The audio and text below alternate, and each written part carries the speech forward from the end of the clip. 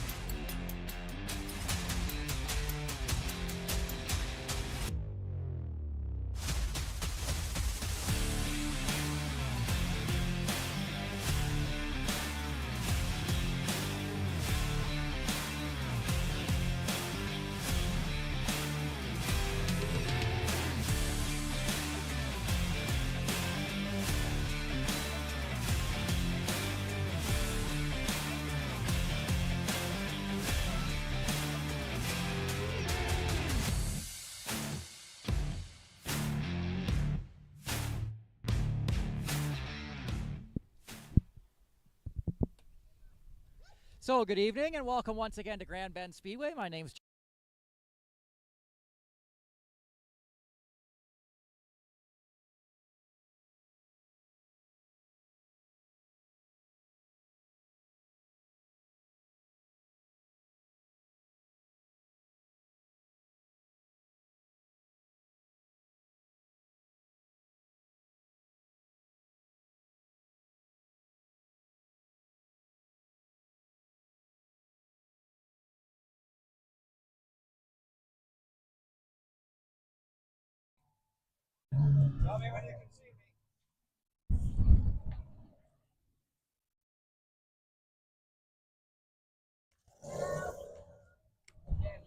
Hello, Grand Bend Speedway fans. My name's John Houghton, and welcome to opening night for our 2024 racing season. We have got a lot going on our pit tour tonight, so let's get started by heading right over here. We've got one of our late model drivers here, the 67. This is Olivia Curtis's car, brand new to the series this year. And we'll keep on coming over this way. We've got lots of late models on track this year. This is sort of last year. The late models were very much sort of in development. We were getting them out there and seeing what they could do. And this year we've got a bunch of them in competition. This is going to be the number 70, Jacob Ross. Really sharp looking entry here. Let's get an up close look at that.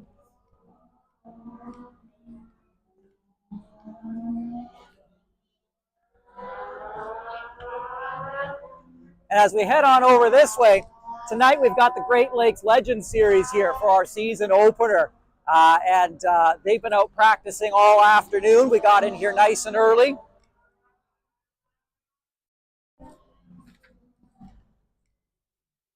So we'll see what's going on. Looks like somebody's coming in on the back end of the hook.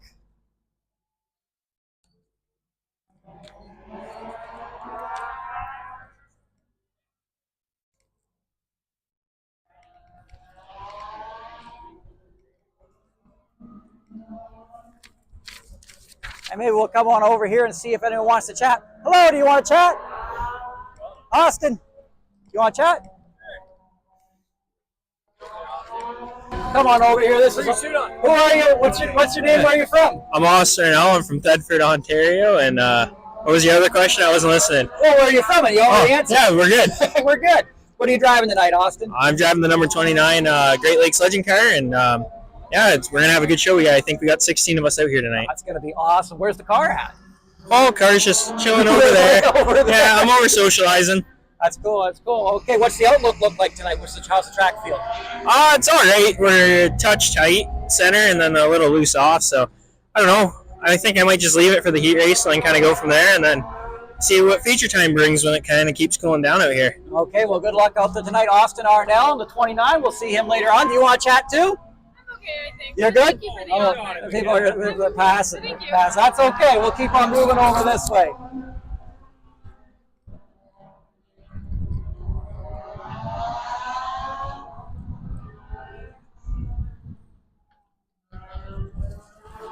So we're coming up here on the number 89. This is Ryan Fashion Autos out of Seaforth, Ontario. One of our new ones.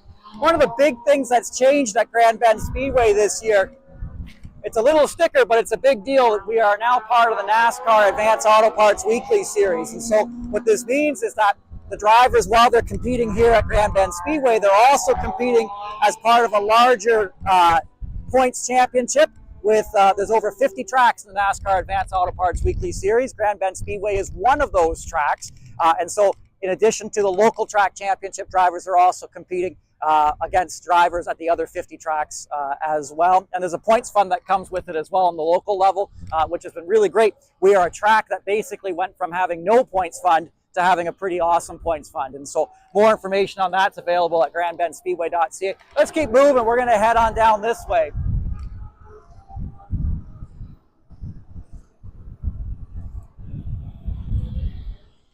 Bob Bailey's number 15B car. Great Lakes Legends cars are absolutely awesome to see out there. We're going to see those in action tonight. We've got a pair of heat races as well as their feature race event. The drivers are all sort of getting themselves ready for action here, so a lot of them aren't by their cars. Here's a few coming in off the track, though.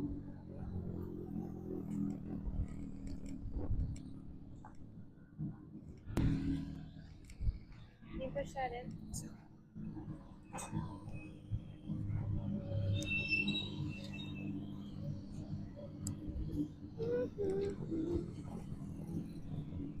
Oh, yeah, lots of Great Lakes Legends coming in off the track right now.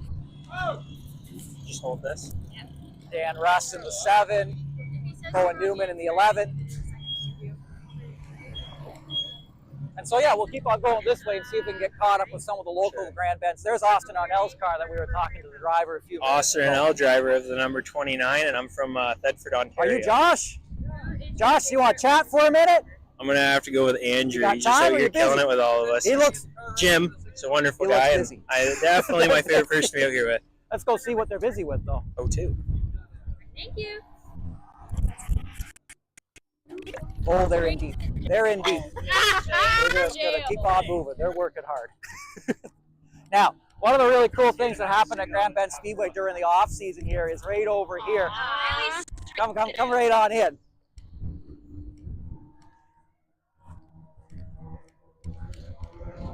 So everything's finally up and running. We call this the Speedway Corral. Let's go right on in. So as we come on in here, you're going to see we've got all the picnic tables set up. And what's going on, and if we zoom in on that sign there, you'll hear us talking about this tonight. This is the Outside Groove Diner. And as we come on in here, you know, we use this during the week with the go-kart program as well. But again, this is where fans can actually come down. Believe it or not, you can actually come right in from the grandstand all the way in here without, it's not considered part of the pit, so fans can actually come right down into this area. You can get some food, and then you can come on in out here. We call it the Speedway Corral. And I don't know of any other track that's like this. I can sit here munching on a cheeseburger, and as I look out to my left, I can see all the action of the pits. And then eventually they're going to have the live stream going down here as well, so fans will actually be able to be watching on TV what's going on the racetrack while they're enjoying a burger and taking in the action from the pits. Let's swing on out here and see if we can catch up with a few more drivers.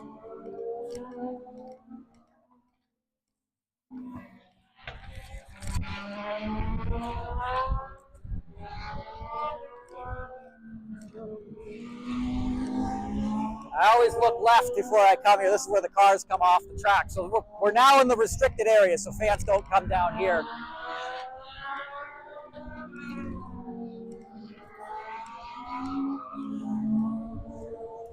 And as we look here, this is Jonathan Schwemmler's number 92, the late model class. And the crew is working pretty hard. Let's get a look at what they're up to. Oh yeah, we're putting it out. He says, "You're not putting this on the internet, are you?" Oh yes, we are. We are, straight to the internet later on.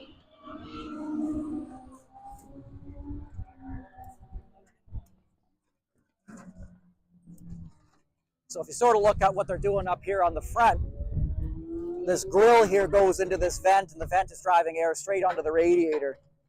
And apparently that has fallen, that was either removed or it fell off.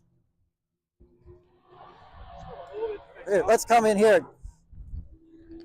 Jonathan, what are you working on? We're going to fix the air box up here so the air goes into the radiator. We just have a little bit of fix up, put a couple of rivets in it and stuff, and then we'll be good for the night. Did you hit something?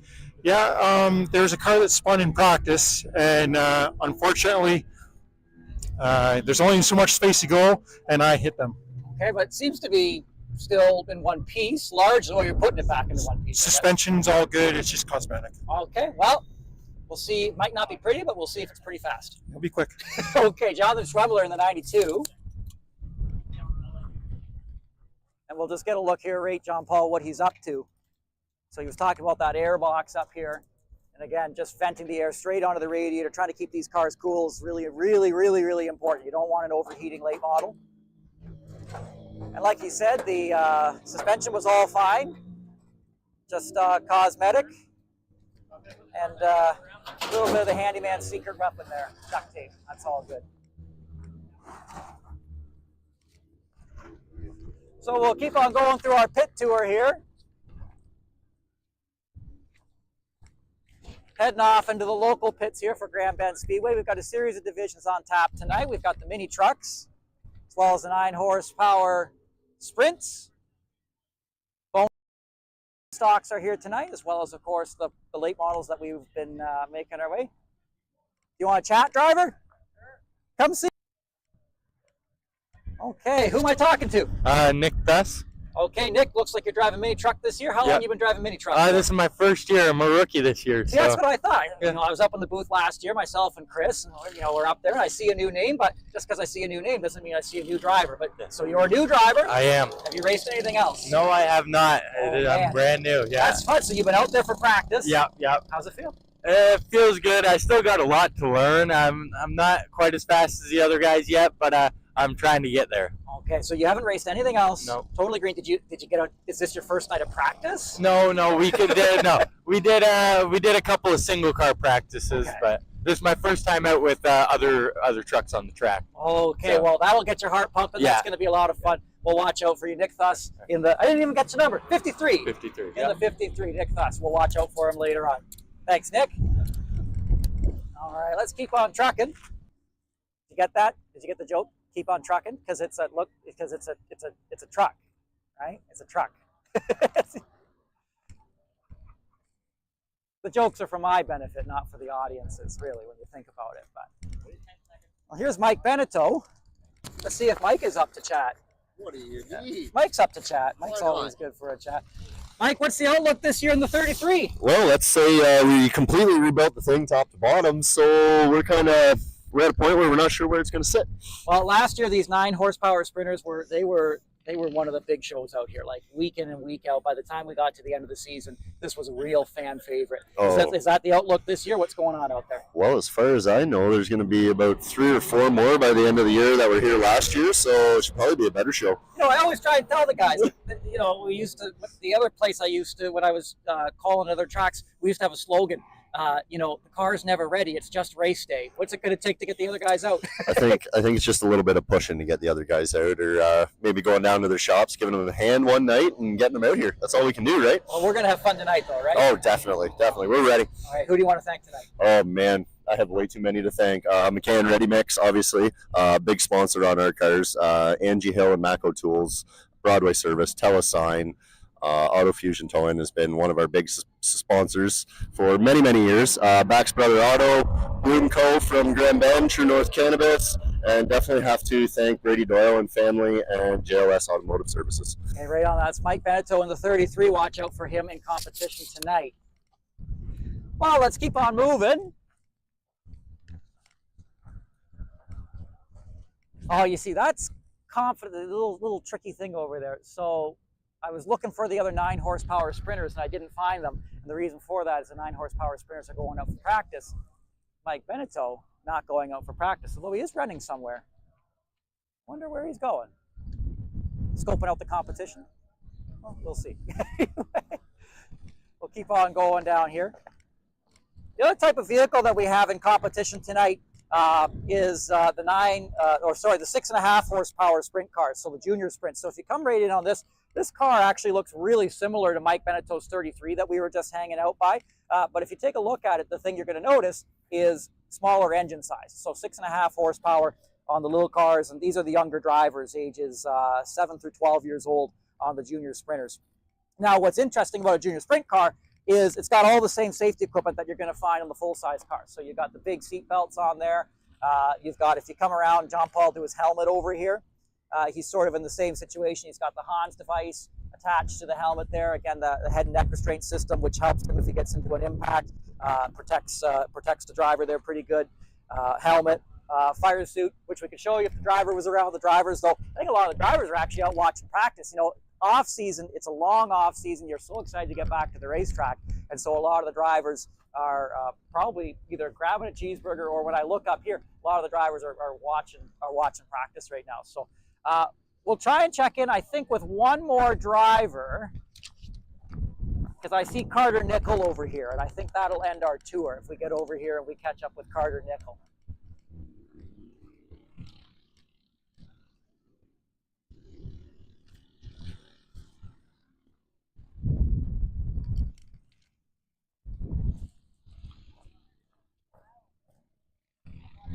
Carter Nickel. Good. How are you? Not too bad. Okay. There's John Paul over there. We're just going around doing our pit tour. How's the car looking today? Well, she was handling pretty good in practice. She was a little loose at first, but I got my pit crew working on it, and it's perfect now. It should be really fast, and we're ready to go. Now, you were a super strong contender last year in the 2023 racing season, and looking forward to another strong one here. Yeah, looking forward to it. We're hoping to get the championship this year. Last year, just so close to getting it, but this year we're going to get it done for sure. Yeah, you got no rookie stripes on you here, of course. You're ready to rock and roll. Yep, we sure are. Who do you want to thank tonight? I want to thank all my sponsors, McCurley Electric, Robin Tiller, who else? Bad Daddy Customs, Brown Oak Electric, and everybody else. We can't do it without them. Okay, right on. That's Carter Nickel in the 52 car, bone stock, and I think we'll head up here and maybe check out what's going on up at the racetrack itself. If you kind of look over here, if you're trying to figure out kind of like where Grand Bend Speedway is located, so if you kind of look behind me, that's the pits for the drag strip. So there's actually sort of 3 operations that are going on here. Certainly us at Grand Bend Speedway. There's also the raceway behind us, which is kind of a road course. And then of course the drag strip, most notably the drag strip, which is, I think, what people think this area is famous for, and with good reason. The drag strip, awesome facility over there. But there's 2 other racing facilities that are part of that motorplex. That's why they call it the motorplex, because there's so much going on. So let's head on up to the racetrack.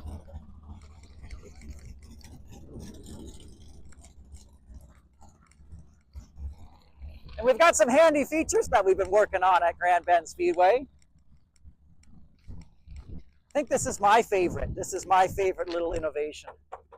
Little whiteboard. It's nothing fancy, but it's right where you need it, because this is when we're heading up onto the racetrack.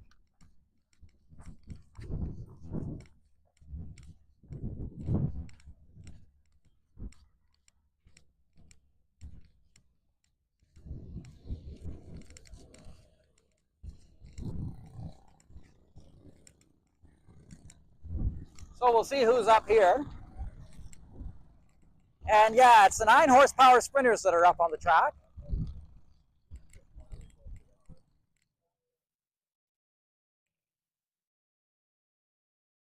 So I wouldn't stand here for too terribly long, but as I look out here, you know, we can see the 9 horsepower sprinters. There's a 77 Austin McLennan, you know, one of the other really strong runners. He's up front there. You know, if you zoom into the middle of the infield there, we've also got a new safety crew on track this year. We're looking forward to seeing what they can do tonight. Or the drivers are actually hoping the safety crew stays put. But you know, we know our drivers are in great hand with the trained professionals on the safety crew. And up there, up on the hill, that's where the spectators are sitting. We've got the concession stand up there on the upper level, and you know, we also saw, like we said earlier, down in the Speedway Corral there, the diner, which is kind of, feels like it's in the pits, but it's actually not in the pits. It's actually available for spectators to head on down that way. And we are working on a lot of stuff at Grand Bend Speedway, working on making it an awesome place for fans and drivers. And you know, still working on it as we go through each and every week, throwing some extra paint out there and getting everything the way that we want it. But the one thing, as I was saying to Mike earlier, you know, as much as the car is never ready, it's just race day. You know, if you waited till everything was perfect, you'd never get open. And so for us here, we are just so excited to have cars back on track, fans up on the stands, drivers in the pits. You know, what more could you ask for on a Saturday night? This has been the Pit Tour. My name's John Houghton. I'll be joining you here in a moment from the broadcast booth live. Chris Soares is off tonight because he's got another commitment, but he'll be back, I believe, next week joining us. And so tonight, it'll just be me up in the booth, but just absolutely so pleased to have you fans joining us, whether you're on Facebook Live or whether on YouTube. But of course, the best place to join us, the best place of all, would be right up there in the grandstands. And so we hope to see you out at Grand Bend Speedway here, part of the NASCAR Advance. I'm still learning how to say these things. What do we call it? The NASCAR Advance Auto Parts Series. I try to get it to roll off the tongue. It's our first night as part of it, and last time I was part of it, I believe it had a different title sponsor. So the NASCAR Advance Auto Parts Series kicking off tonight, 2024 season, Grand Bend Speedway, and we'll get ready to throw it back up to the live stream as we get underway for the green flag tonight, 7 o'clock p.m. start time.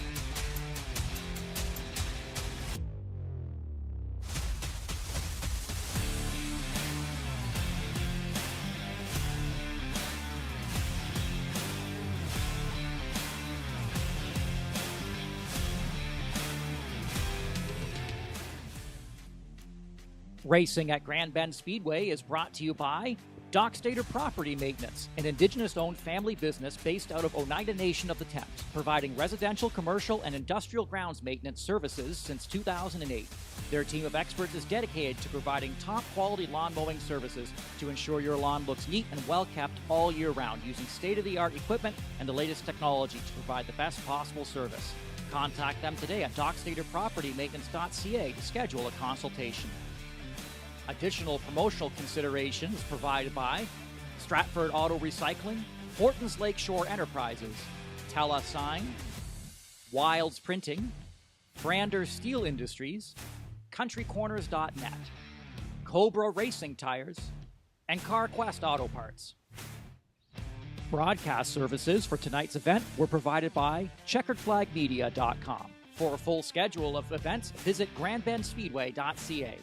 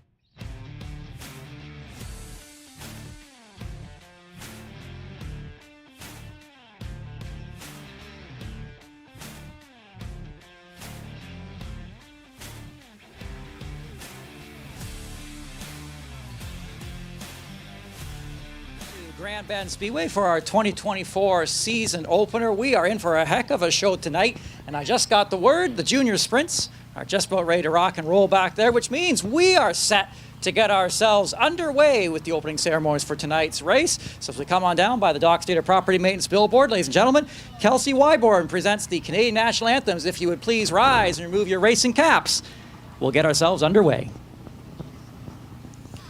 Oh, Canada, our home native land, true patriot love in all of us command. With glowing hearts we see thee rise, the true north strong and free. From far and wide, oh Canada, we stand on guard for thee. God keep our land glorious and free. Oh Canada, we stand on guard for thee. Oh, Canada, we stand on guard for thee. Thank you. Ladies and gentlemen, Kelsey Wyborn, the Canadian National Anthem tonight. So we're set to get ourselves underway, but before we do that, I need a kid who likes waving flags. You seem, yes, you seem like you could do this job. What's your name? Where are you from? Cohen, and I'm from Thetford. Do you know how to wave a flag? Yeah. Do you like starting races? Yes. Are you ready to start this one? Yes. Okay, let's go do it.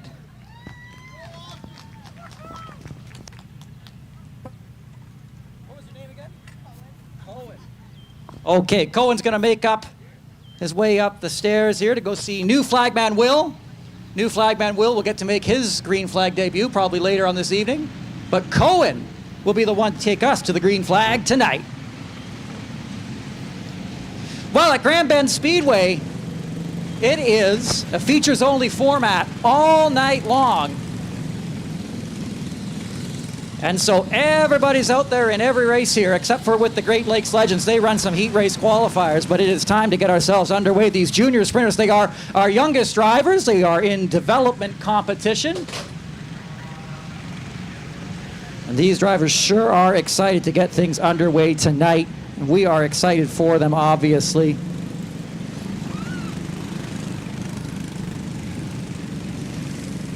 Six of Maxwell Lloyd's going to be starting us off from the first position, the pole position. Just up behind him, that's car number 2. Blake Watson out of West Lorne. 98, that's Tyson Fusil. Rather than 99, I should say, making his way to start-finish line. 98 is Bryson Fuller. Just behind that is the 8 of Emma Graham. Graham out of Glencoe, Ontario. Got her first feature race win last year. Number 6, that should be Alexis Eaton. In the blue machine, just heading towards the start-finish line here. There's the blue 6 of Alexis Eaton. 18H, that's Edwin Hyde. Last year was his rookie season. Looking to see what kind of tracks he can make this year. As for the 85, that's Ryan Clark. And the officials just going on the radio there, let the drivers know to slow their pace down just a little bit as the white flag flies here. Car number 28, that's Ashton Jakes. The 11 is Colin Klumper out of Mitchell, multi-time feature race winner. The 75 is Celian Collins out of Petrolia. As the field doubled up here through turns 3 and 4, the left-hand side of the speedway, and now heading down towards the front straightaway. There's that green flag from the fan in the stands. We are underway with the 2024 racing season. At Grand Bend Speedway, the 6X of Maxwell Lloyd out front in turn 3. The 99 Tyson Fusil in the orange car running in second. Down the front stretch here, we put 1 lap into the books. Blake Watson, the 2, looking pretty strong here, looking up to the high side down the backstretch on the orange 99 Tyson Fusil. That's side by side for second and third place off the 4th turn. 6X Maxwell Lloyd continues to lead. The battle for second, though, is the one to watch. The 2 of Blake Watson takes the spot. That's good for second. 99 Fusil falls to third. Your leader, 6X of Maxwell Lloyd, going to be coming up here on the 75 of Celia Collins in the inaugural start for that driver here in a moment.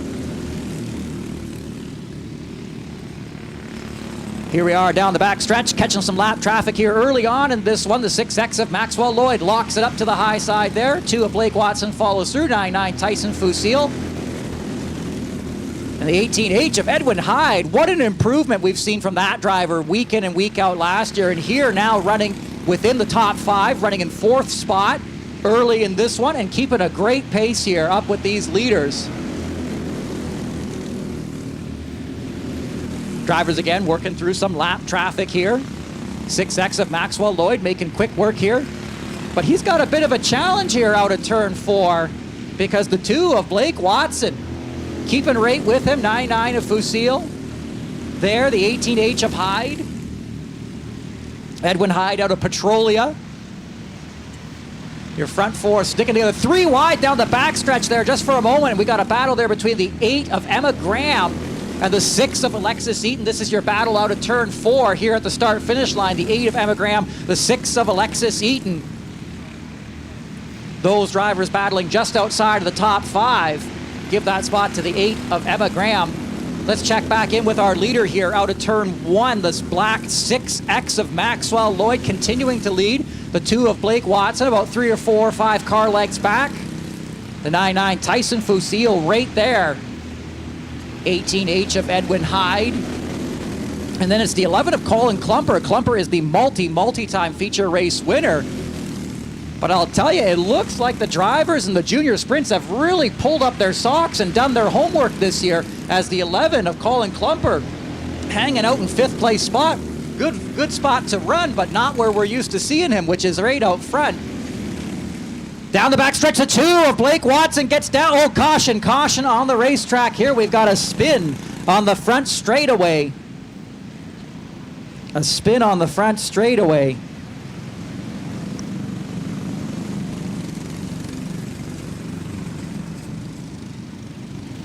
'85 is Ryan Clark out of Strathroy.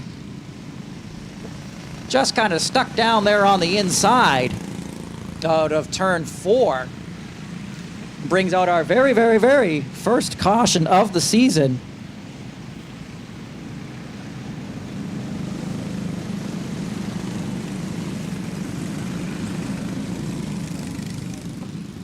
Officials hopping on the radio there and helping these drivers out to get themselves back in the running order.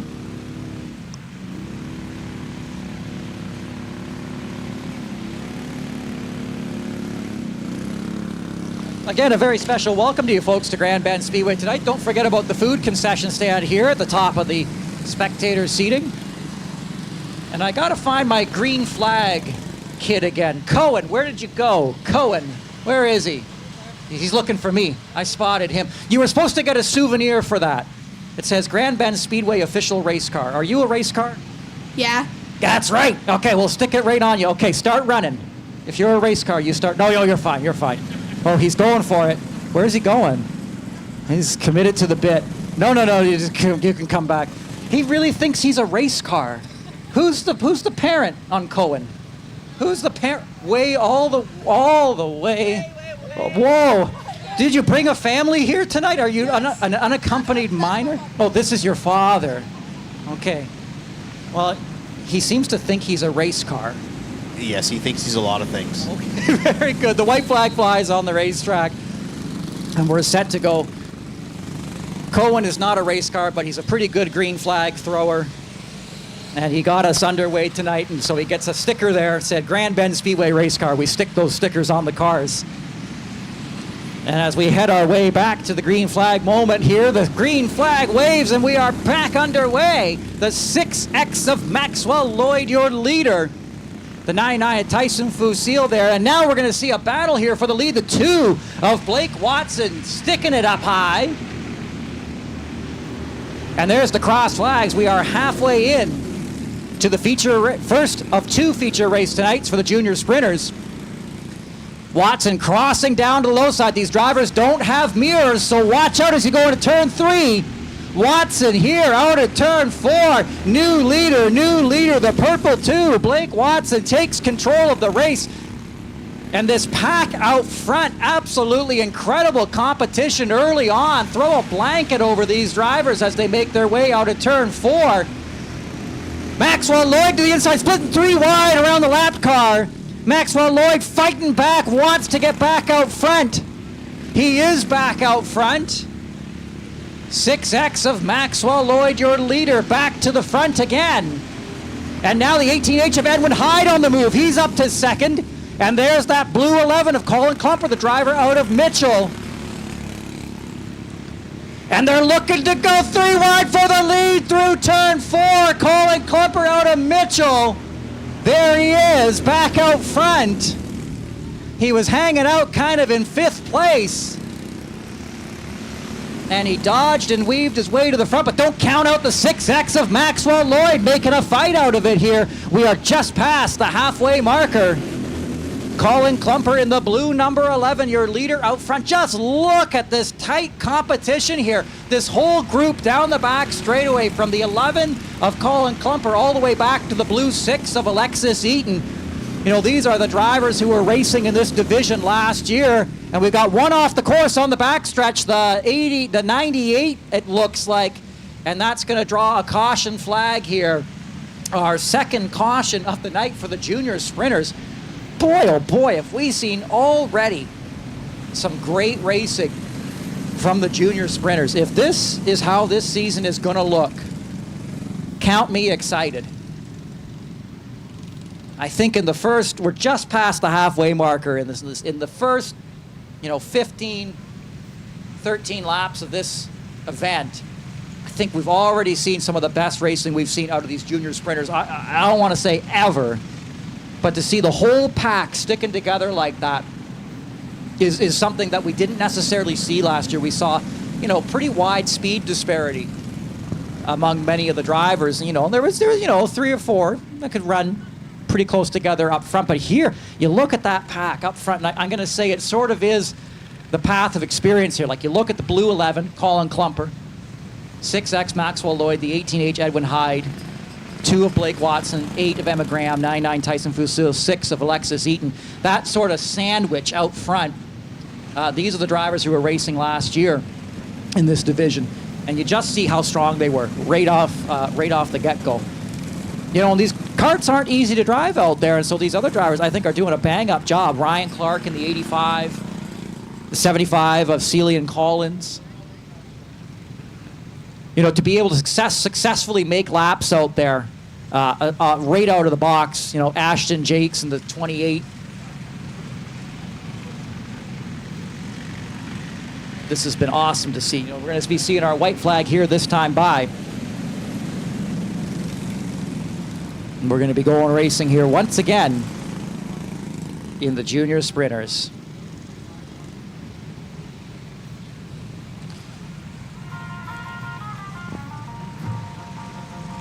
And so when they take the green flag this time by, it'll be a 5-lap sprint to the finish for the junior sprinters. There's the green flag. We are back at it with the blue 11 of Colin Klumper leading us into the first turn. 18H of Edwin Hyde in second, the 6X of Maxwell Lloyd, the black 6X of Maxwell Lloyd.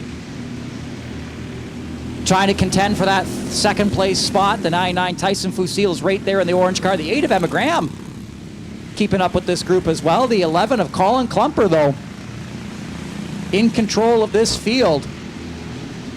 I believe this is 3 laps to go this time by.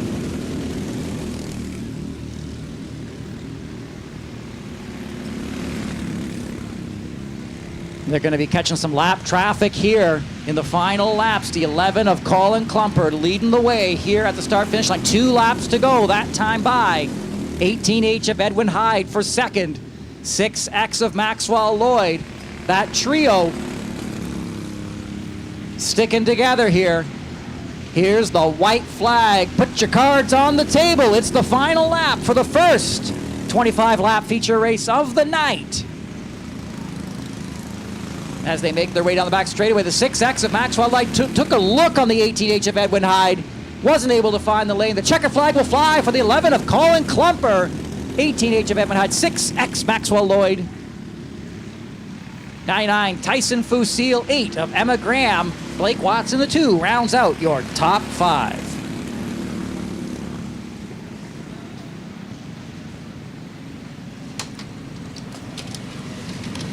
So we're going to swing on down. We're going to see our first winner of the 2024 racing season.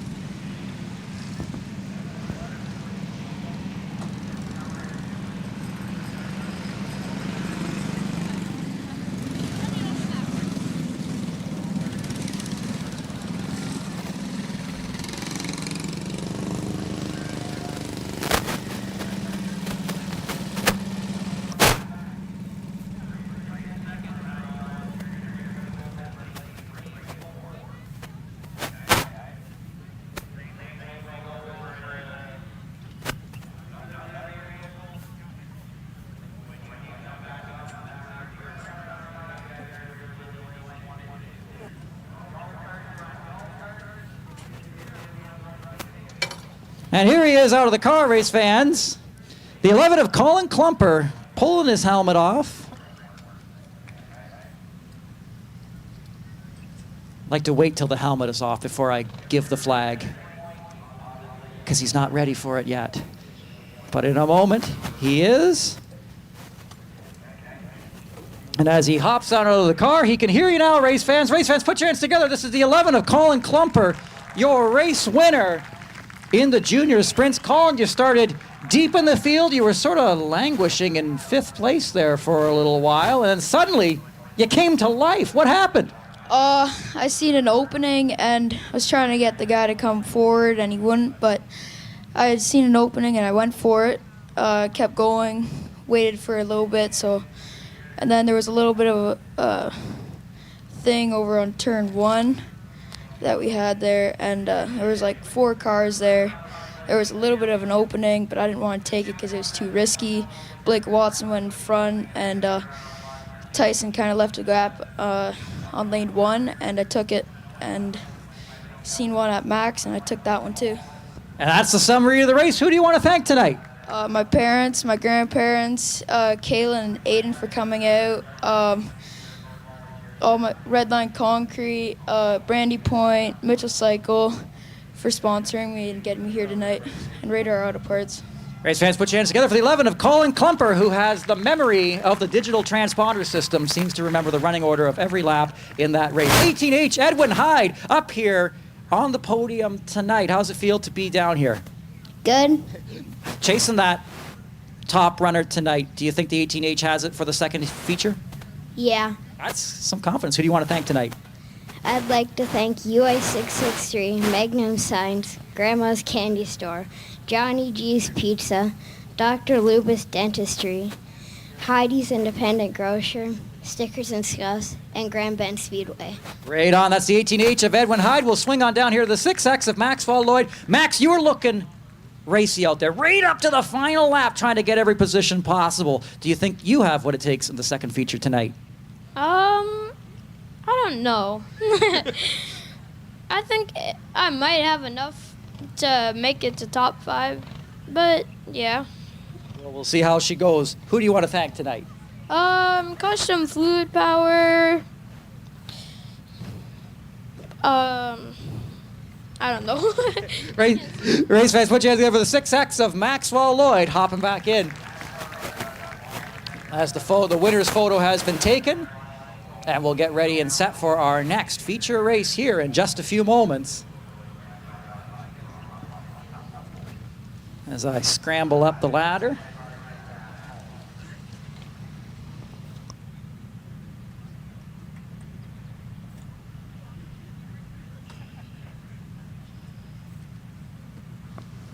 But yeah, those junior sprinters getting us off to a great start for the 2024 season. Looking forward to seeing what these drivers are going to pull come second feature race time.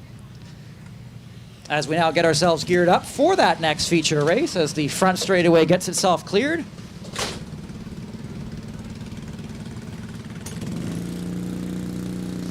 Up next, we're going to be seeing our first of the NASCAR Advanced Auto Parts Weekly Series divisions. The Bone Stocks are up next.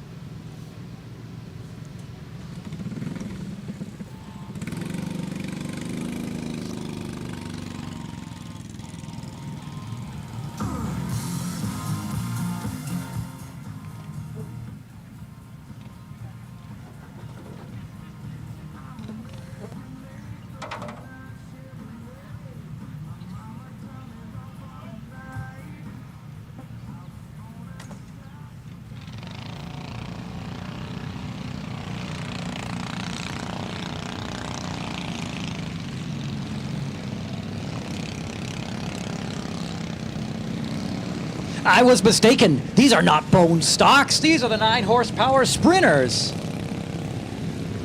Ah, yes. It would indeed be helpful if I read the racing lineup instead of the practice lineup. That'll do. Okay.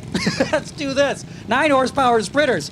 Absolutely love this class here. So these cars are actually pretty similar to the last ones you saw, except for a little bigger, a little heavier, driven by adults, and bigger motor.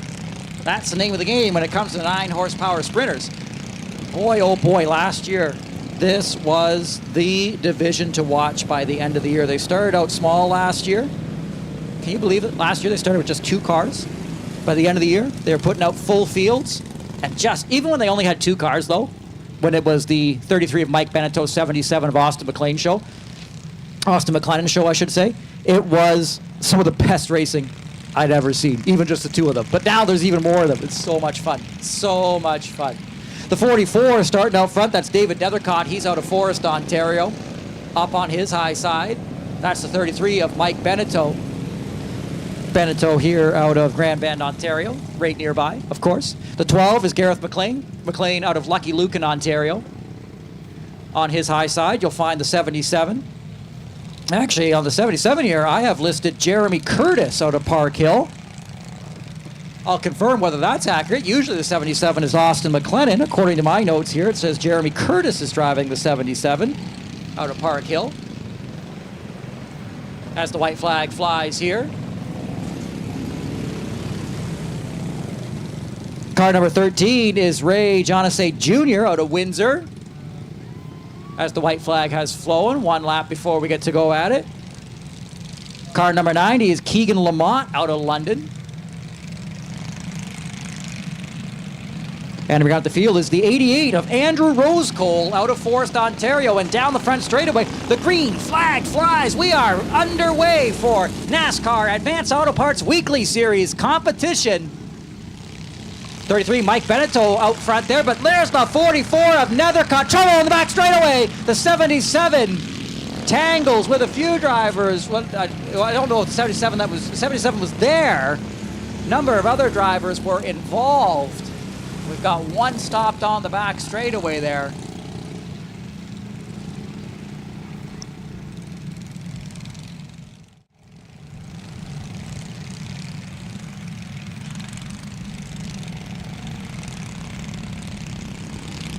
But he gets himself righted. We'll get ourselves sorted out here for the running order. Oh, we still have 1 backwards over here in turn 1 and 2. Oh, that's the same driver from the backstretch. He's just going to join the tail end of the pack here, I think. Or is he stuck? He's stuck. He's going to need a little bit of a push, I think, from the cleanup crew here.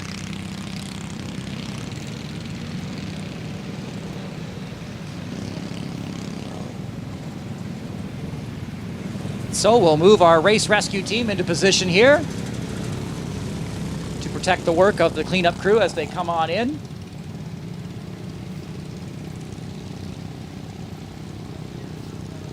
So the 9-horsepower Sprinters get themselves with a little bit of trouble there on lap early on in this one. But it does give us a chance to chat about a few of the things that are going on at Grand Bend Speedway this year. Boy, oh boy, do we have a lot going on at this track. So here's some things to think about. Yes, this is a racetrack. Also, one of the few racetracks that I know of that is an all week long operation. So this place doesn't really shut down during the week. It just changes a little bit.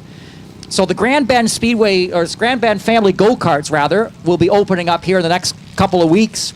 Grand Bend Family Go-Karts, such an awesome experience. If you've never done the Grand Bend Speedway Go-Karts here at the track, you gotta make an appointment this summer to get yourself down here, get yourself and your family down here, your family and friends, to enjoy the Grand Bend Speedway Go-Karts. They run week in and week out here at the track. They're not open for the season yet, but keep an eye on grandbendspeedway.ca for the official opening day for that, coming very, very soon. We've also got the Outside Groove Diner, which is open during the week. They run karaoke on Fridays from 7 p.m. till 10 p.m., and then during the week, they're open as well. So if you're here for the go-karts or just looking for a tasty bite on your way down to the beach, swing on by the Outside Groove Diner for some fast food. Catch them for karaoke, again, from 7 p.m. till 10 p.m. on Fridays. And you can actually visit the Outside Groove Diner tonight on your admission ticket, your general admission ticket. It gives you access behind, there's the Flow Racing billboard behind Turn 2. They've got, just behind that, looks like there's a garage. That's no garage. That's the Outside Groove Diner. And you can head back there actually tonight. Even during intermission later on, you can actually go back there. You can get food back there. And it's got picnic tables that are right, the pit area is separate, but you can go down there, have a cheeseburger, and the race cars and the drivers are right there. You're looking down on pit road, watching the drivers work on the cars. It is cool. I've been to a bunch of racetracks. I've not seen this type of setup. It is really neat. So even if just to see it, before you leave tonight, make sure you swing on down to the Outside Groove Diner behind Turn 2, behind the Flow Racing billboard there. It's open to you with your general admission ticket. It's worth the trip tonight.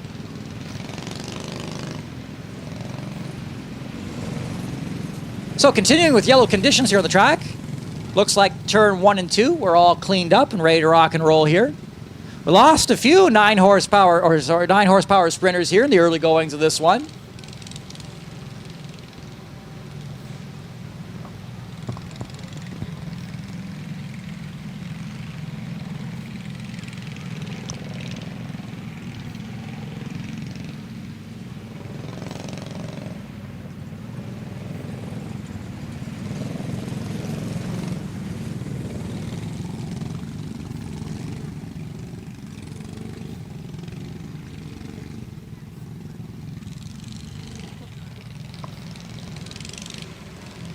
So we're just about set to get ourselves back underway. It looks like the running order is set.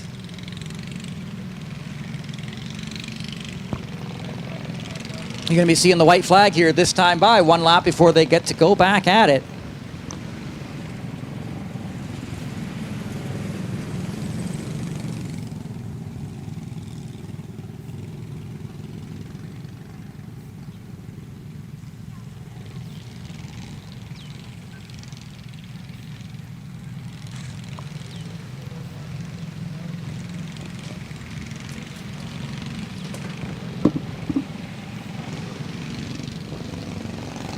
Yeah, with no laps complete, the green flag flies. And we've got this whole race ahead of us here for the 9 horsepower sprinters. 33 of Mike Beneteau out to the lead here this time. The 44 of Nethercott. Dave Nethercott out of Forest. Runs in second in the yellow machine. The 12, that's Gareth McLean out of Lucan. The 90 is Andrew Rose Cole. That's for fourth. Your lead group is in turns 3 and 4, left-hand side of the racetrack. 33 of Mike Beneteau has a challenger in the form of the yellow number 44 of Nethercott. David Nethercott out of Lucan gets down, or out of Forest rather, side by side into turn 3. 33 of Beneteau loses the spot to the charging 44 of Nethercott. And you've got yourself a new leader here very early on in the 9 horsepower sprinters. But I'll tell you, with these 9 horsepower sprinters, seldom is it over until it's over. David Nethercott out of Forest leading the way. 33 of Mike Benetto is going to have to pull some tricks here. See if he can find the speed to track down that very, very, very, very, very fast yellow machine out front.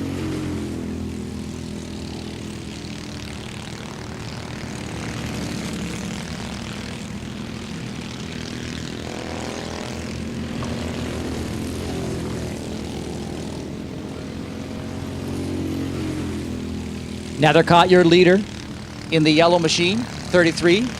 Mike Benetto runs in second. Third right now is the 12, belonging to Gareth McLean out of Lucan.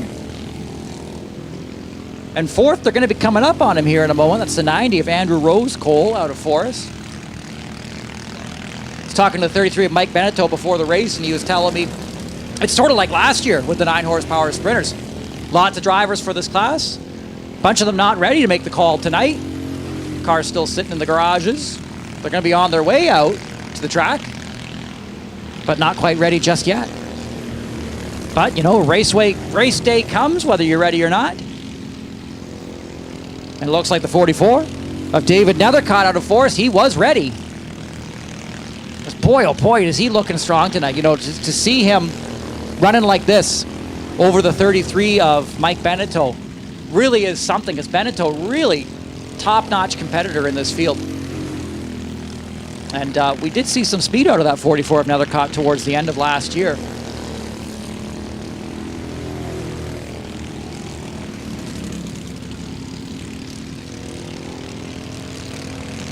And he's apparently kept that speed during the off-season.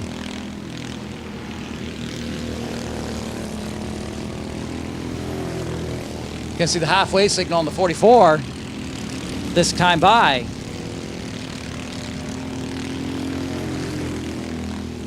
And 44, David Nethercott out of Forest, your leader.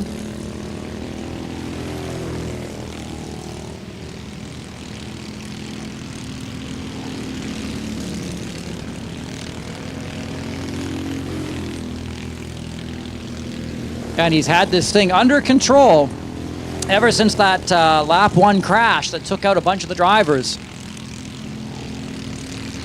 who evidently decided it was in their best interest to make the trip to the pits, try to make the repairs for the second go for the second feature race tonight later on.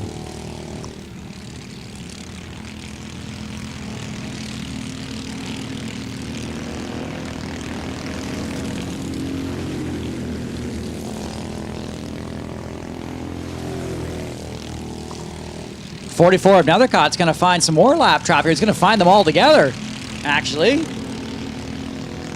Oh boy, this is getting a little dicey here, because the 44 of Nethercott caught behind a pair of lap drivers. One of them's pretty fast one. The 12 of Gareth McLean's no slouch.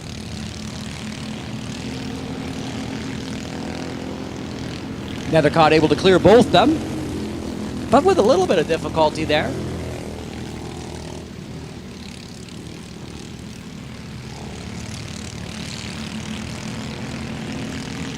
But the laps are running down now for the 44, David Nethercott. And the yellow machine, your leader.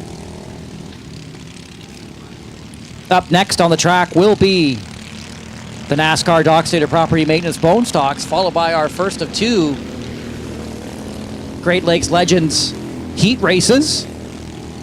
Great Lakes Legends are one of our featured events tonight, our key featured event tonight, I should say.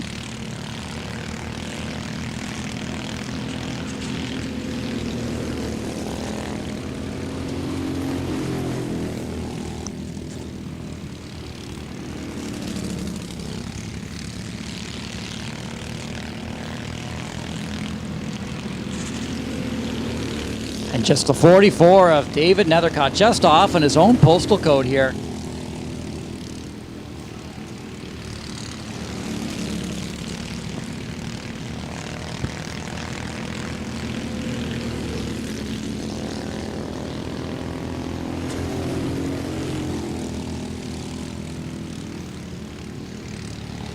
There's your 2 laps to go signal has been given. And it'll be the white flag here for David Nethercott in the 44. Final lap for the yellow 44. Had this thing firmly in control after that first lap melee on the back straightaway. And he'll take the checkered flag there. Your winner, 44 of David Nethercott, 33 Mike Beneteau. That was good for second. The 12 of Gareth McLean from Luke in third. And your fourth place runner will be the 90 of Andrew Rosecole coming across the line here. We'll swing on down and catch a word with our winner, 44 of Nethercott, as we get ready to shift gears over towards the NASCAR Dock Stater Property Maintenance Bone Stocks, which are up next. And then that'll be our next, after that will be our Great Lakes Legend Series pair of heat races. The starting lineup, by the way, for the divisions that you're seeing here from Grand Bend Speedway are set based on random draw. And so the way that works, random draw, they go out in the random order, and the next race they start in the opposite order that they started the previous one. Okay, we'll come in here for a quick photo here with the 44. David, you looked very, very, very strong out there tonight. You definitely have something going for you on this yellow machine. What's the secret? Just a lot of small tweaks. Keep working on it. I mean, I got a very good butt. It tells me what to do and how to set up this car, and it just feels really fast. And put a lot of work in over the winter, just making things fast and feel nice and free. And it's paid off. Okay, who do you want to thank tonight? I'd like to thank my dad at Warwick Collision Service and my family for coming out tonight. Okay, race fans, put your hands together for the 44 of David Nethercott. Hold on to that checker flag, David. Photo's going to be coming your way here.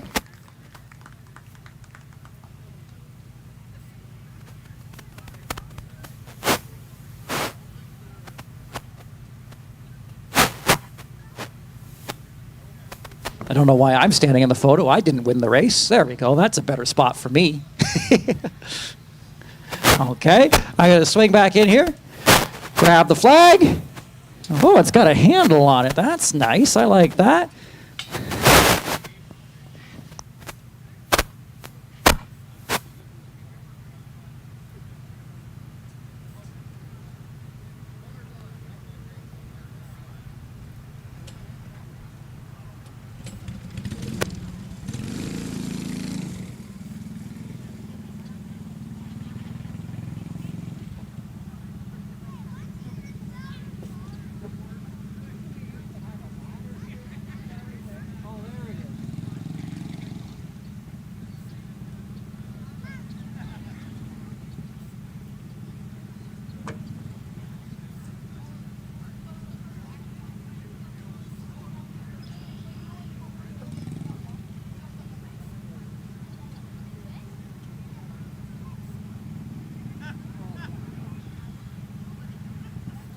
Looked like the 33 of Mike Beneteau got stuck there. Needed a little push.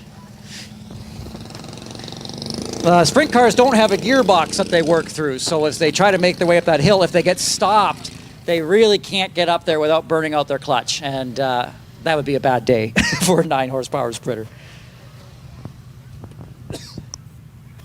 So we should be seeing the Dock Stater Property Maintenance Bone Stocks making their way out on the track, and indeed we do. Here they come.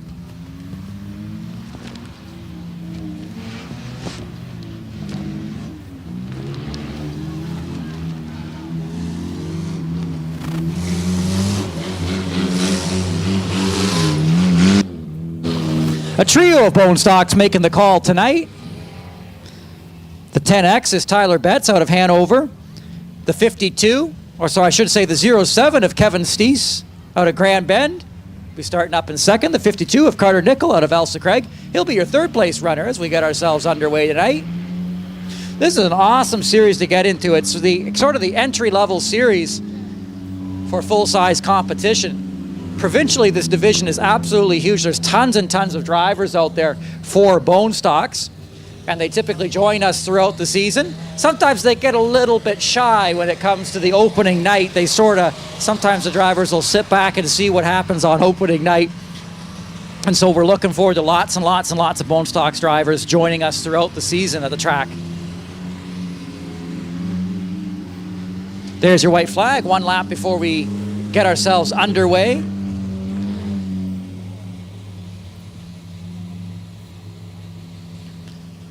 Again, that front row 10X Tyler Beets out of Hanover. The 07, Kevin Steese out of Grand Bend. The 52, Carter Nickel out of Elsa Craig.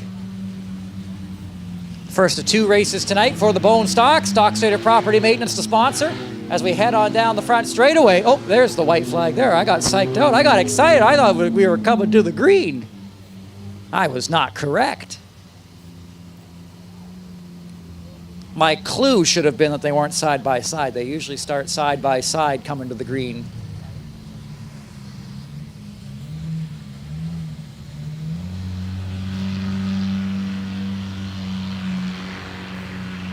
Tyler Betts out of Hanover, Ontario, going to be taking us to that green flag. 07, Kevin Steese in the green car on his high side. The green flag flies. We are underway. Into the first turn we go. The 10X of Betts out of Hanover, your leader. And these drivers seem evenly matched off the hop. 52, Carter Nickel, right there on the leader's back bumper. You know, he's got the yellow rookie stripes on that 52, but he's no rookie. He's just kind of kept the stripes on for some reason.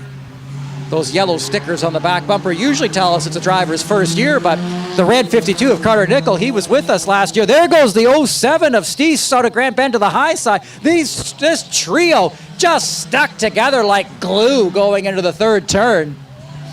The 07 of Steese throws it way up high. Whoa, and the leader's slowing right up there, the 10X of Bates.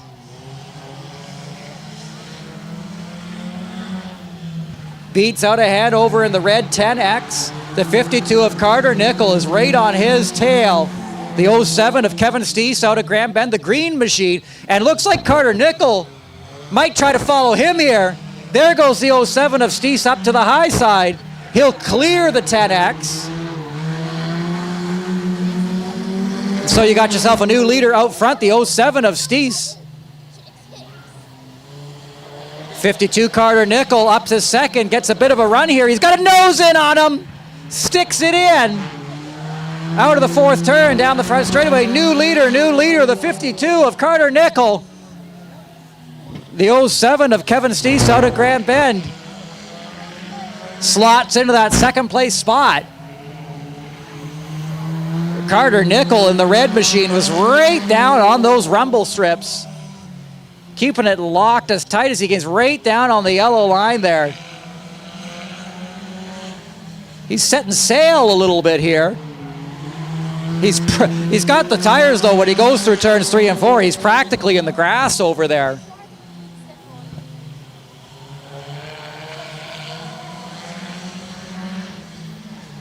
But with Carter Nickel, your leader, again keeping it locked as tight as he can to the bottom.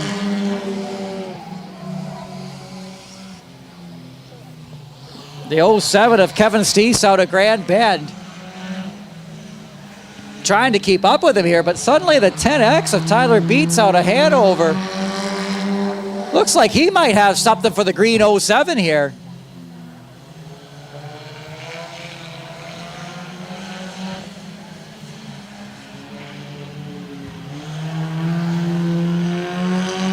This trio getting themselves spread out around this racetrack. I'd say probably your battle to watch, definitely the second place here between the 07 and the 10X though. We haven't seen either of these drivers in competition at this track before.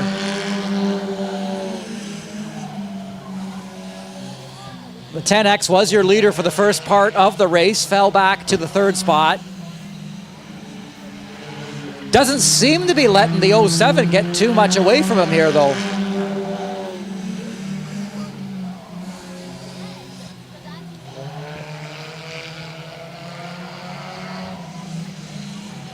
The 10X though, something going on with that car. He seems like as he's working his way through the automatic transmission, he gets a bit of a bump, usually right about there. Do you see that? I don't know what's going on there with him as he comes out of the fourth turn, but just across from the speakers here on the front straightaway.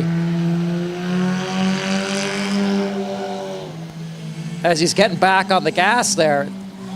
It's a rough shift that he's experiencing in that car.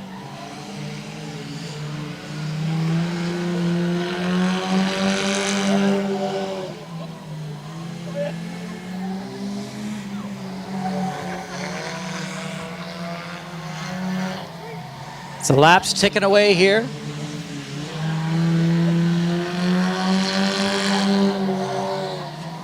For the Dock Stater Property Maintenance Bone Stocks. Carter Nickel in that 52 car, just firmly, absolutely firmly in control of this one tonight.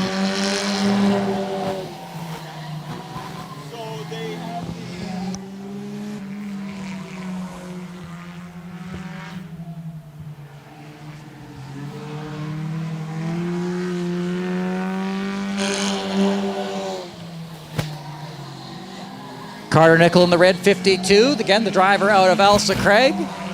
Definitely with some swagger this year. Coming off of a second place points run last year. The 07, Kevin Steese out of Grand Bend. New to the track. And the 10X of Tyler Bates out of Hanover. Also new to Grand Bend Speedway this year.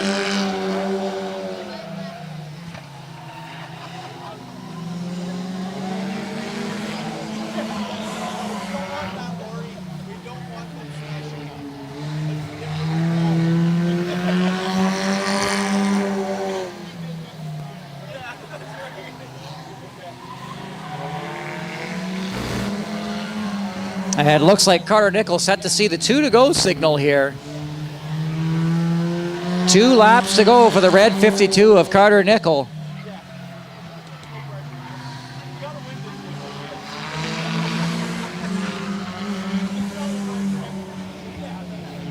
White flag this time by final lap. For that red 52 with the Earl Ross inspired paint job. If you know anything about Canadian motorsports history, probably recognize that red 52. And he's from Earl Ross's hometown, Elsa Craig. So it makes sense as he takes the checkered flag. Your winner, the 52, Carter Nickel. The 07 of Kevin Steese out of Grand Bend. That's good for second in the Dodge. And the Chevy in the 10X. Tyler Bates out of Hanover. Brings to a conclusion our first bone stock race. And we'll come on down here. We'll just catch a quick word with Carter Nickel.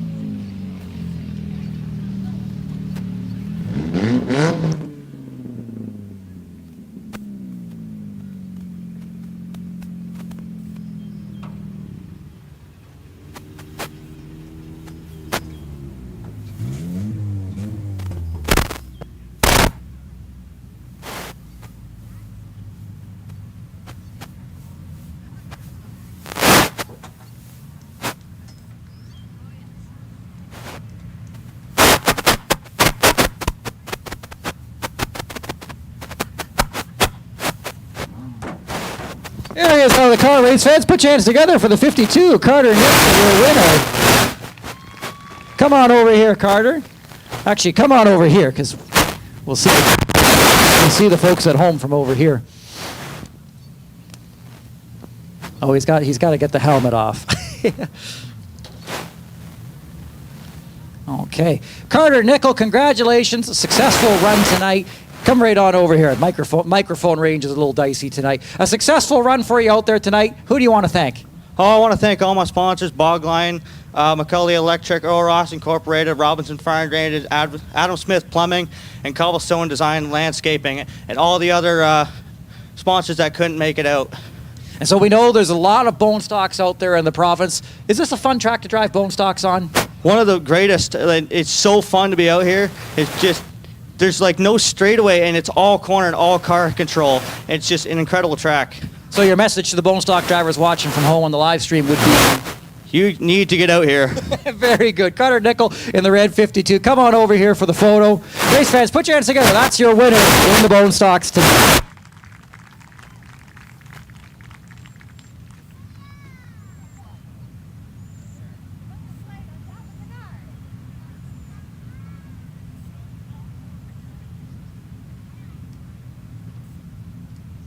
I keep trying to sneak into the photos by accident. I put the sign up and then I just want to stand there for some reason.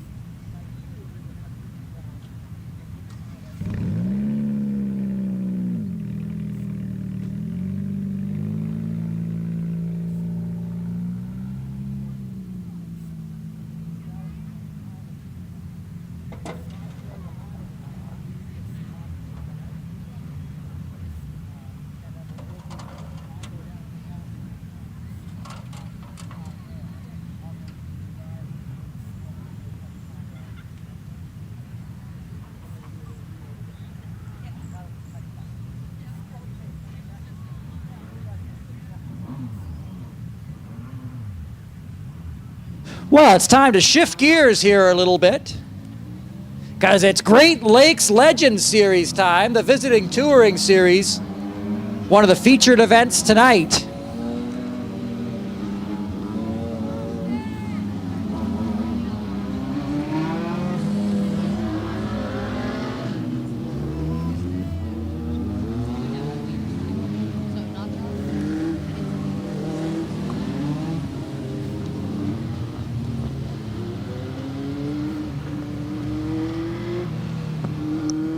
So here's your running order for heat race number 1. The 5 is Kevin Damour out of LaSalle. On his high side in the silver, number 29, that's Austin Arnell out of Thetford. Inside row number 2 will be the red, number 24, who must be a late entrant. He's not featured on my roster tonight. We'll catch up with that red 24 here in a little bit. The neon 31, that's Wyatt Seaburn out of Lowbanks. The 25 is McKenna Robson out of St. Mary's, who was previously a racer in the mini truck series at this track.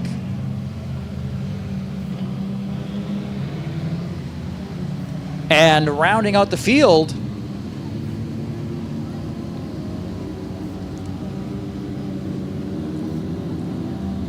is the 67, Kent Robson out of St. Mary's.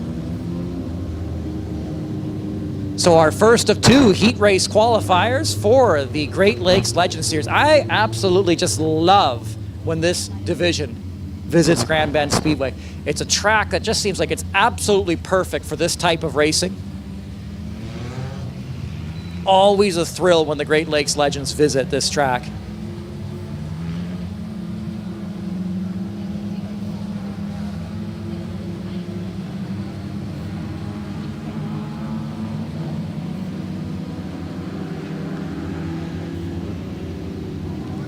And so as they're getting these drivers set to go here, was there like a bunch of Austin Arnell fans over here or something? You guys have like shirts. Oh, it's you again. It's the junior flag man again. How do you know Austin Arnell? I'm his mom. Oh, you're up here. This is so. Does this make you nervous at all? This moment? Very much. I took a gravel. I won't lie. So he's starting up second. Will you be cheering extra loud? Yeah, of course. Okay, well, we'll listen for you out there. Mrs. Arnell, she's got the gravel in her system, keeping everything relaxed up here. I don't think it's going to help, though.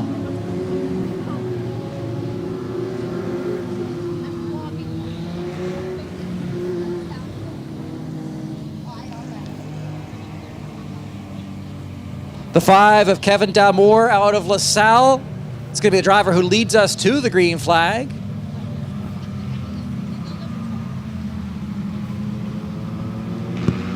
And through turns 3 and 4, and now down the front straightaway. We mash the gas. We are underway at the Great Lakes Legends Series at Grand Bend Speedway. Damour in the 5, your leader. Oh, they're slowing up. Caution is out. Caution's out. I don't think the officials liked that start. So they're pulling it back. Saying to the drivers, don't do that. Tighten that up. Watch that restart line. White flag. Let's try again. Kevin Damour out of LaSalle will again be the driver who leads us to the green flag in the black car. 29, Austin Arnell out of Thetford on the high side of row number 1. The 24 is the mystery driver. We'll catch his name during intermission when I'm able to update my roster system here. We have a new timing and scoring system at the track. Normally, I have a fancy iPad that tells me what's going on, but it's not quite working yet. But soon, as the green flag flies, we are underway. Looks like the officials like that start. Kevin Damour in the 5. Down the back straightaway, being chased by the silver 29, Austin Arnell to the inside. Right down to the inside. And you've got a new leader on lap number 1 already. The silver 29, Austin Arnell, is your leader. The 5, Kevin Damour in second. Third place is the 31, Wyatt Seaburn out of Lowbanks. 24, the mystery car out of turn 4. 25 of McKenna Robson rounds out your top 5. Austin Arnell, your leader. Catching here a driver slow on the front straightaway is the 67. Kent Robson in a little bit of trouble there. He makes the hard right-hand turn. We saw he was having a little bit of engine trouble back in practice, so no surprise to see him making the early exit here. Cross flags out on this heat race. Heat races go by in a real hurry. And Austin Arnell is strong in this one. He was a strong runner when he was racing with us in the truck series at this track. He knows his way around Grand Bend Speedway. And apparently he knows his way around Grand Bend Speedway when he's in a very fast Legends car as well. 2 laps to go there from the flag stand.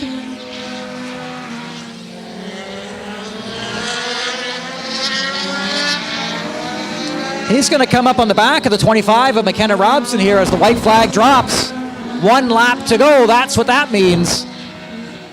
Arnell getting slowed up here by the lap traffic a little bit. Sneaks to the inside of the 25 of McKenna Robson. And easy peasy, takes the checkered flag. Austin Arnell, your winner. 5 of Kevin DeMoore second.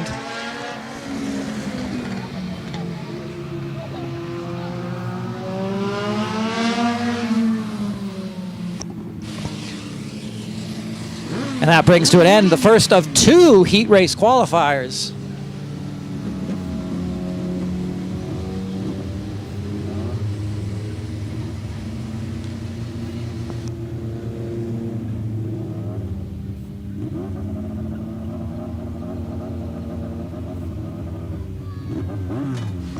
So race fans, put your hands together for your winner, the 29, Austin Arnell. Mrs. Arnell, I'm sorry. I know you were going for the photo. He's going to have to win the feature if you want the photo. That's how that works. He might just do it. He's got a fast car tonight. And he's a skilled driver. You sort of need both. Fast car, unskilled driver equals crash car. Skilled driver, slow car equals, well, you can imagine. But fast car, fast driver, skilled driver, ooh, that's a recipe for success. Maybe Austin has that tonight. Austin Arnell in the 29. Oh, it's a miracle. I've never been happier. I came back into the announcing booth, and suddenly, the digital timing and scoring iPad, it smiles at me, and it has a starting lineup. What a gift! What a gift in the booth here on opening night to have our starting lineup ready for us. The 44 starting up front, that's going to be the 44 of Joe Russ. He's from Bell River, Ontario. Car number 71, that's being driven by Zach Hatch. He's from London. Third place is the number 300, that's Lonnie Scott out of Tecumseh. Fourth spot, that belongs to the 15B, that's Bob Bailey out of Palmerston. The 09 is Dave Hackney. And rounding out the field, it's going to be the number 22.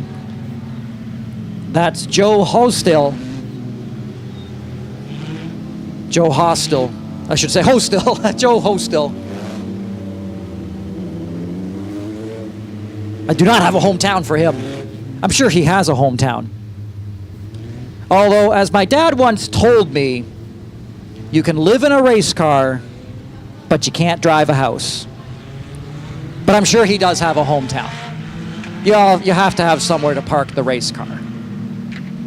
That's sort of the sense that I get. Okay. White flag flies here. We are set to get ourselves underway.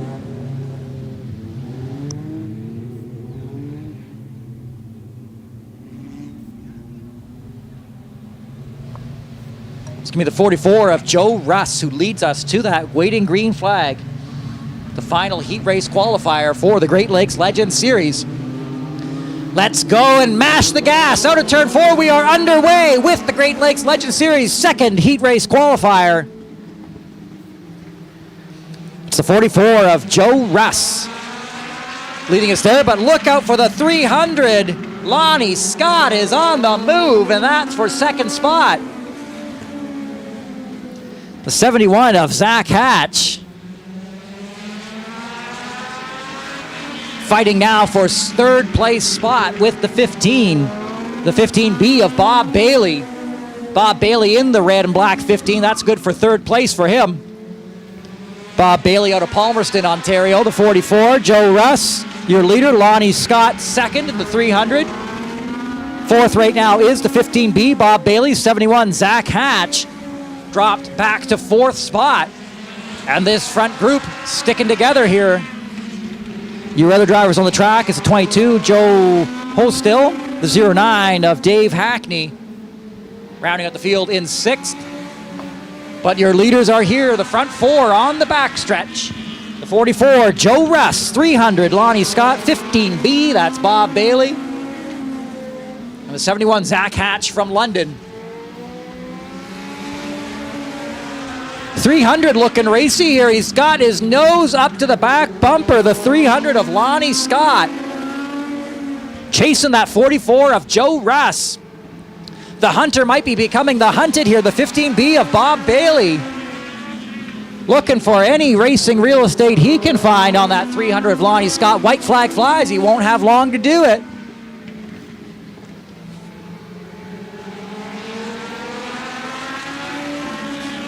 And as he works out a turn 4 and down the front straightaway, there's your winner, the 44, Joe Russ.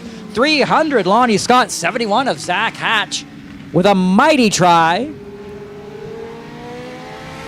He got himself up to third. The 15B of Bob Bailey, according to my scoring, dropped to fourth.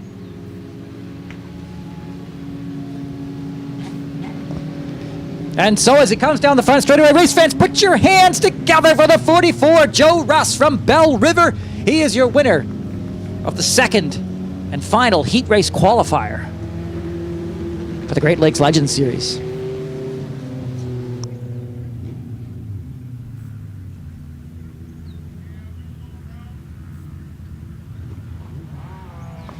Want to remind folks, we've got a lot of cool special events coming up at Grand Bend Speedway this year.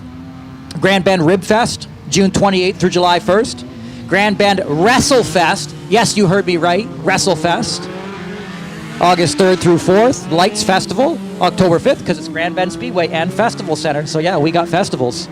We got racing and we got festivals. And we've got surprises. And the big surprise for me is there were actually more Great Lakes Legends cars. Can you believe? I was impressed with the first two heat races, but it actually turns out that there were more Great Lakes Legends drivers to take to the quarter mile here. So we've got heat race number 3. There's 3 heat races. That's awesome. Any lap with the Great Lakes Legends Series, just thrilling. Awesome class of cars. Awesome group of drivers. You know, the Great Lakes Legends program really has developed in a big way over the last few years. This division deserves a lot of credit, and they're very versatile. They race all over the place.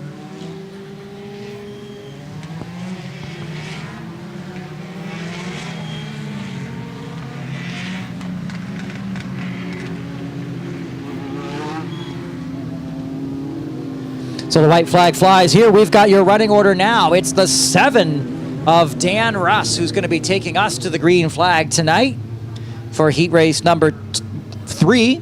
He's from Windsor, Ontario, so he made a pretty good drive here tonight. The 20 of Cole McFadden out of Woodsville, Ontario for second. The 02 is Andrew McFadden. The 11 is Cohen Newman. As we head down the front straightaway, the green flag flies. We are back underway with Great Lakes Legends competition. Oh, and the 7 dropped like a rock back to third place already and getting bumped by the 02 of Andrew McFadden. Your leader out front is the 20 of Cole McFadden. Got himself out front in a hurry. That's a sharp-looking car out front there. Oh!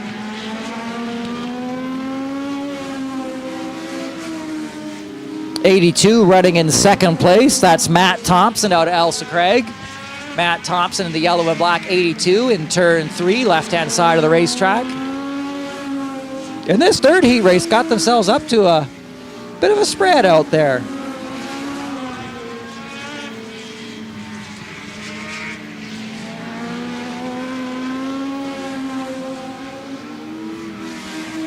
Just look how dominant this 20 is here. Cole McFadden, the driver out of Woodsville.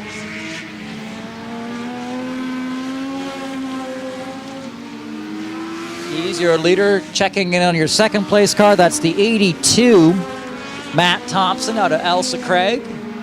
Whoa, he's squirrely back there. He got a little squirrely there halfway down the backstretch. 2 laps to go there for your leader in the form of the 20.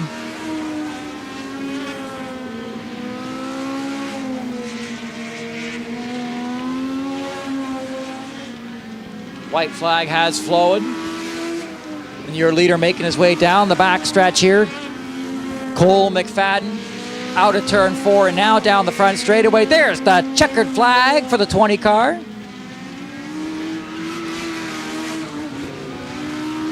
In firm control of the heat race tonight. The 20 of Cole McFadden, your winner, heat race number 3. It was a surprise heat race for me. I thought they were jamming them all into 2. But we'll see all these drivers out for the feature race later tonight. Race fans down the front straight, put your hands together for the 20. Cole McFadden, he is your winner.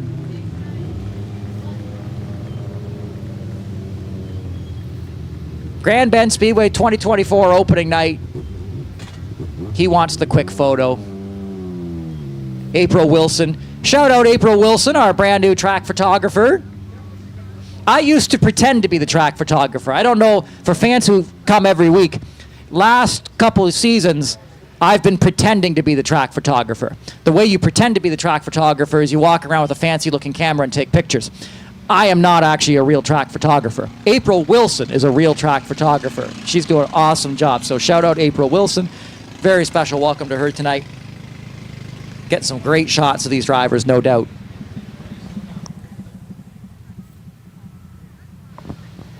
Some of the drivers had trouble starting out there in turn 3. Usually there we go. I was going to say I know there's a bunch of these trucks here today. It was making me, I was looking there. I heard there was a couple stuck in the chute over there. Mini truck competition. These guys and gals, this is a cool group of drivers here. With 53, Nick Thuss. For those watching on the live stream at home, we had a chance to chat with Nick Thuss, a little interview with him during the pre-race earlier tonight, which was pretty fun. He's from Watford, just up the way.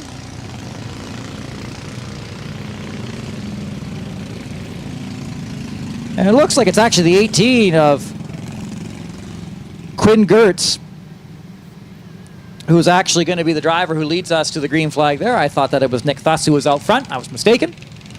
The 4 is Dylan Graham out of Glencoe.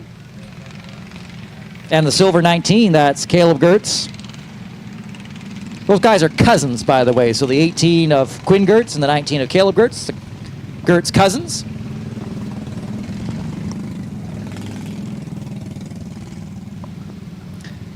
As we get ourselves set to be underway here. For the first of 2 mini truck feature races, Grand Bend Speedway this year.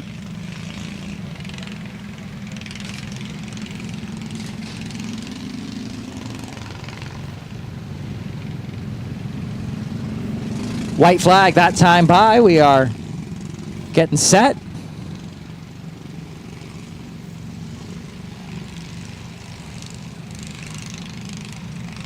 To go racing here with the mini trucks. 13 horsepower motors mounted in the rear of these machines. That's a bit of a dicey start there. Down the front straight with the green flag flies. The 15 of Thuss did not keep pace with the 18.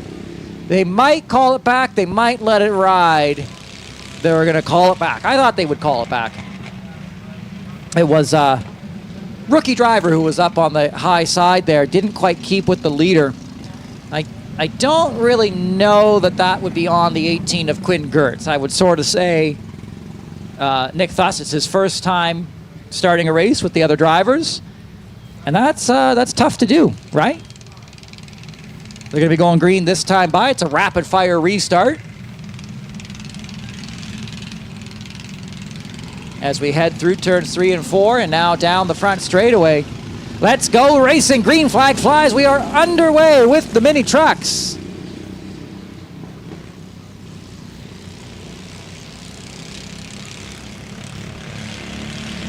Nick Thuss in the 53 on his inaugural start, dropping to the rear. Sometimes drivers will do that. They'll take their starting position, but they'll drop back like that. Takes a while to get up to speed in these mini trucks. 18 of Quinn Gertz in the green machine out front. He is your leader. The 4, Dylan Graham in second with a hard-charging silver 19 of Caleb Gertz. Trying to chase him down. And he's taking a look here. This is your battle for second place, left-hand side of the racetrack. The 4, Dylan Graham, 19. Caleb Gertz. And he's looking racy. He gets a nose to the inside, down the back straightaway, side by side. Goes the 19 of Caleb Gertz with the 4 of Dylan Graham, the driver in the black truck out of Glencoe. Caleb Gertz in the 19 out of Ilderton. Takes that second place spot. And now it's going to be the Cousins out front 1-2 right now.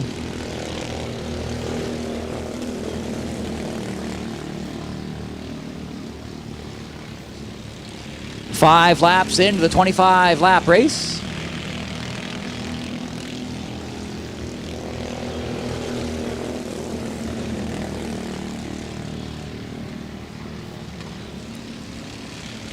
And the Gertz boys are catching each other out front here. Or I should say the 19 of Caleb Gertz is catching his cousin. Because you've got the silver 19, Caleb Gertz within a truck length, down the back straightaway, closing in up high. Whoa, and the 18 bobbles, got a little nervous there, maybe looking in the mirror, side by side for the lead. There goes the 19 rather, Caleb Gertz, your leader. 18, Quinn Gertz trying to keep a nose back in there. And they're coming up on the 53 rather of Thuss, who makes way for those very quick leaders who are zipping around the quarter mile tonight.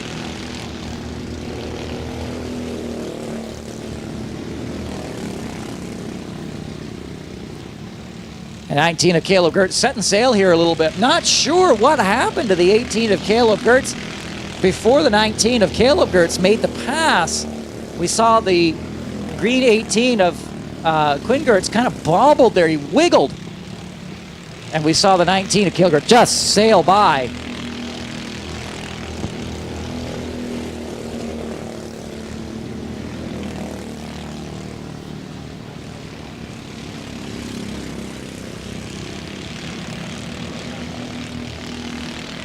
Halfway right here.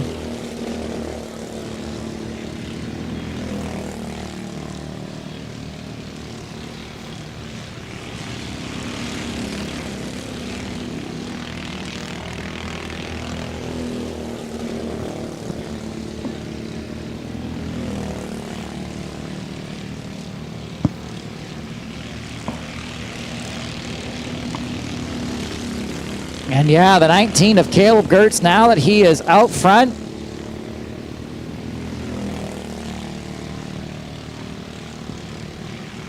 Just looking so strong here. You know, everybody but the rookie in the 53 of Thuss, who's on the track right now, has won a feature race before at this track. We've seen wins from the 19, wins from the 18, and a win last year also from the 4 of Dylan Graham.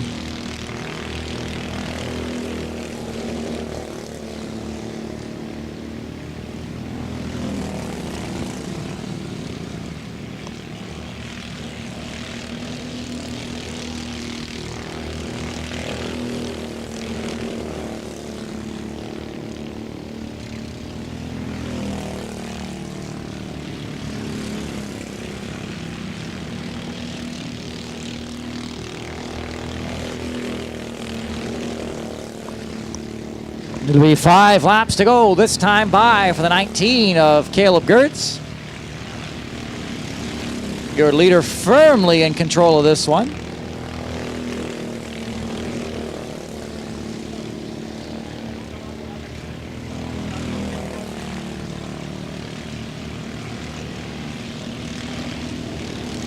As the laps run down here in mini truck competition.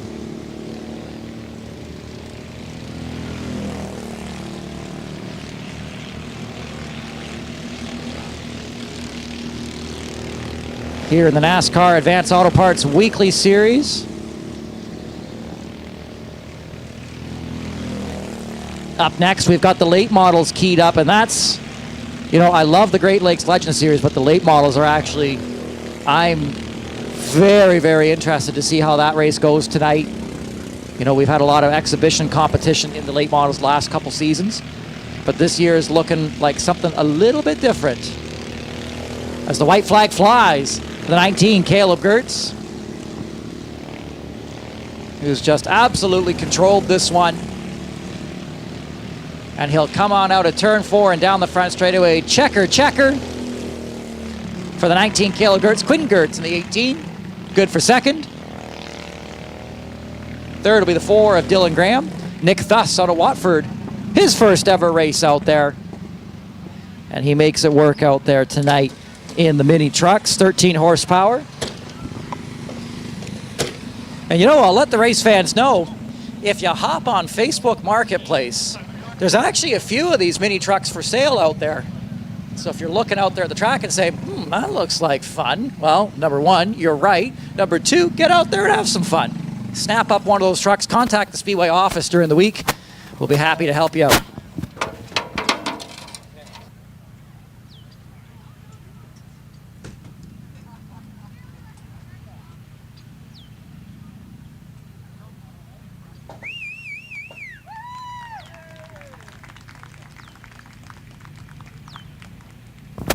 Here he is out of the car, race fans. The 19 of Caleb Gertz. Hop on out. Here's the checkered flag. Walk on over here. Caleb, congratulations. Successful run. You and the other Gertz. How's that rivalry working out for you? Oh, it's worked out just fine, I think. Well, for you, it's working fine for you. Yeah, it's going great. This rivalry is really great. I love being in a rivalry with my cousin.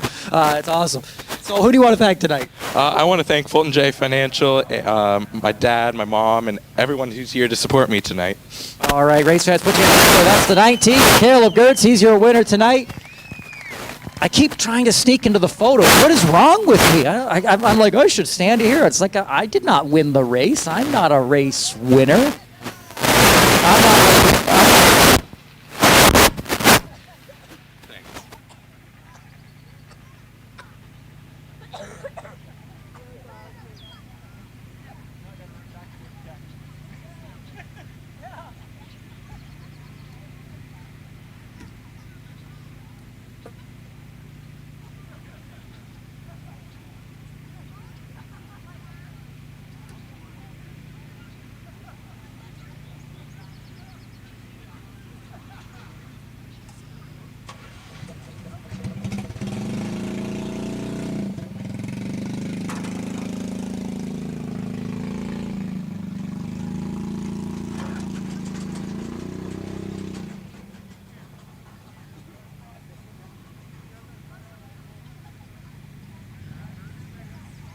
Okay, now it's time for our first here on Transfer Service Late Model feature of the year.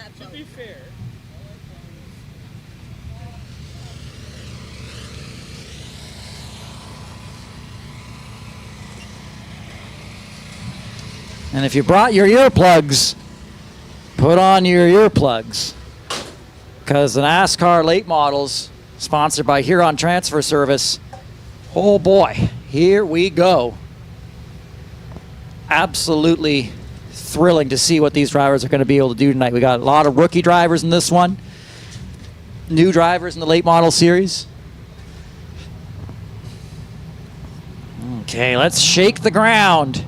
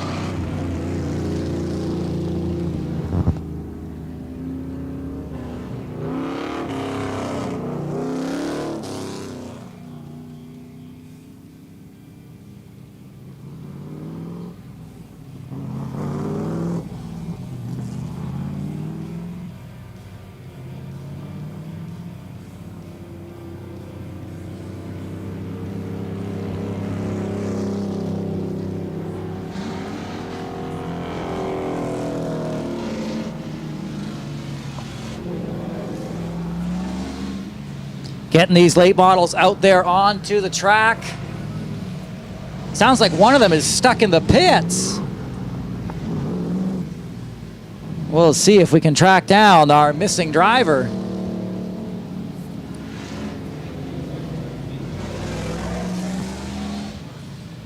Oh, we found him. It was the 99 of Brian Glauscher out of Venestra. Let's get our starting lineup going here.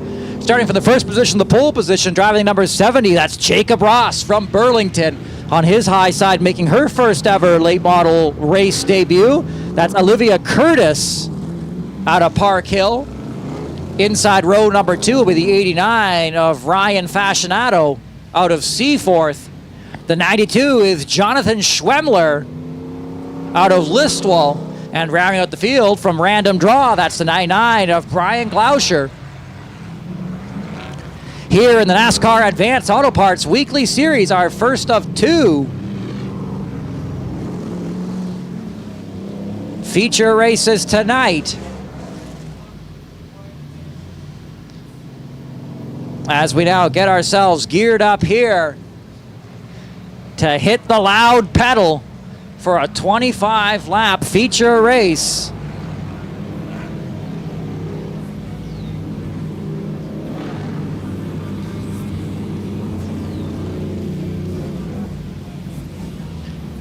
Wow, let's get ready to go here. NASCAR Advanced Auto Parts Weekly Series competition with the Huron Taxi Service late models. Let's go and see what these late models can do on the quarter mile at Grand Bend Speedway. Down the front straightaway, the green flag flies. We are underway. A cautious start there, I would say, from the field. A good start there for the 70 of Jacob Ross, but a cautious start for the remainder of the pack.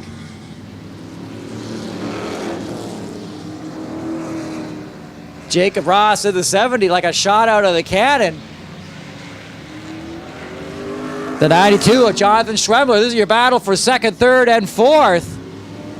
Going to the high side of the 67 of Olivia Curtis. This is your best battle here on the back straightaway, side by side for second place. With the 67 of Olivia Curtis and the 92 of Jonathan Schwemmler. Schwemmler looking to try to find the lane here on the 67 car. And he finds it up there on the high side. 67 of Curtis keeping it locked down low. Schwemmler hits the gas there.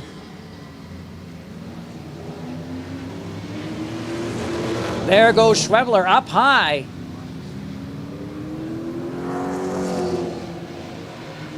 Curtis, whoa, hold on to it, Olivia, and the 67 goes around, brings out the caution here in the late model division, sponsored by Huron Taxi Service.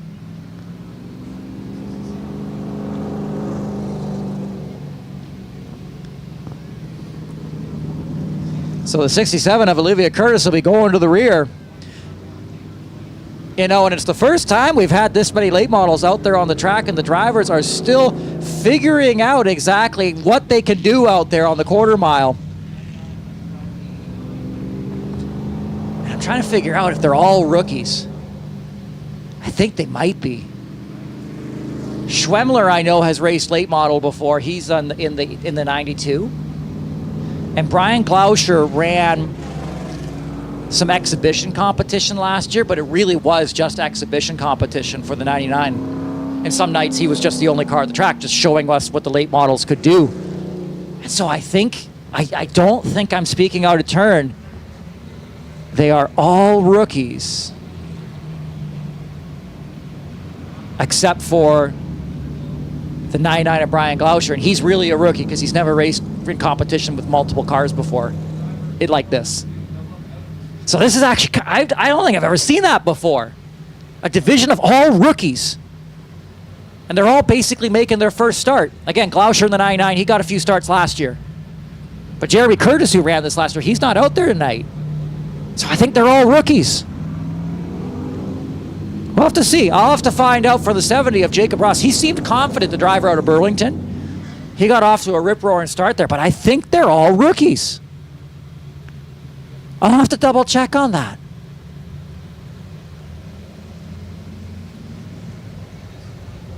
That would really be something, if that's what that turns out. Out of the fourth turn, down the front straightaway. Let's mash the gas, the loud pedal, the green flag flies. Jacob Ross in the 70. He is definitely the most confident on those starts. He puts the pedal to the metal. He seems to have a fairly good sense, sort of maybe what the limits is on the equipment. Schwemmler in the 92 here. He's finding some speed as well now. I think he wasn't totally sure how to approach the 67 of Olivia Curtis. Because again, they're all rookies. Schwemmler, I think, had a couple starts last year, now that I'm thinking about it. But it wasn't in this car.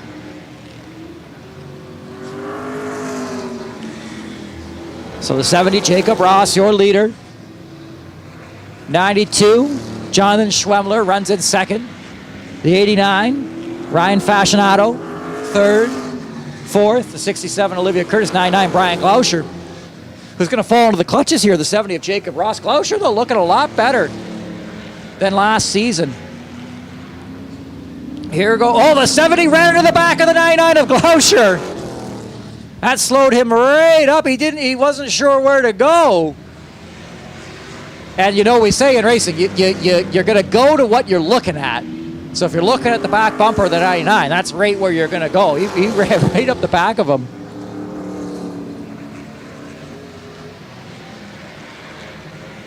When the 70 here is now catching the 67 of Olivia Curtis. She keeps it locked on down to the low side.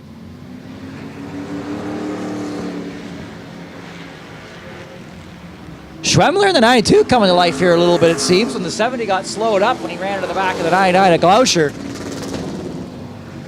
Oh, I think the 6, somebody I think might have slipped out of gear there. I just heard somebody hitting the rev limiter, I think, on the front stretch. Might be the 67 of Olivia Curtis. She is slowing off the pace through turns 3 and 4. I think she might not be in the proper gear here. Here comes your leader in the 70 of Jacob Ross. Ross coming right up to the back of the 67, Olivia Curtis.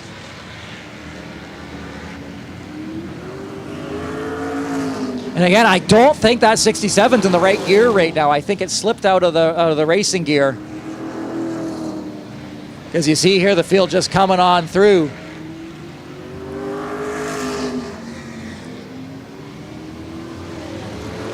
Jacob Ross, your leader in the 70, the NASCAR Advanced Auto Parts Weekly Series. Season opener for the late models. Had a chance actually to take one of these late models out for a spin last year. And by me take it out, I mean the driver, Gord Bennett, drove me. I was in the passenger seat. One thing that we don't quite appreciate from the grandstands is the G-forces these drivers are experiencing as they go through these turns. On a tight track like this, when they make that left-hand turn, they're just getting thrown right into the seat.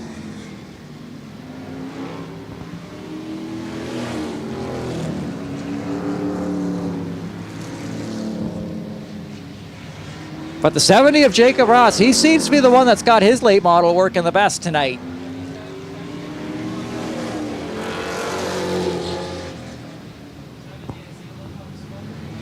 They're saying there might be some smoke coming out of the 70 here. Jacob Ross could be in trouble here. He has got some smoke coming out of the back end of that car.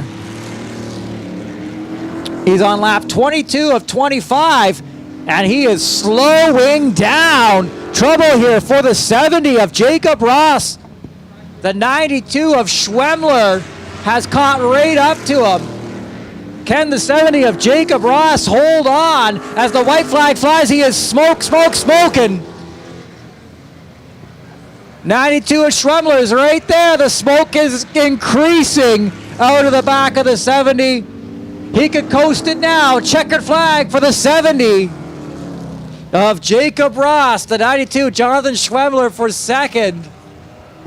And the 89, Ryan Fascinato, the 67, Olivia Curtis, 99 of Brian Glauscher. That's that.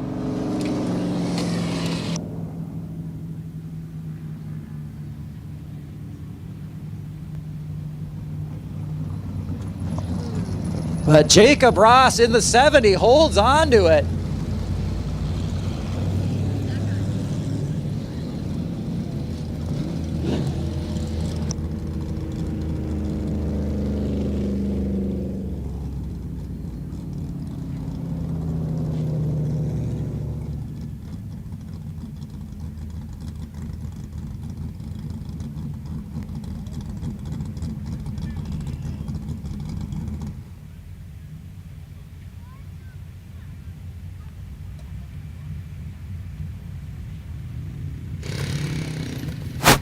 I get nervous when I approach race cars that were previously smoking. It's a no smoking grandstand, but it's not a no smoking racetrack.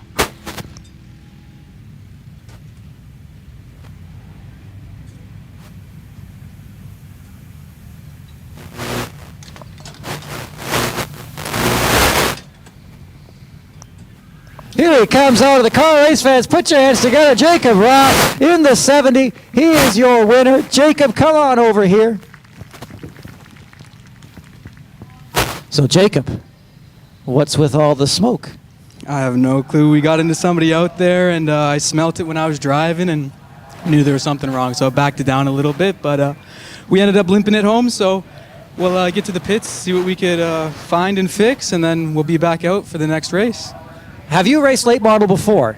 Once before. I was here not last year, but 2 years ago and won the championship. Okay, right on, because we said we were kind of watching. We're like, we thought they were mostly rookies out there. What's it like racing with mostly rookies? It could be nerve-wracking at times, but I mean, they're doing a great job out there. You know, you can't really get mad at them out there. They're rookies. They're just learning, so that's all you could do is just race with them and race clean and take it home. Well, you don't have to learn. You can learn to wave your checkered flag tonight. You are the winner in the NASCAR Advanced Auto Parts Weekly Series. Anyone to thank tonight? Big thanks to my mom, dad, Gordy, Tabitha, Dave from up north. You're amazing. ELC, can't thank you guys enough. Thank you to everybody who I'm forgetting. Your support is all worthwhile here. Thank you. Race fans, put your hands together. Jacob Ross in the 70. Come on around here, Jacob, for your photo.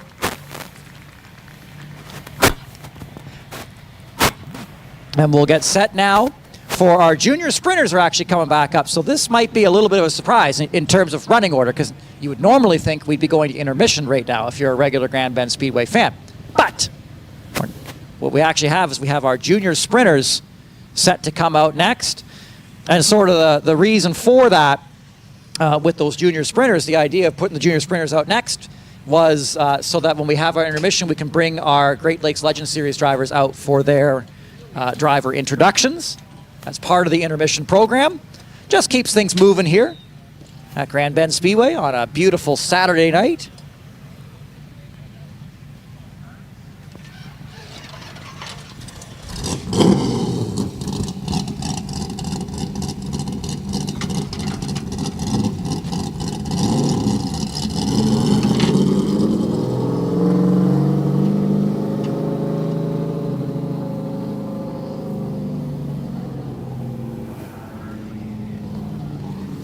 And the cleanup crew is coming on by,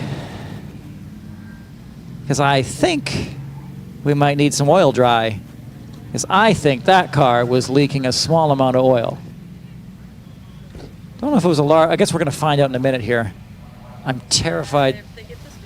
I'm terrified to look. Oh, they got the oil dry out. See, the question that I'm interested in, slightly different, which is, as we pay attention over there, what's this? Is this oil? No?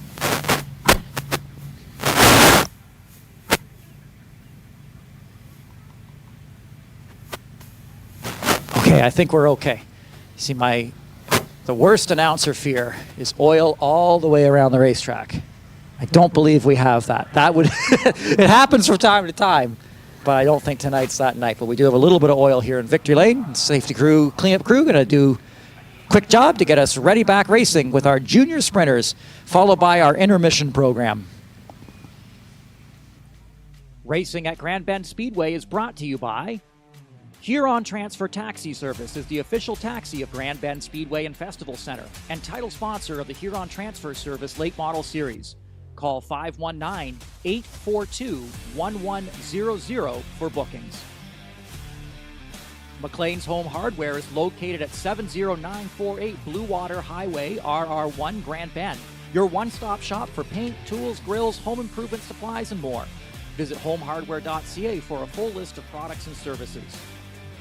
For a full schedule of events, visit grandbendspeedway.ca.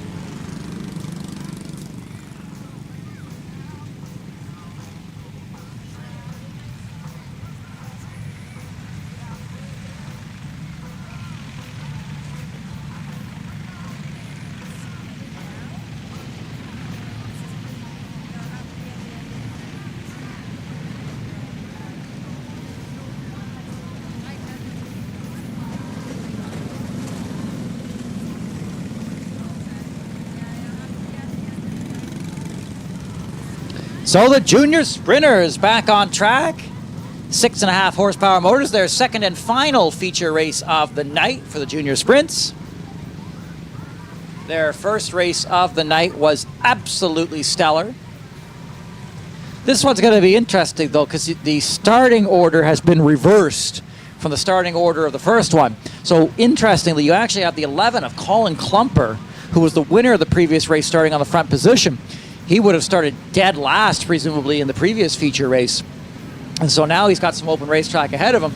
But, you know, the second place driver there, the 18H of Edwin Hyde, he is starting in third spot. So we'll see how this one shakes out here for our junior sprinters.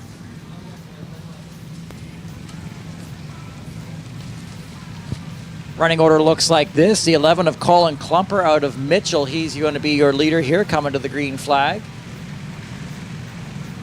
The 85 of Ryan Clark out of Strathroy on the high side for second. As the white flag flies here, one lap before we get to go at it. The 18H, Edwin Hyde. The 6 is Alexis Eaton. The 8 is Emma Graham out of Glencoe. Car number 98 is Bryson Fuller out of London. The 99 is Tyson Fusil. The 2 is Blake Watson. The 6X is Maxwell Lloyd, who was very strong in the podium finish in the first feature race. 75 is Celian Collins. And Ashton Jakes rounds out the field in the 11th spot. Green flag set to fly here down the front straightaway. We are underway with the junior sprinters.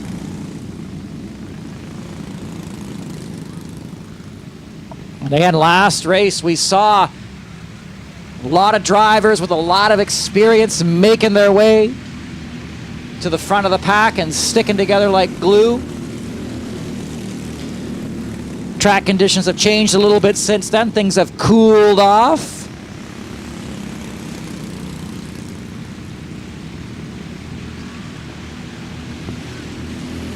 The 11 of Klumper, your leader, the blue machine over in turn 1 and 2. The 18H of Edwin Hyde runs in second. Your best battle, though, is just behind that, actually. Third, the 99 Tyson Fusil, but the battle really is the black 8 of Emma Graham and the blue 6 of Alexis Eaton. They're just coming here to the start-finish line. And this seems to be where the big point of contention is. There goes the 6, the blue 6 of Alexis Eaton, looking down to the inside of the 8 of Emma Graham. She gets that spot. As we check back in with our leaders over here in turn 2, the 11 of Colin Klumper and the 18H of Edwin Hyde. They are cutting through some lap traffic here in the early goings. Klumper here leading at the stripe. The 18H of Edwin Hyde not letting him get away with it. Your best battle on the racetrack here is over in turn 2, though. The blue number 6 of Alexis Eaton, the purple 2 of Blake Watson. This is for position here at the start-finish line.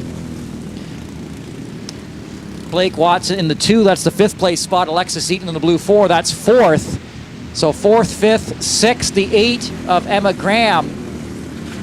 And then the 6X of Maxwell Lloyd, that's 7th place. There they are going into turn 1.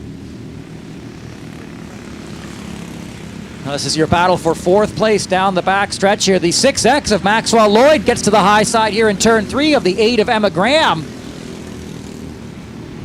And they've got some lap traffic here going side by side right in front of them. Looking 4 wide there in turn 1 just for a flash. 2 of them were lead lap cars. 2 of them were a lap down. Everybody keeps it pointed the right direction, so that's all right.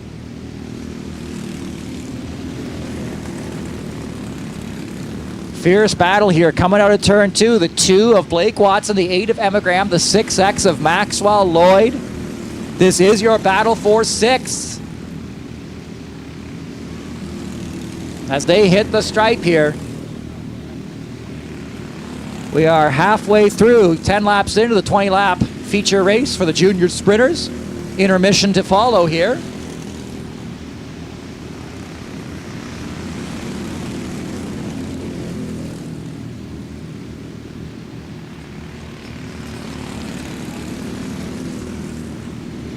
Let's check in with our leader, the 11 of Colin Klumper. He's out at turn 2 right now, making his way through some lap traffic. Looking very strong. You go back a little ways, the 18H of Edwin Hyde runs in 2nd. He's coming to the start-finish line now. Your best battle is coming to the start-finish line here, though. The 6 of Alexis Eaton, the blue car going into turn 1, has now been caught by the 2 of Blake Watson. And the 6X of Maxwell Lloyd. This is for 4th place as the 2 of Blake Watson gets to the inside out of turn 4. Keeping it locked down to the low side. These drivers don't have mirrors. They don't know what's behind them. On the back straightaway, the blue 6 of Alexis Eaton under siege by the 2 of Blake Watson. The 6X of Maxwell Lloyd is there as well. 8 of Emma Graham and the 6X of Maxwell Lloyd mixing it up there. Emma Graham got a spot there, I do believe. But yeah, your best battle at the racetrack right here at the stripe. The 6 of Alexis Eaton for 4th place. This is outside of the podium. But it is a fierce battle going into turn 3. The leader's actually coming up on that group, if you can believe it here. So if you sort of want to check in out of turn 4, the blue 11 of Colin Klumper, 6X of Maxwell Lloyd, slowing off the pace here. He might be making the hard right-hand turn off the track, and he does. Trouble for the 6X of Maxwell Lloyd. Battle for position here going into turn 1, the 6 of Alexis Eaton. As the white flag is out for the leader, the 2 of Blake Watson down the back straightaway. But your leader on the backstretch, the 11 of Colin Klumper, he's coming through turns 3 and 4 now. He's got the checkered flag a-waving. The 11 of Colin Klumper is your winner. 18H of Edwin Hyde for 2nd. 99 Tyson Fusil flew under the radar but got 3rd. Look over here, turn 3 and 4 though. This is a heck of a battle here coming off of 4. The 6 of Alexis Eaton, 2 of Blake Watson. Eaton holds the spot. Watson, then the 8 of Emma Graham rounds that battle out. Whew. Catch your breath, race fans. I think I was caution free. Woo! That's exciting there. Those junior sprinters doing a great job out there tonight.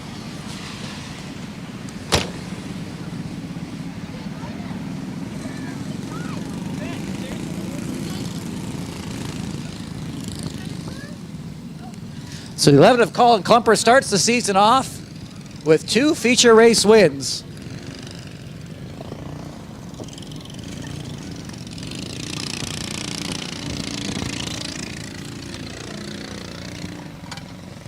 Here he is out of the car. Race fans, put your hands together for the 11 of Colin Klumper.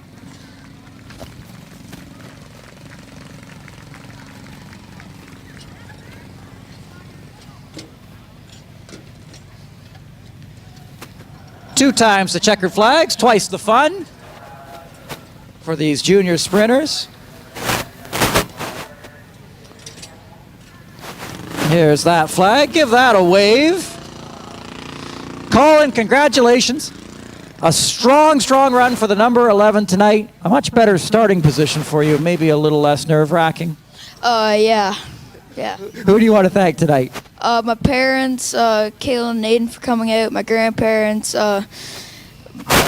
Redline Concrete, Brandy Point, Mitchell Cycle, and Radar Auto Parts. Race fans, put your hands together for the 11 of Colin Klumper, your winner. 18H, Edwin Hyde, good for second place. Back to the podium. Edwin, congratulations. A second place run. Who do you want to thank tonight? I'd like to thank Grandma's Candy Store, UA663, Magnum Signs, Dr. Lupus Dentistry, Johnny G's Pizza, Heidi's, and the fans. Race fans, put your hands together for the 18H of Edwin Hyde. And Tyson Fusil, who I haven't talked to yet this year. But Tyson, it was an interesting race out there, and I'll tell you why. You were running in third, and you didn't quite catch my attention until the final couple laps there. I looked and I said, Tyson Fusil's running in third. What was that? What was going on out there for you tonight? I don't know. The first race, something was wrong with the car. I felt something vibrating, and it did not feel right. Got it fixed, and we got a podium finish. So I'm just happy about that one. So. Who do you want to? My mom, my Nana and Papa for coming out, and just all the fans that came to watch us today. Awesome. Race fans, put your hands together for the 99. Tyson Fusil, your third place runner tonight. So that brings us to the intermission part of our program. So stand up, take a stretch. We got the food booth open here. But this is very, very, very important, race fans. Grand Bend Speedway race fans. We have something brand new at Grand Bend Speedway this year. If you look over in turn 2, there's a Flow Racing billboard. Behind the Flow Racing billboard, there's a building. There's a building back there, okay? So that's actually our diner. It's a food concession stand that's open for you. And it's actually got picnic tables back there. It opens right up into the pit area. So if you're kind of wondering, especially here in Intermission, what's going on in the pit area, you know, a great chance now to take a bit of a walk over there. It's included with your admission to go over to the Outside Groove Diner and see what's going on over in the pit area. Because, again, we've got about 10 or 15 minutes here before we get back at it. So, again, a great chance to take a stretch, hit the concession stand, either the concession stand up here or, of course, the Outside Groove Diner that's going on over in the pits if you're curious on what's going on in the pit side of things. And again, my name's John Houghton. I'll be joined next week by my friend Chris Soares, who normally calls the races with me. Tonight we're doing single duty because Chris had a commitment elsewhere. But we're looking forward to seeing him back in action next week. And again, these junior sprinters heading out. We'll be seeing the Great Lakes Legends drivers making their way onto the racetrack here in a few minutes as we get keyed up for their driver inductions. But again, my name's John Houghton, and we're going to kick things over to the intermission here for Grand Bend Speedway's 2024 season opener.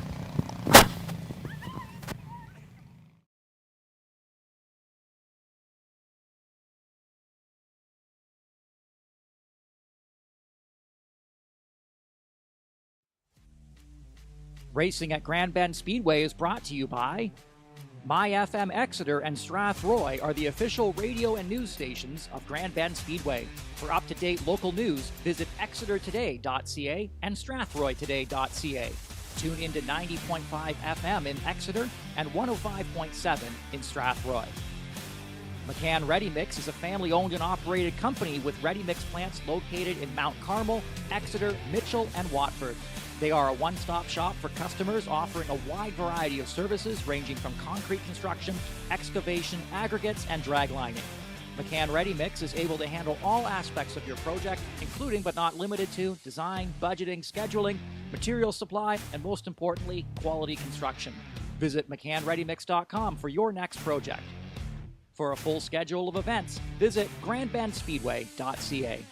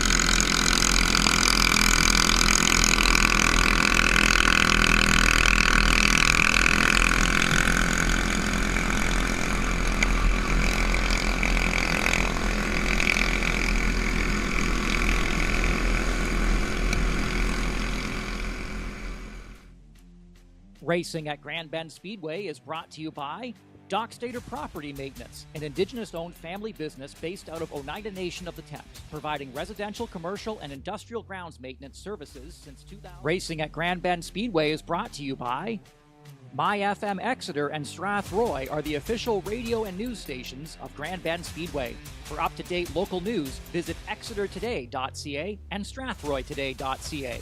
Tune into 90.5 FM in Exeter and 105.7 in Strathroy. McCann Ready Mix is a family-owned and operated company with ready mix plants located in Mount Carmel, Exeter, Mitchell, and Watford. They are a one-stop shop for customers offering a wide variety of services ranging from concrete construction, excavation, aggregates, and drag lining. McCann Ready Mix is able to handle all aspects of your project, including but not limited to design, budgeting, scheduling, material supply, and most importantly, quality construction. Visit McCannReadyMix.com for your next project. For a full schedule of events, visit GrandBendSpeedway.ca. Grand Bend Speedway and Festival Center offers a variety of racing options to get on the track this summer. The cars you're watching right now on the screen are bone stock 4-cylinder race cars. They are affordable entry-level racing. Drivers say they are a thrill to drive at Grand Bend Speedway and Festival Center.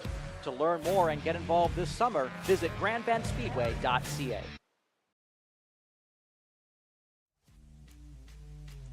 There's a big special event coming up at Grand Bend Speedway and Festival Center, August 3rd and 4th, the Beatdown at the Bend, featuring 365 Pro Wrestling. Visit 365ProWrestling.com for more information and get tickets at GrandBendSpeedway.ca. Grand Bend Family Go-Karts is open daily throughout the summer. When you visit the beach at Grand Bend, this is one stop you've got to make. Karts run on our quarter-mile NASCAR tri-oval track. Call ahead or visit GrandBendSpeedway.ca for daily operating hours. You can also visit the Outside Groove Diner for some fast food, pizza, burgers, fries, hot dogs, ice cream, cold drinks, sweets, and treats. Open daily, join us for karaoke on Fridays from 7 p.m. till 10 p.m. right here at the Speedway. Gift certificates can be used for any purchase at Grand Bend Speedway, including go-karts and event tickets to the races. Speedway bucks are available at GrandBendSpeedway.ca and make fantastic gifts. For full schedule of events and everything going on at Grand Bend Speedway, visit GrandBendSpeedway.ca, and while you're there, make sure to sign up for our email newsletter.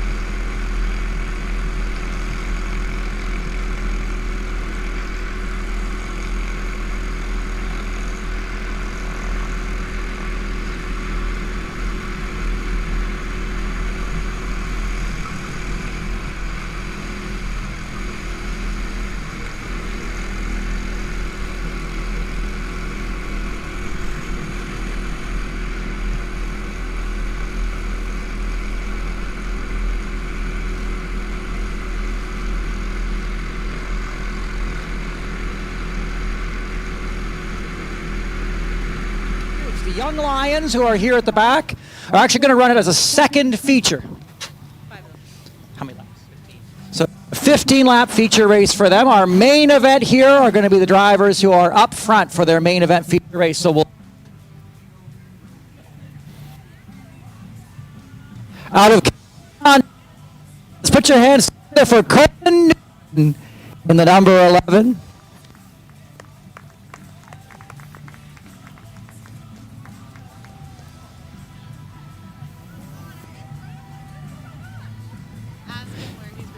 In the number 24, this is Austin Seaburn. They told me to ask you where you've been racing. There must be a story. North Carolina, all across America. It's been a great journey, and now we're here racing in Canada. All right, so this vehicle, this has been places. Oh yeah, we raced once in North Carolina. I think that was pretty much it. Twice in North Carolina, but then we really got canceled out, so we only raced around once. That's one of the really fun things about the Legends cars is that they really can race them all across North America. Yeah, that is the fun part about it. Awesome. We'll look for number 24, Seaburn out there, and the Young Lions. Car number 31 of Lowbanks, Ontario. This is Wyatt Seaburn. Any relation, Wyatt? Older.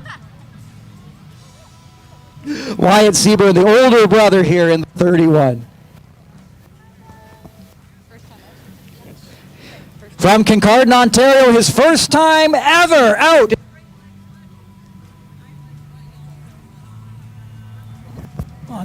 His first time ever out in the Great Lakes Legend Series. Oh, I missed his number. In the 09 tonight, this is Dave Hackney out of Dave Hackney from Kincardine. It's his first night as well. Another first-time driver out here tonight, Josh Hostel. Hostel? Which is it? Come on.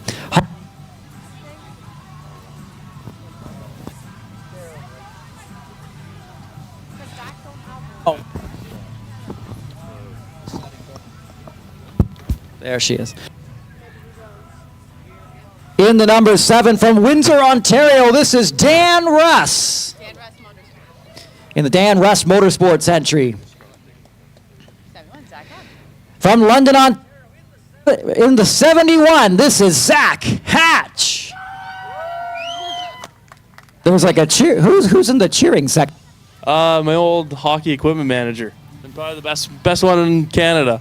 Oh, there is one. Are they all hockey equipment managers? They don't look like one person. There's at least 2 of them that are. Okay. Good luck.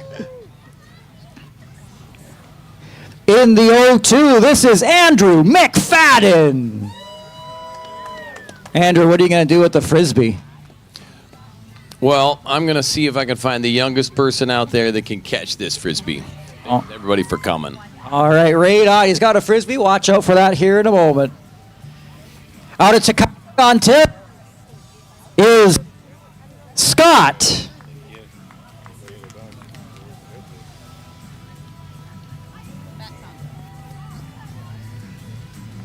Driving number 82 out of Elsa Craig, Ontario, this is Matt Thompson. What are you going to do with the Frisbee? Throw it, see who catches it. Does it have your car number on it? No. Did you sign it? No. Get this guy a Sharpie. Get him a Sharpie. In the 15B out of Palmerston, Ontario, this is Bob Bailey. Also Bob's first race? It's Bob's first race. How many people are having their first race tonight? It's like so many people. This is awesome.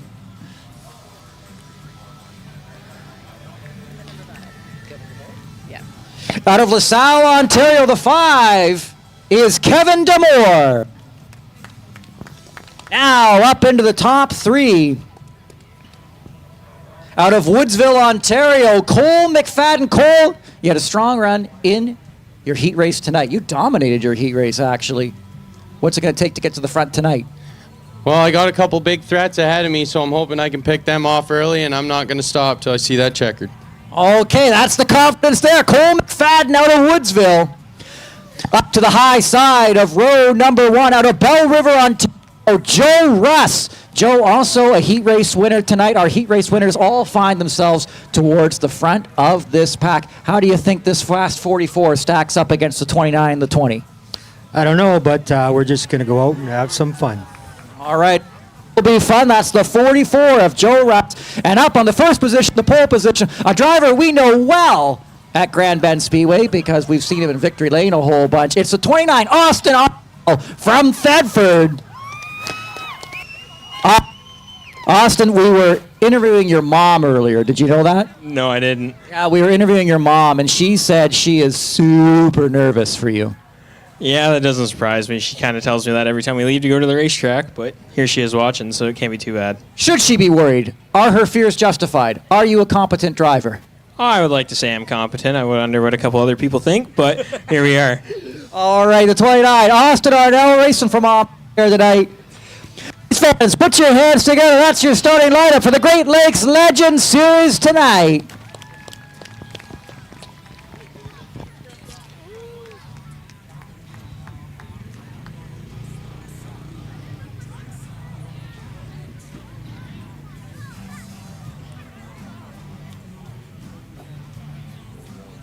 Okay, and now what we are looking for is we need all the young race fans under the age of 12 years old to come on down here. So right about here. You're already here. This is perfect. It's like you knew the instruction. It's like you knew this was coming. Because we have to find a way to get the Great Lakes Legends Series started. So if you're a young race fan under the age of about 12 years old and you want to come and help get these drivers started, come on down here to the base of the flag stand. And we will be set to go here in a moment. Here comes some. I'm not quite 12. You're not 12. Go sit down. You're going to yell, drive, start your engine when he tells you. Okay. Those are pretty good instructions. Dad kind of had the instructions. It's Father's Day weekend, so Dad's know best on Father's Day weekend. Oh, we have so many folks here. Yeah, so I'm going to give the kids a little briefing here with the microphone off, and then we'll be back in just a flash for the Start Your Engines program.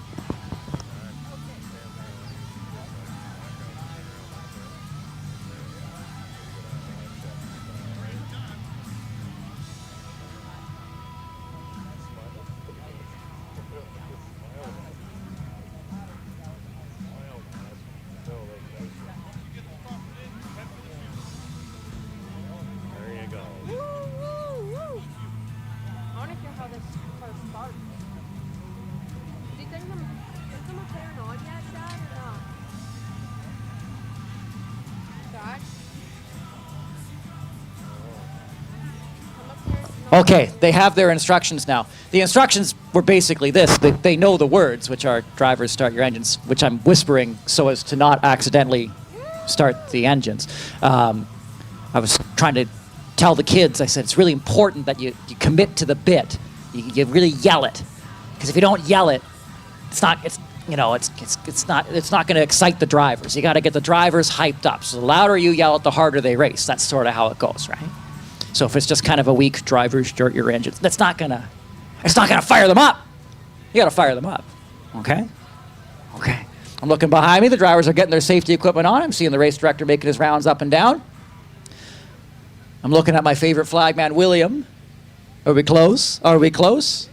How close is it? It's pretty close. Oh, I get excited. Heart rate starts pumping. Austin Arnell's mom's freaking out because it's about to start. It's good times. So again, the Great Lakes Legends Series race will be divided up into two races. We've got the young lions who are at the back of this one here. They're still building in their experience, and so sort of the idea is to avoid unnecessary cautions in the race and let these drivers really have at it by separating it out. It lets the drivers who are trying to build their experience. The drivers with the experience get to really go racing. You know, we had a great event out here last year, but you might remember that there were a lot of cautions in that event. And so this is sort of to address that with the Great Lakes Legends Series, to really let those front runners go loose. William, are they ready? William, are they ready? Are they ready? Can you radio and ask if they're ready? I don't know. Are we on the same radio as the Legends Series? I don't know why I'm asking the kids. You guys don't know, do you? Do you know? Does Grand Bend Speedway use the same radio? Oh, they're doing it. Here. 3, 2, 1. Racers, start your engines! There we go. Oh, the Great Lakes drivers. They got so hyped up, they started firing the engines without us. That was really stressful. What's your name and where are you from? What's your name? Riker. And where are you from? Brockhagen. Awesome. Are you enjoying the races tonight, Riker? Yeah. That's cool. Riker with the start your engines tonight.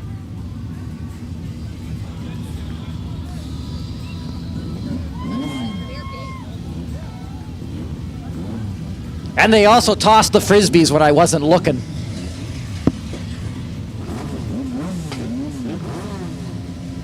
Where did Riker go? That kid was adorable. I have a little sticker for Riker. Riker, where did you go? Riker, did I lose you? Is he gone? Riker, where did you go? Did you go that way? Did you go this way? Oh, he's sad. I've made the child sad. This is not what I was trying to do tonight. You'll be happy when you find out why. I had a sticker for you. That's so nice. Oh, you tripped and fell? Oh, we got so excited for the Great Lakes Legends we tripped and fell.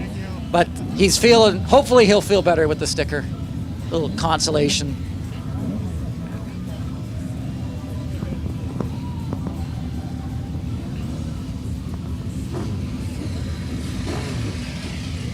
I thought he was sad that I was having him come back. I felt badly. I felt momentarily badly.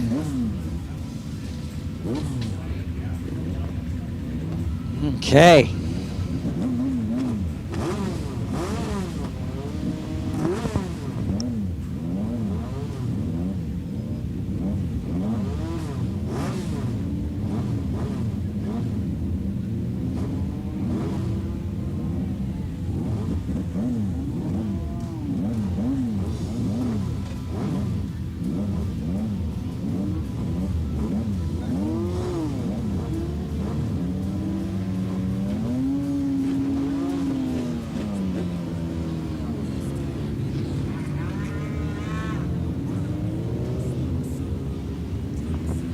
So the Great Lakes Legends drivers are rolling off.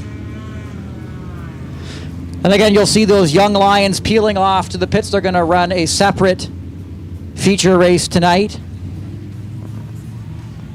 as we get ready to set the Great Lakes Legends loose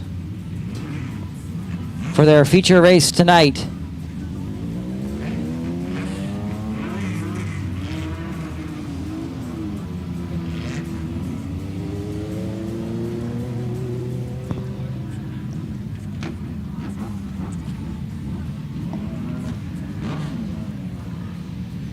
The moment we've been waiting for all night with these Great Lakes Legends drivers.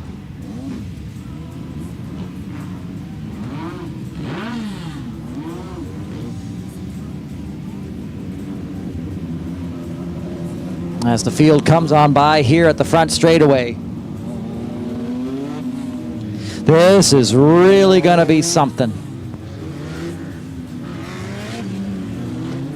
And so thrilled to have you folks joining us tonight at Grand Bend Speedway. You know, it really is all about the fans. And we're just so glad to have you folks joining us tonight, taking in the sights and sounds of Grand Bend Speedway.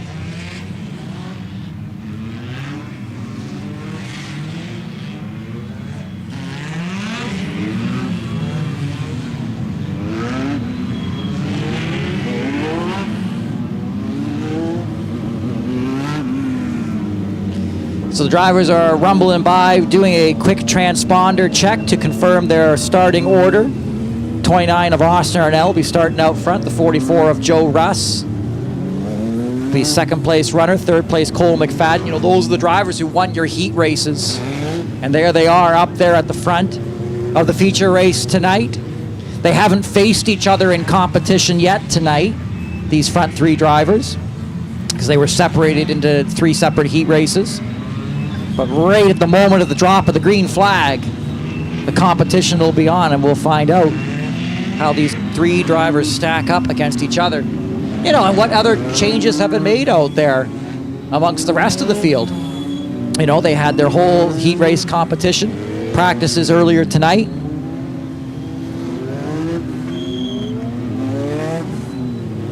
As the field rumbles on by.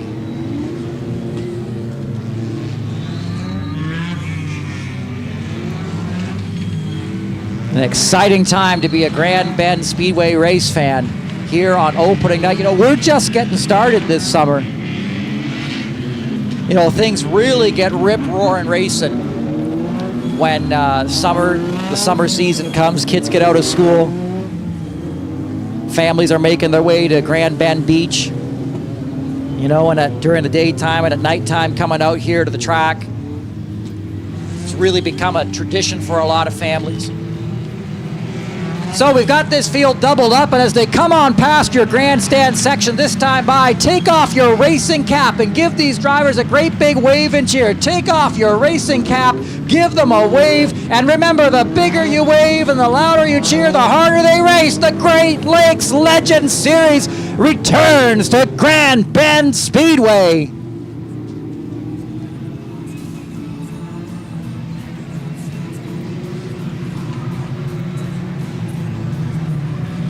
And here we go, heading towards the front straightaway, the 29 of Austin Arnell, going to be leading us to the green flag. The green flag drops. We are underway with the Great Lakes Legends Series.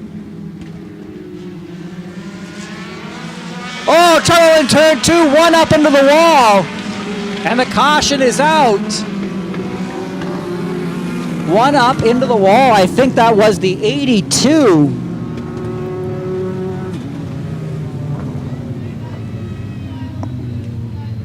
Of Matt Thompson from Elsa Craig. Just got bounced out of the groove there.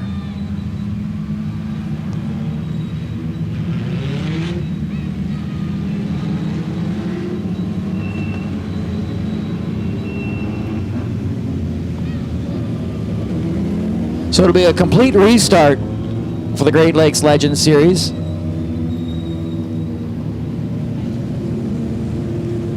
I was just looking on the live stream camera here, and John Paul got a great shot of DD2 there. I think the right front wheel has fallen off that car.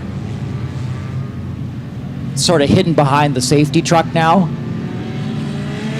but it's tough to see it there. But I think his right front wheel was at a right angle to the racetrack, if that's what I was seeing properly.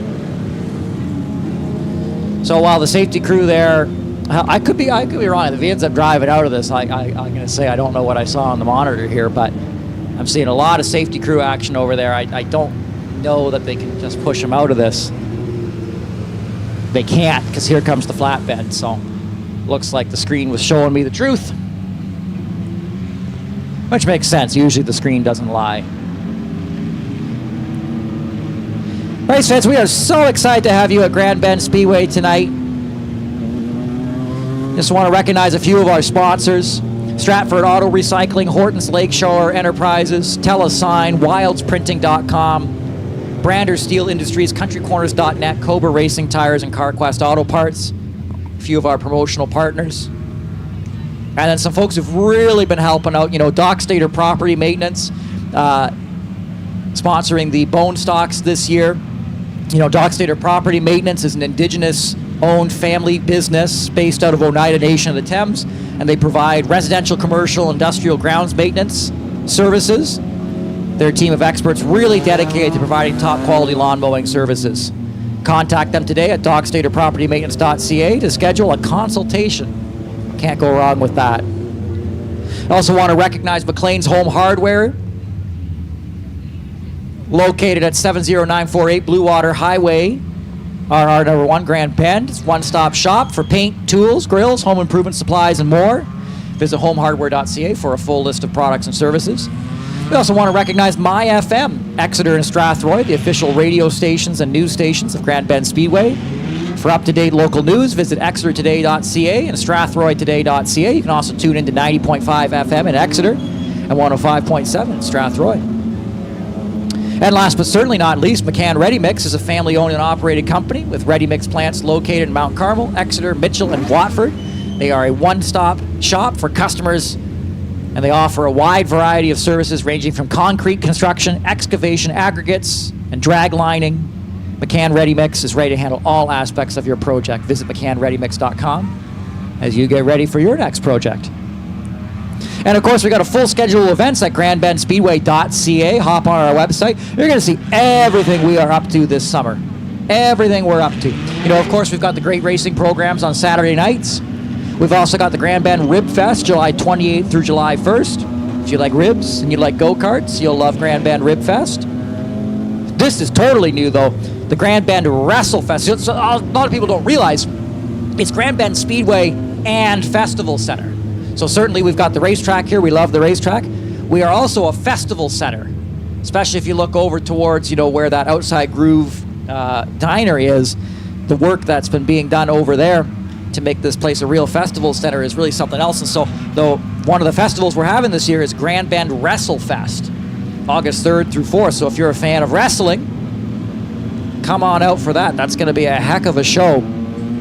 Grand Bend Wrestle Fest, August 3rd through 4th, right here at the track. And the 3rd annual Lights Festival runs on October the 5th, right here at Grand Bend Speedway and Festival Center. So those are the 3 festivals, I suppose you would say, that we're running here at Grand Bend Speedway and Festival Center. The Rib Fest, June 28th through July 1st. Wrestle Fest, August 3rd through August 4th. And the Lights Festival, all the way off in the future, October the 5th. In the meantime, we've got tons of racing ahead of us. You know, tonight's just opening night, but competition here runs all the way into September.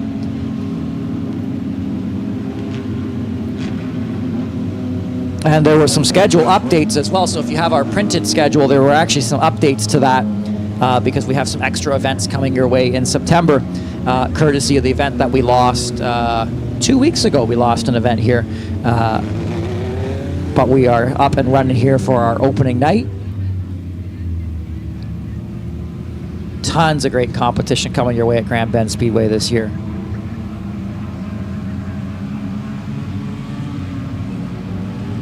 And so, the flatbed tow truck got the 82 at Thompson taken off the track.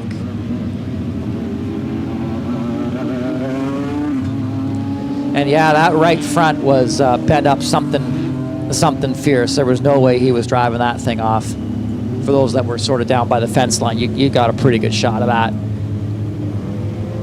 In the meantime here, the drivers, I believe, are in their running order.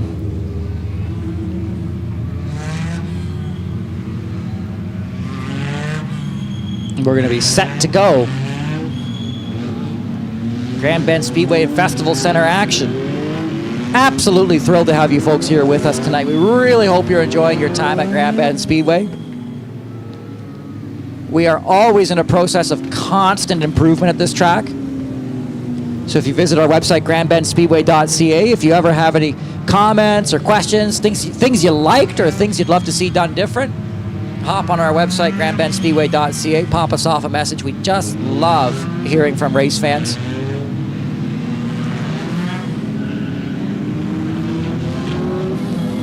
And it looks like safety crews clear the track. Drivers are getting their double up signal.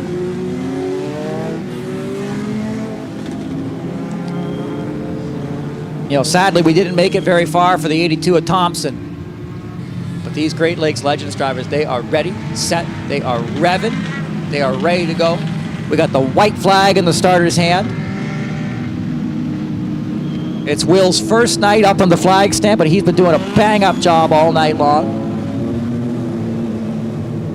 Aiden used to be our flag man, but he got a promotion in the off-season. He's up here as the race director now. He's been doing a whiz-bang job all night long as well, like he's been doing it all his life. And Luke up on timing and scoring. He's the expert. Green flag set to fly here out of turn 4. Austin Arnell on the silver 29 takes us back to the green flag. We're racing with the Great Lakes Legends Series. Out of turn 2 we go. This time we are clean. Austin Arnell in the 29. He's going to lead your first lap. The 20 of Cole McFadden. Great hot on his back bumper, though. Look at these guys going into turn 3. The 20 of McFadden just right there. in the red and yellow 20. He is looking down the back straightaway. Silver 29, Austin Arnell. He was one of your heat race winners, but the 20 of McFadden, he was also a heat race. He looks to the inside, side by side for the lead. 20 McFadden clears him. Austin Arnell now giving chase to the 20 of McFadden.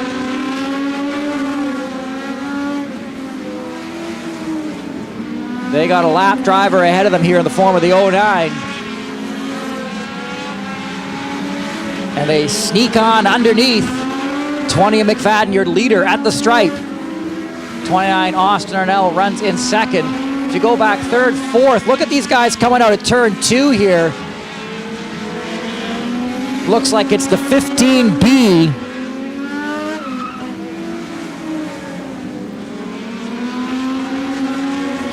Yeah, the 15B of Bob Bailey was having a little bit of a fight there with the 09.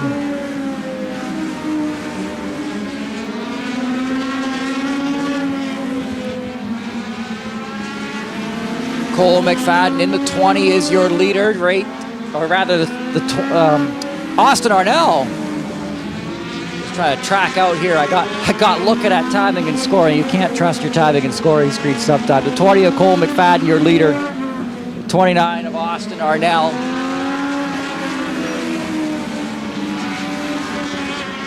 Running in second. So here's McFadden in the 20 going into turn 1 in the red and yellow machine. 29 Austin Arnell in the silver car just behind that. Those are your front 2.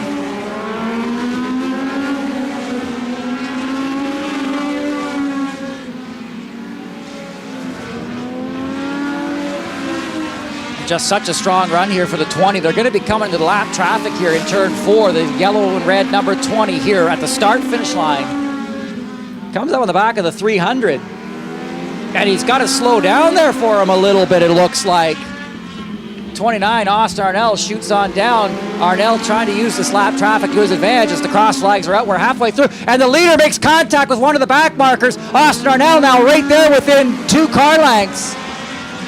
The race is on now. Trouble, turn 2, trouble. Caution is out. 2 drivers tangling in turn 2. Brings out our caution.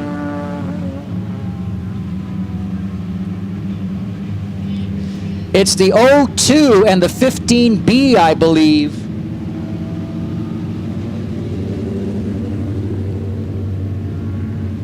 So the 02 Andrew McFadden and the 15B of Bob Bailey tangled together in turns 1 and 2.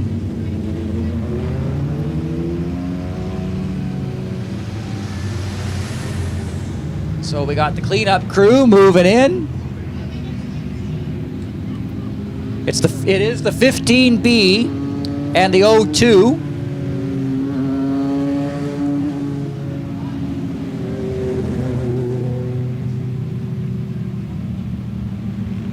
So they'll get these drivers disconnected.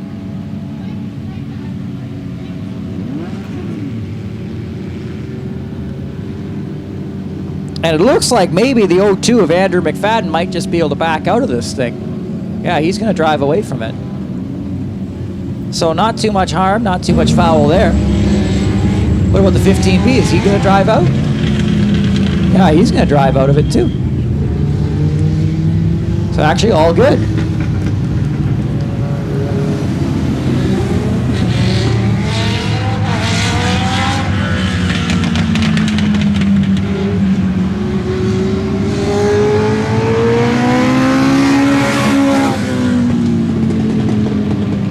Safety crew heading out off the track. Everybody's back up and running, facing the right directions.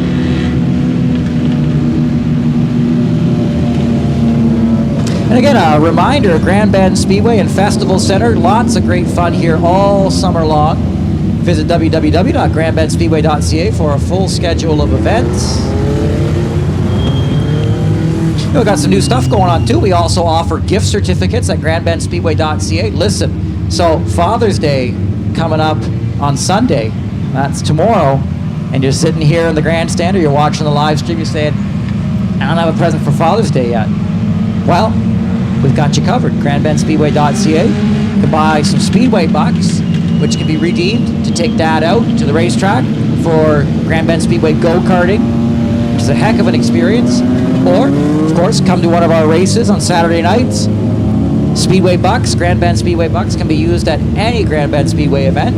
They make an awesome gift. And with Father's Day coming up tomorrow, awesome gift. And actually, if you're looking, sometimes people like to give like a real, they like to have the gift in their hand, not just an e-gift card, but they like having the gift in their hand. If you go to the Outside Groove Diner, which is behind that Flow Racing billboard in Turn 2, they've actually got the cards, the actual gift cards, physical gift cards. They look great. They look great in the Father's Day card. I sort of shoplifted one inadvertently.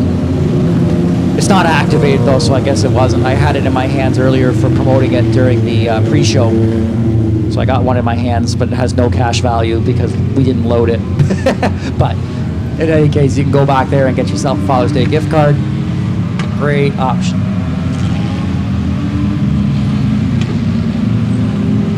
So, lineup is good. The officials are saying they're going to get these drivers doubled up. And be going back at it here momentarily. Great Lakes Legends Series. We're 12 laps in.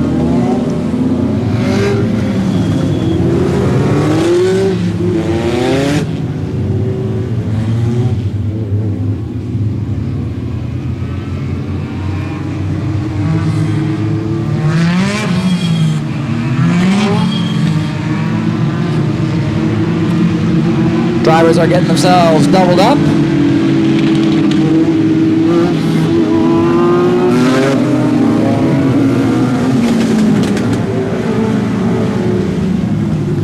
We are getting ready to go here with the Great Lakes Legends Series.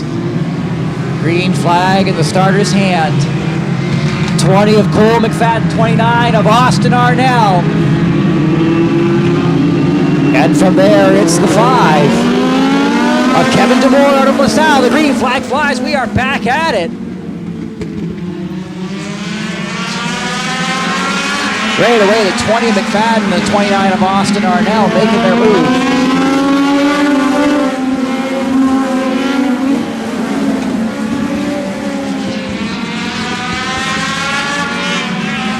Going 20 of McFadden here leading at the stripe. 29 Austin Arnell, followed by the 5 of DeMore out of LaSalle in the black car. The 71's had a heck of a drive. Zach Hatch starting towards the back of this race. He now runs in 4th. The 44 is Joe Russ. He runs in 5th. Spin, turn 2, run around. Looked like a solo spin. A solo spin over there in turn 2. I think that was the 44 of Joe Russ. That was our 5th place runner. Interestingly, our live stream crew was looking right at it. It was a solo spin going into turn 1.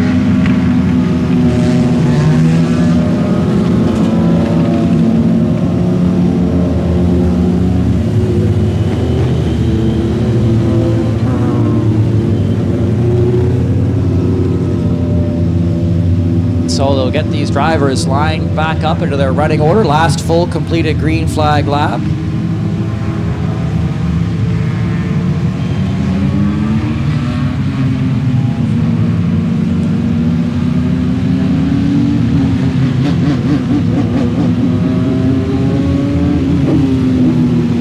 So the crew working hard here, getting these drivers lined back up. We'll be right back out of here in a jiffy.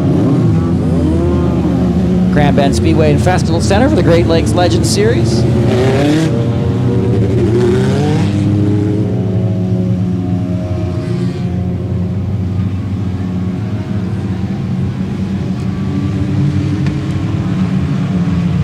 So the running order looks like this. The 20 of Cole McFadden, your leader. The 29, Austin Allen, second.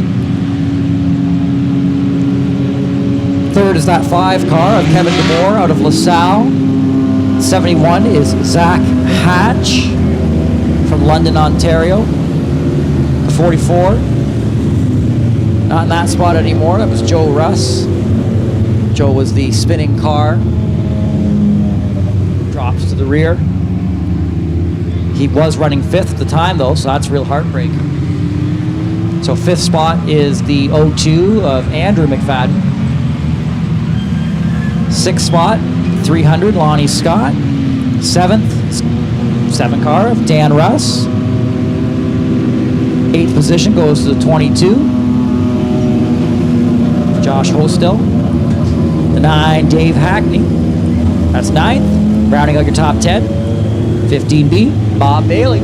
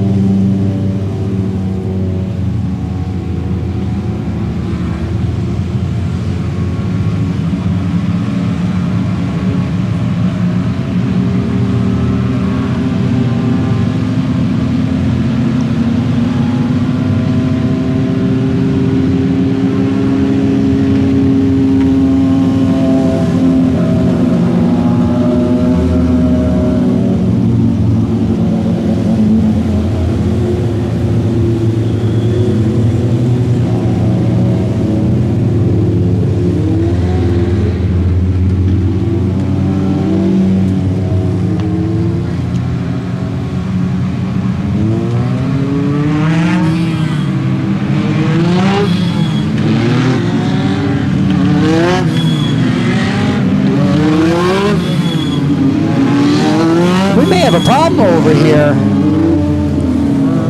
we appear to have lost 2 sections of the lighting grid. We had lost 1 section out of turn 2, and the race officials got down there and they checked with the Great Lakes Legends drivers, and they got the thumbs up there that we were good to go. We lost a second set of lighting in the infield, which is strange to lose a second one like that. You know, one is a surprise. Losing a second one is usually on separate circuits. And so we are just going to red flag these drivers out here for a moment because things got a little dark out there in turn 2. And so the track staff here are going to go and attempt to try to determine what happened to that lighting system. It's a pretty rare thing at an Ontario Speedway to see a light pop like that. Not impossible, though, of all the tracks I've worked at. Big tracks, little tracks, in between tracks. From time to time, lighting grid just doesn't want to play ball, especially when the racing's getting exciting. That's usually when the lighting grid doesn't want to play ball. So we're just at a brief hold here as we head on to the fuse box and figure out what exactly is going on with that infield light. Truly strange to see.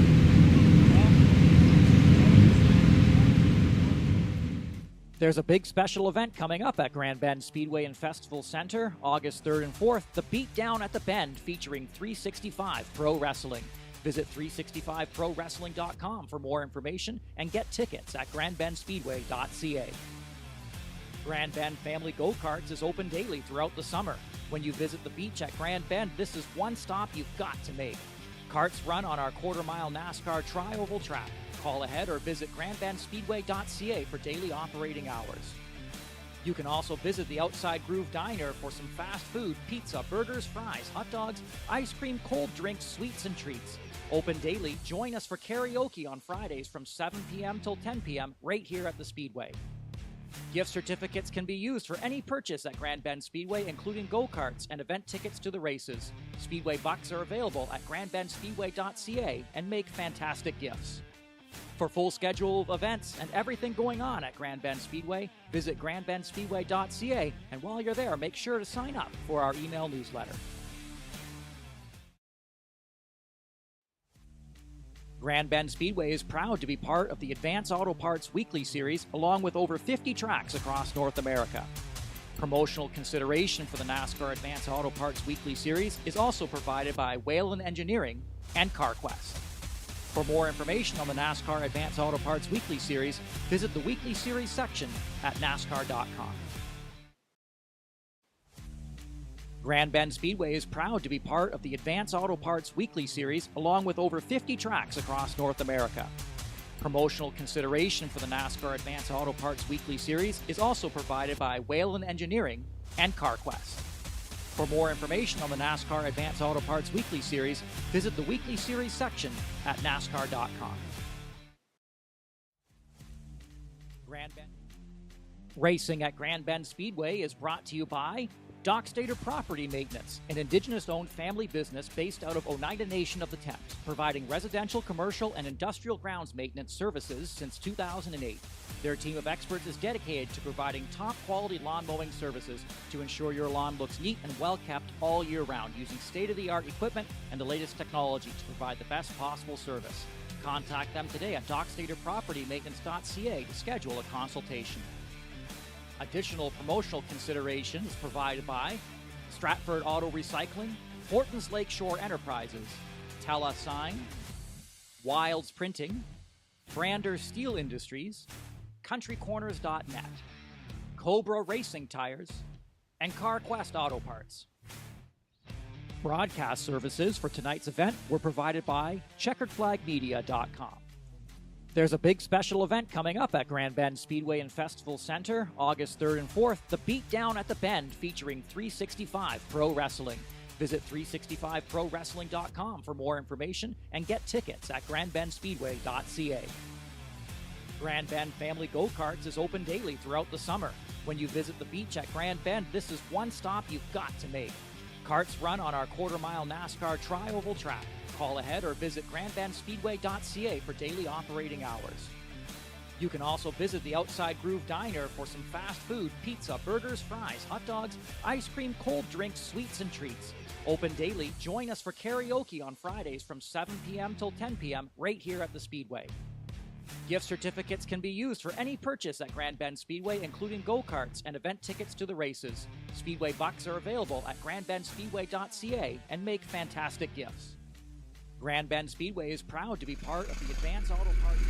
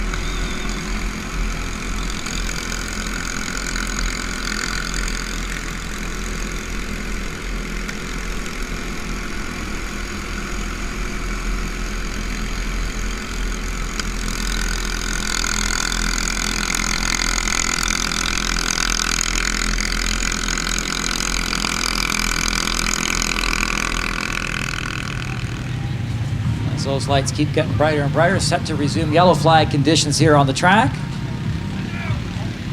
That's right where we want to be.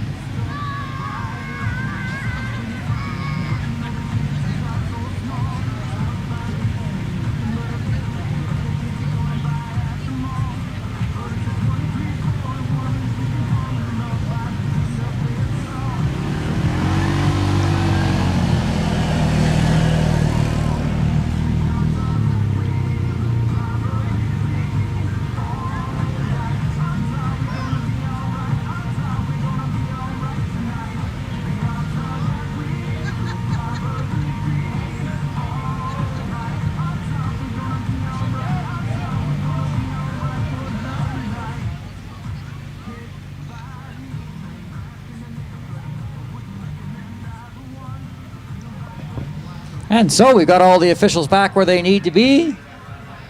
Track appears to be clear. Drivers are being instructed to fire their engines. We could have done a second driver start your engines if we had those kids.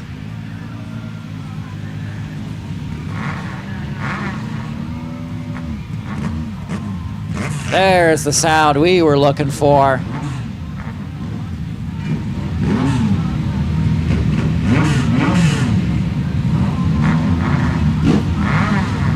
We have 11 laps to go when the green flag drops. We are 14 laps into the 25-lap main event for the Great Lakes Legends Series.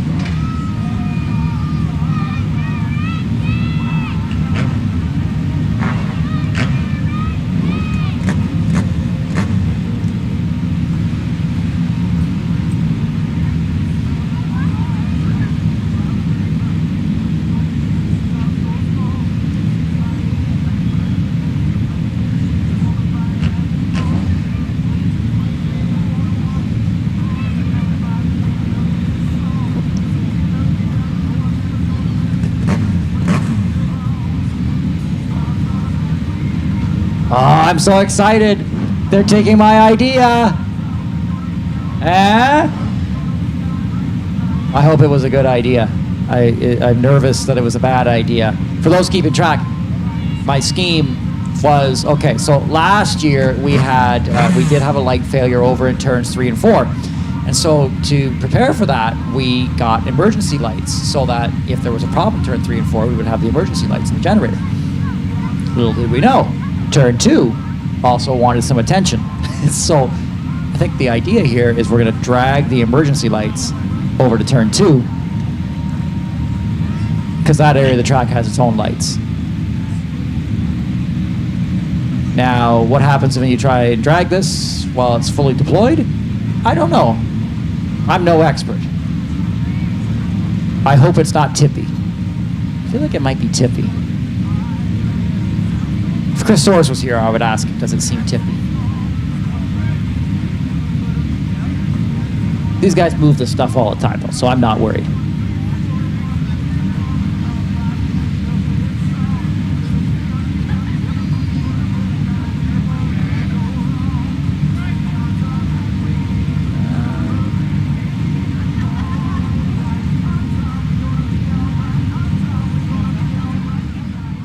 Racing at Grand Bend Speedway is brought to you by MyFM Exeter and Strathroy are the official radio and news stations of Grand Bend Speedway. For up-to-date local news, visit exetertoday.ca and strathroytoday.ca. Tune in to 90.5 FM in Exeter and 105.7 in Strathroy. McCann Ready Mix is a family-owned and operated company with ready mix plants located in Mount Carmel, Exeter, Mitchell, and Watford. They are a one-stop shop for customers offering a wide variety of services ranging from concrete construction, excavation, aggregates, and drag lining. McCann Ready Mix is able to handle all aspects of your project, including but not limited to design, budgeting, scheduling, material supply, and most importantly, quality construction. Visit McCannReadyMix.com for your next project. For a full schedule of events, visit GrandBendSpeedway.ca.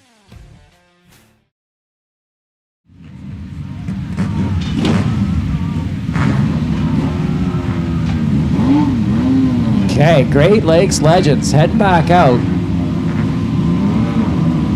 All right, we're back in business. We got cars. They're moving. We're gonna get this drivers a couple laps, 2 laps here, warm those tires back up, and then right back at it.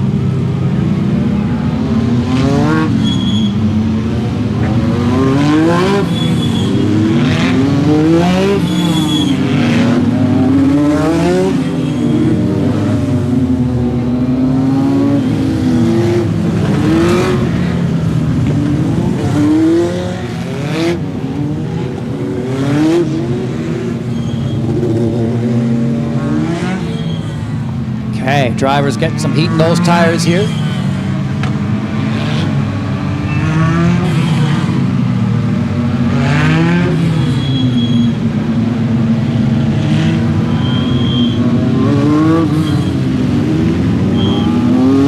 I can see the full lights coming back on in turn 2. This is great. We're going to have a good view here.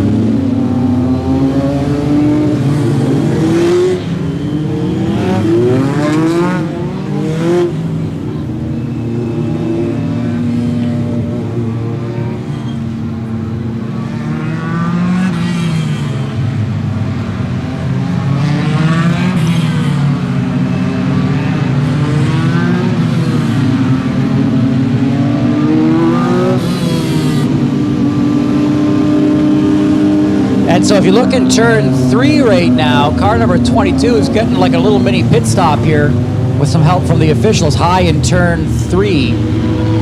They are pulling off the trunk lid on that 22. It sounds like it got loose. In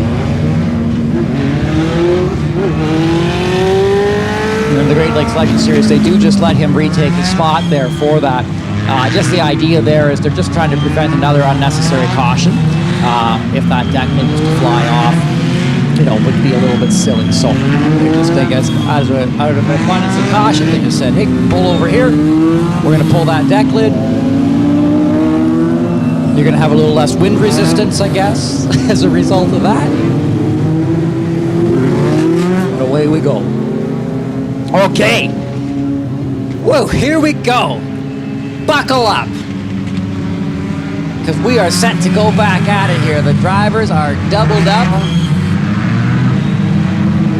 They're going to go white flag this time by, and we are going to be going back at it. Your running order looks like this. The 20 of Cole McFadden, your leader. The 29, Austin Arnell. In second, the 5, Kevin Demore out of LaSalle.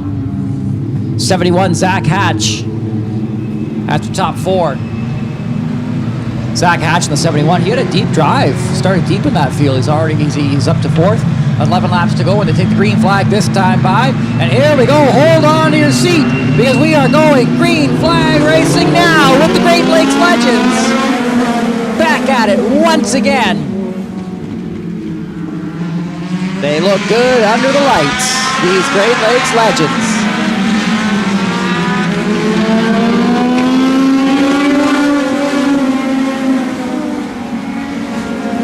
The 20 of Cole McFadden, your leader. 29, Austin Arnell. The 5 of Kevin DeMoore. The 02 is Andrew McFadden. One of those McFadden brothers up in 4th spot.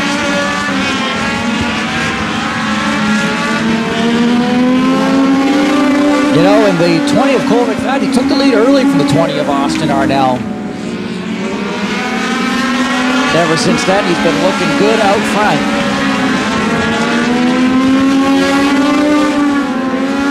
Looking to get some good green flag laps in here to see who's got what for who. If you look just going into turn 3 now, you've got the 5 of Kevin DeMoore and the 02 of Andrew McFadden. They're at the start-finish line there. This is your battle for 3rd and 4th between the 5 and the 02. They're going into turn 3. DeMoore in the 5. Again, the battle for 3rd and 4th between him and the 02. And they're in lap traffic. And the O2 right up on the 5 now. Out of the 4th turn they go. Trouble, turn 1, we got a multi-roll. I think one of them rolled over in turn 1.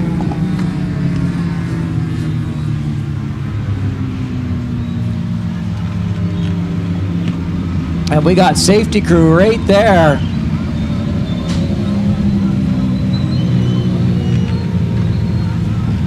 That was definitely, I believe, a roll. We are red flag on the raceway.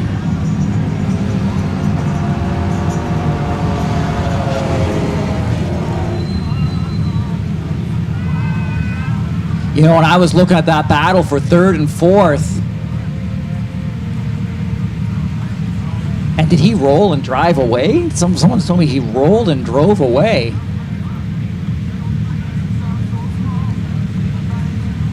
We got a fender sitting on the racetrack.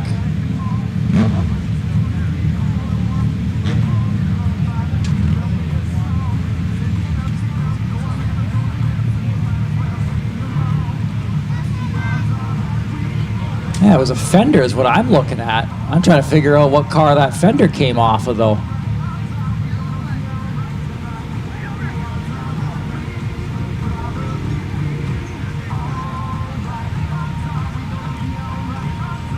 So yeah, we are red flag here on the track.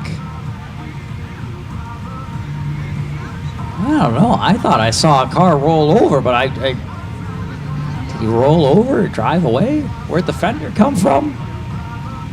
Luke, do you know? Looking over at Luke. I don't know. It's a mystery. Cameraman, he doesn't know.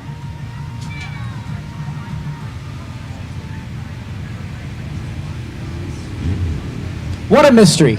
What a great mystery. Only the fans in turn 1 know what truly happened.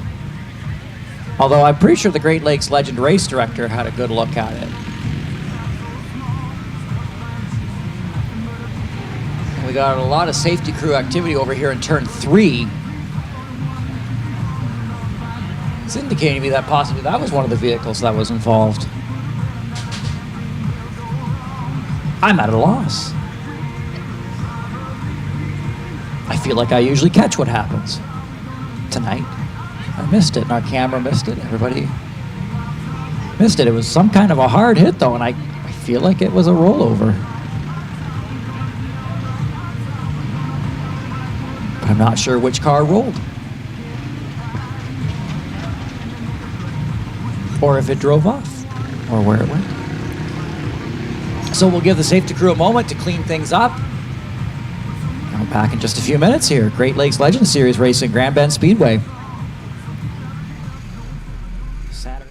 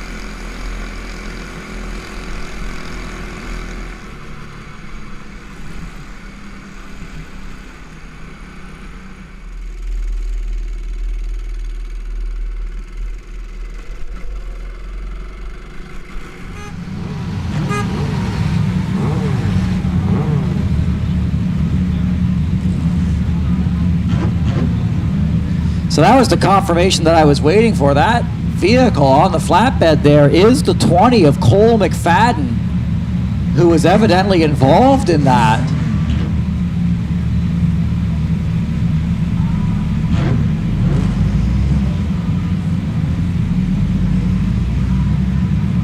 So this is a big shakeup here in the Great Lakes Legends Series. Your leader, the 20 of Cole McFadden, was involved in that. The nature of that involvement, we don't know. He's got the GoPro on the top of it, though. So maybe if you follow Cole McFadden on social media, in coming days, you'll get the answer to that if he uploads that clip. What did he hit? Whatever he hit, it ended his night.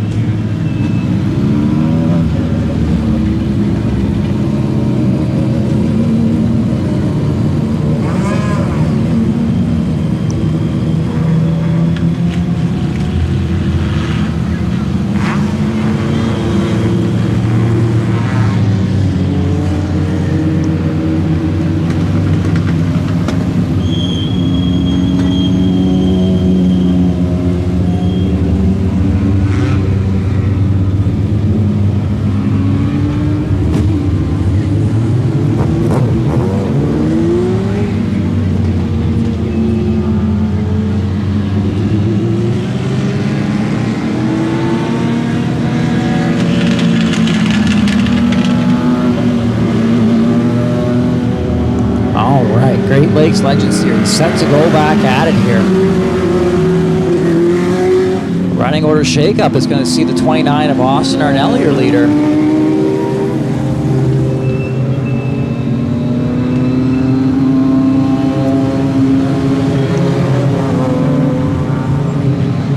That 5 car of Kevin Demore.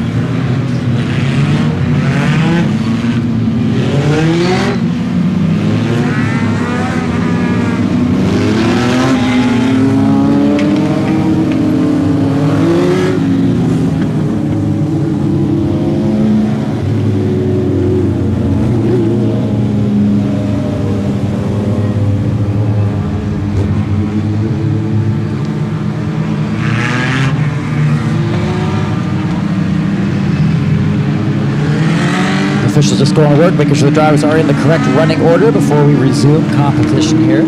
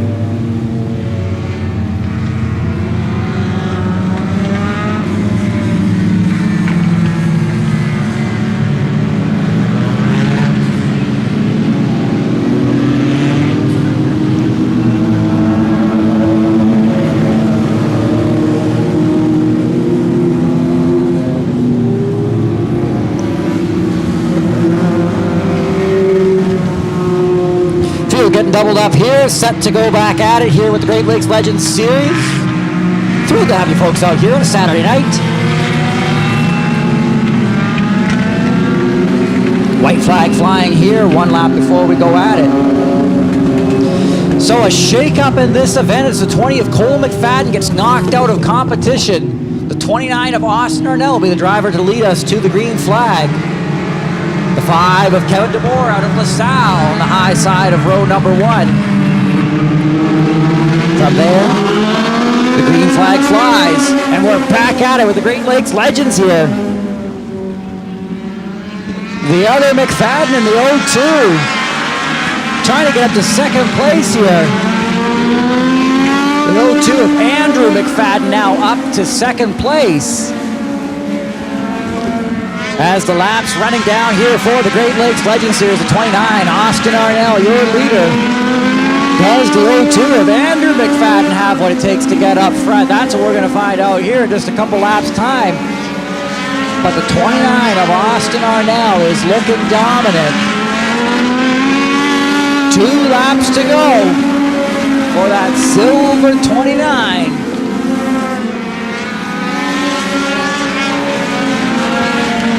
And as he comes out of turn 4, there's that white flag. 1 lap to go.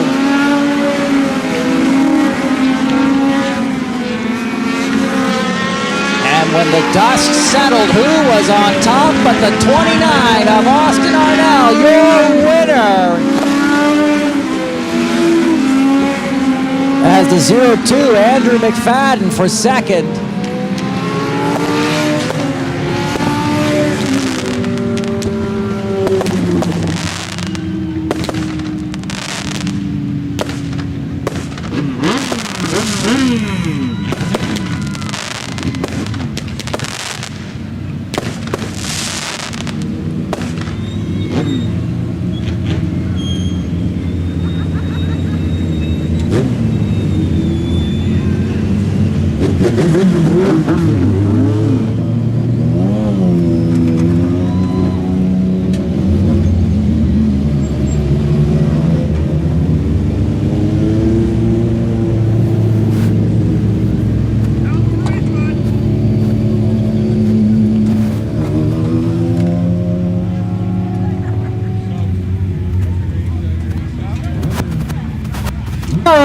Car race for a chance to get 29 of Austin Arnell.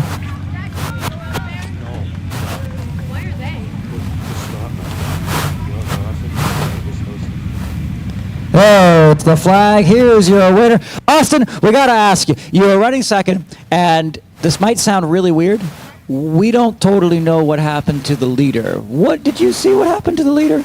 I have no idea. I just kind of see a car. I seen Cole there get all out of shape and then started coming back down, so it was just kind of hit the brakes and turned. But it sucks for what happened to him. He had such a fast car, and I don't think I would have caught him if it wasn't for all of that. But you know what? I guess a win's a win. We're here.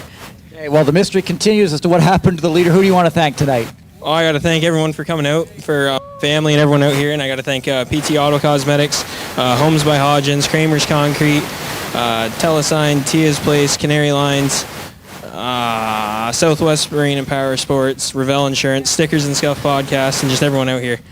Awesome. Race fans, the 29, Austin Arnell, out of Thetford, your winner. The 02, Andrew McFadden. No, he's taken. Am I in the photo? Why do I keep getting in the photos tonight? It's this whole thing. Andrew McFadden, second place run. Photos. Who do you want to thank tonight? You know, we run a small race shop in Grass Hill, Ontario, and we run with a lot different budgets than a lot of teams do, and we do pretty well with the 2 cars that we have. And you know, man, it's pretty cool to come out here in the West Coast, Ontario, one of the most beautiful places you guys got out here, and man, to have a good night and run, we're good, and yeah, man, it's pretty cool. So Grassroots Racing owns the car, of course, and Sink backs us up. We got Timberfell, a bunch of guys like that. Jeff Drimmy, like he's always done us well and supports us with parts and stuff. So, but yeah, run these Grace Lakes guys, man. What a great bunch of guys around here, man. I'd run with any of these guys anytime. Problems. Thanks everybody for coming. And the 2. And back here, I'm gonna have you come here, Kevin. I figured there's a secret, there's a barrier for my microphone, and I think it's right about. So we've got over here. There's the spot we want to be. Kevin DeMore in the 5. Who do you want to thank tonight? Well, I'd like to thank my wife for putting up with this for all these years. I got to thank Dan Russ Motorsport. The opportunity to drive this ride is a beautiful ride. All the guys at Dan Russ Motorsports, they're awesome. Cooper Trench Safety, and Dan Russ Contracting. Thanks everybody. This is awesome. Kevin DeMore in the 5 for the Great Lakes Legends Series. Okay, so I'll scamper my way up this ladder as we get keyed back in. for what's coming next, which I think should be the leftovers, the young lions from the back of the Great Lakes Legends feature. Let's see what we get.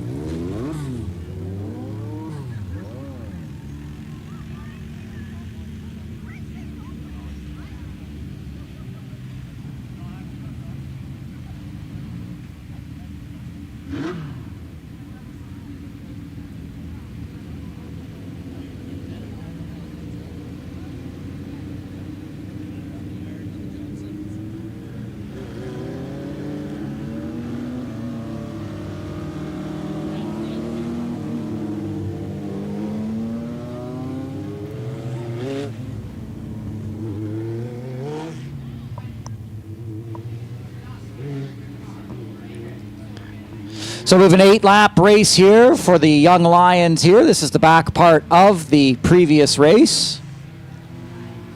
So a quick 8-lap sprint for the Great Lakes Legends cars. A trio of them. Little trio out here.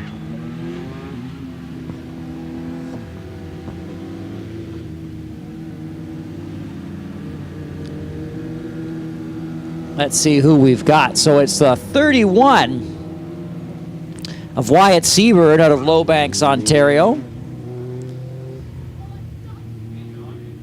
21 is Austin Seaburn. The 11 is Cohen Newman.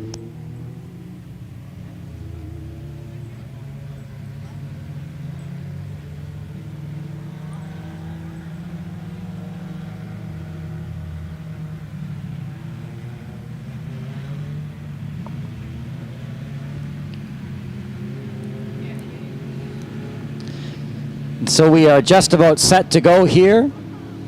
White flag flying here. For my Frisbee throwers behind the flag stand, how confident do you feel with your Frisbee? Because I'd feel more confident if you were higher up on the hill. Unless you're looking for an extra debris caution tonight, which I am not. I am absolutely not looking for that tonight. But I do love a good game of Frisbee.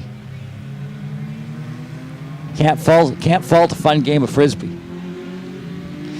Going green flag this time by. We are racing here with the Young Lions in the back of the pack. It's a quick 8-lap sprint to finish up the back of the lineup for the Legends race.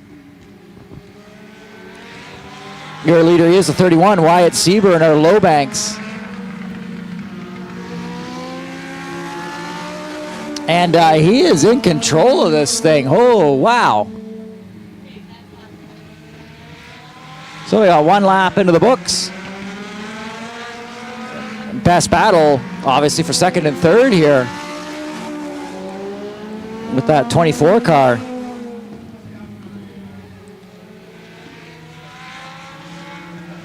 And the 11 of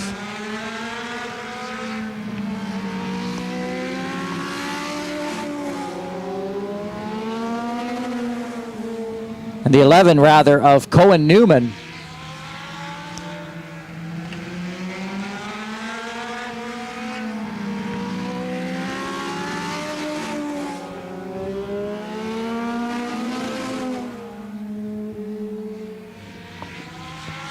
And yeah, your best battle here, backstretch. We are going to see a little bit of a fight for this spot between the 24 and the 11 of Cohen Newman. You know, your 31, Wyatt Seaburn out of Lowbanks, he's got this thing under control, but the battle for, basically, it's kind of, you don't like to say it this way, but the battle for last place in the Great Lakes Legends tonight looks to be the one to watch for this final position. 2 laps to go. Because again, that 31, Wyatt Seaburn, just has this thing right in hand. But down the backstretch, your 24 and your 11 are taking their white flag. Final lap. We'll see if the 11 of Cohen Newman's got anything left. He was going for it there. He couldn't quite find the lane. Checker flag for your winner in the 31. Watching turns 3 and 4, out of turn 4. No problem. 24 takes it. The 11 of Cohen Newman rounds out that field. I'm going to just run down. We'll grab a quick photo with the 31.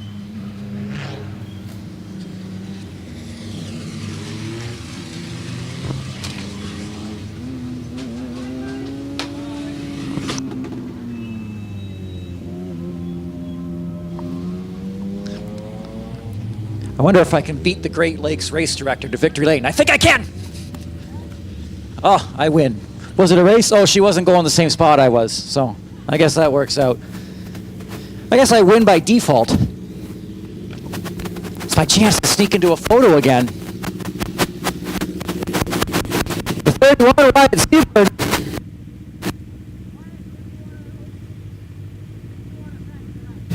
I want to thank my sponsors, Right Choice Auto and Leisure, SKE, and KBR. Also want to thank my parents for funding this, and my spotter, Tyler. Seaburn, Wyatt Seaburn in the 31.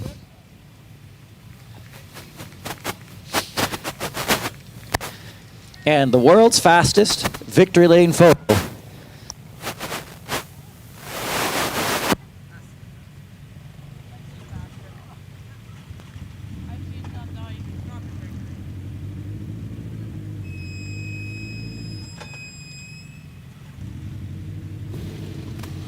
Okay.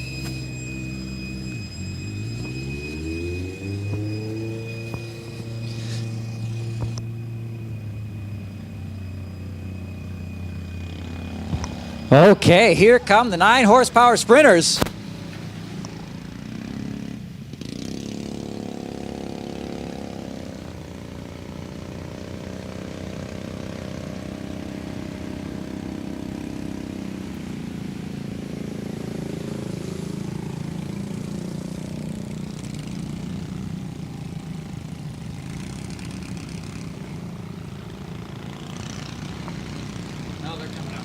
Okay.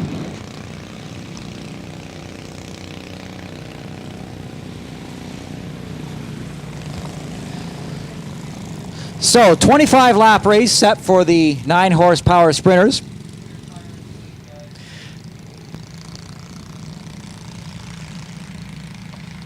The remaining divisions tonight, so the bone stocks, the mini trucks, and the late models are going to be running 15 lap features. Just a heads up, race fans up there in the stands.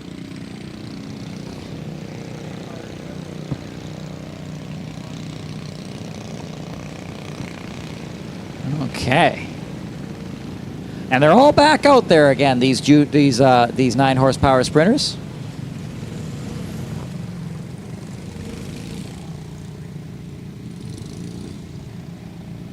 As we get ourselves set to go back at it.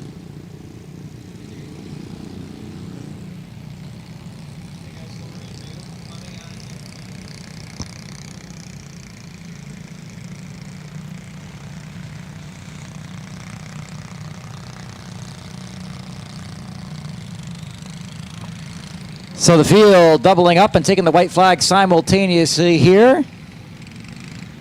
As the race officials are looking at the clock and saying, let's get a move on.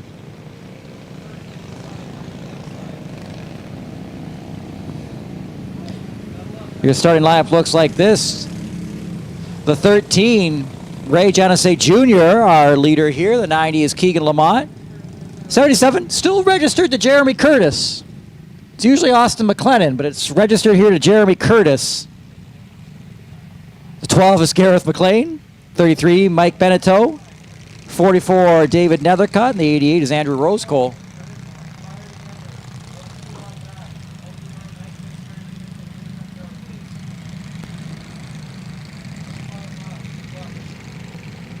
And we are set to go. Here we go. Down the front straightaway, the green flag flies. 9 horsepower sprinters. We are underway. A bit of a schmozzle of a start there.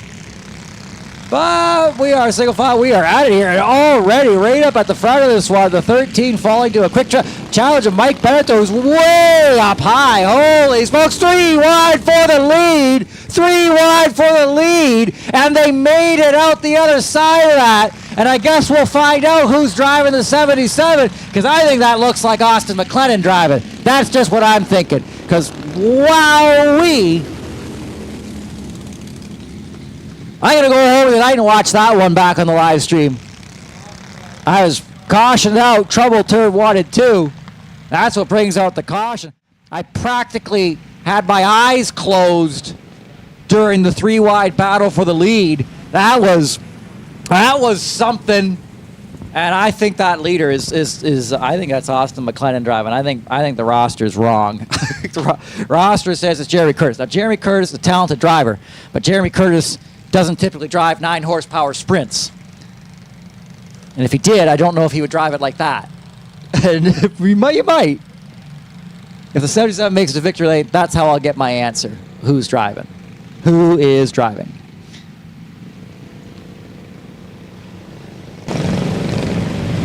That was really something. It's a 12 car that went around. Gareth McLean in the pack down the inside. Safety crew's just going to give him a little bit of a push here.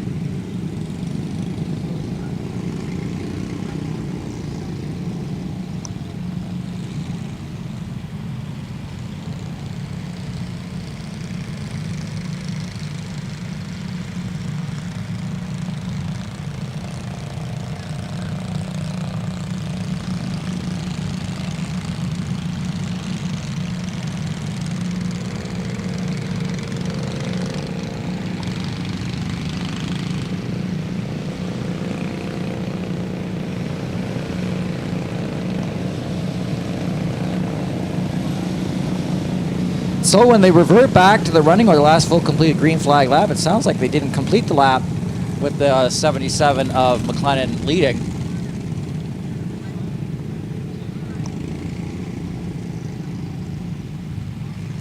Or maybe they did. Scoring's figuring it out over here.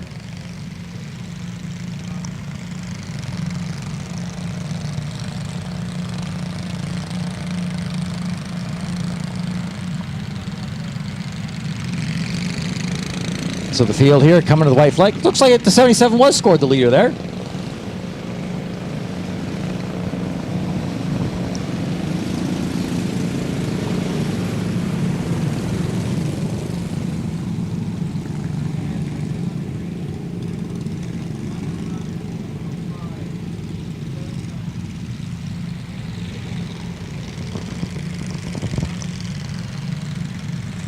Field looking tight here down the back straightaway.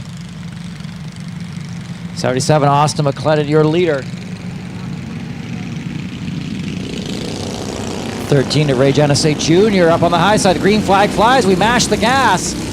We are underway. The 33 Mike Beneteau in that group here. Okay. Let her rip down the back straightaway.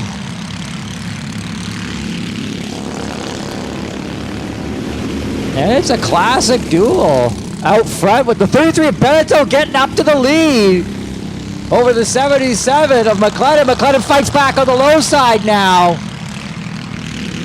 How often have we seen this here at Grand Bend Speedway? Beneteau getting to the front. 77 of Austin McLennan up in that group. 44 of David Nethercott. He's in on this. Oh, trouble on the back straightaway. The 77 of McLennan and the 44 Tangle. And they were running tight. The 77, it looks like he might have come up just a little bit into the 44. The 44 was right up against the wall. I think had nowhere to go. I'll maybe try and watch a little replay here. Yeah, the 77, I think it just came up just a tick. The 44 was running right up as high as he could against the wall. And the 77 you need a full lane up there, and I think he didn't know that he was up there, yeah, because they don't have mirrors, right? So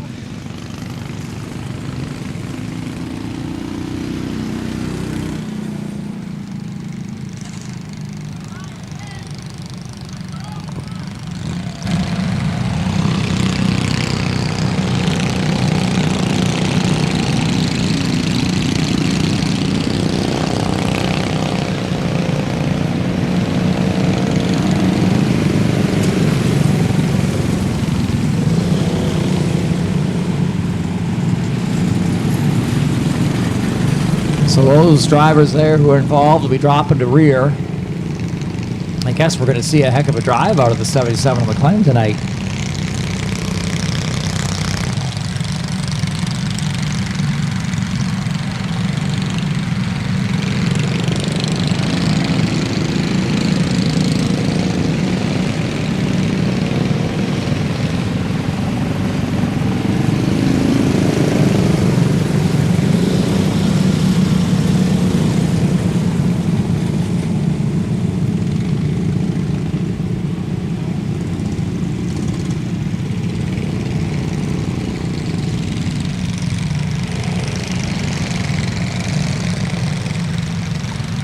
Field going to be double up here, probably taking the white flag simultaneously, get things moving and grooving.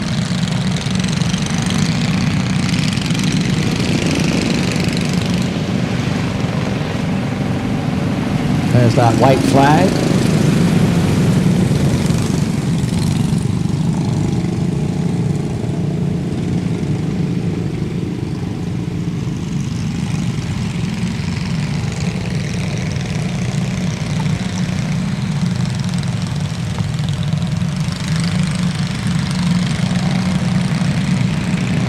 So the 33 of Mike Beneteau going to take us to the green flag here. Down the front straightaway, the green flag drops. We're back at it here with the 9 horsepower sprinters.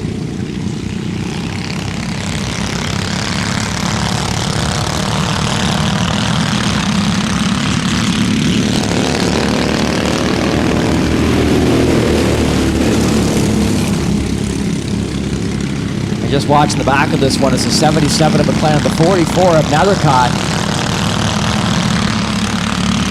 Keeping lockstep with each other here out of turn 4. Nethercott now down to the inside of the 77 of McLennan. Yikes, but he makes it by. That was good for third place on the 44.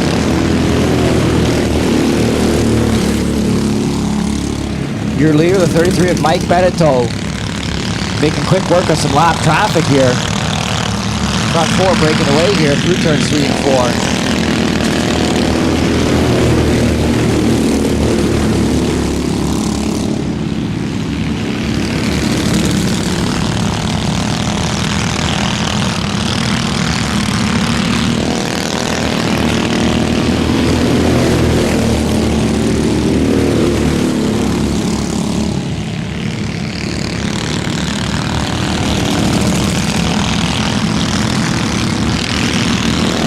Nethercott now down to the inside for the lead at the start-finish line. Beneteau led that lap at the 33. But Nethercott in the yellow 44 wants to make a race out of it here. Out of turn 4 they go. Beneteau in the 33. Nethercott in the 44, but a car length separating them. This fierce battle off the 4th turn.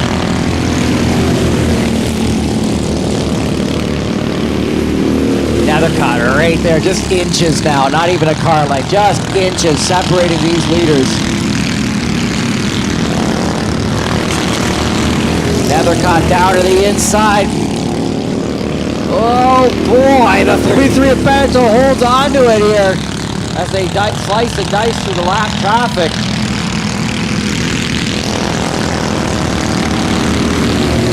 Yikes. Hold on to your hats. Okay, we're taking the halfway cross flags this time by. 33 of Beneteau, your leader. 44 of Nethercott, though, who's trying to chase him down. He's chased him down already once tonight. Wasn't able to make a go of it, but look, he's here. Here he is again, about a car length back in the yellow 44. 33 of Beneteau there. Now again, now looking to the inside. I think they might have touched there on turn 4 briefly.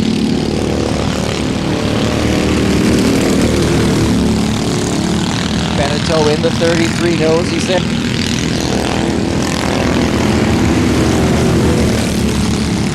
No mirrors in these cars. It's actually interesting in the off-season drivers meetings, that was one of the conversations, whether to put mirrors in. They're on the 44 to the inside.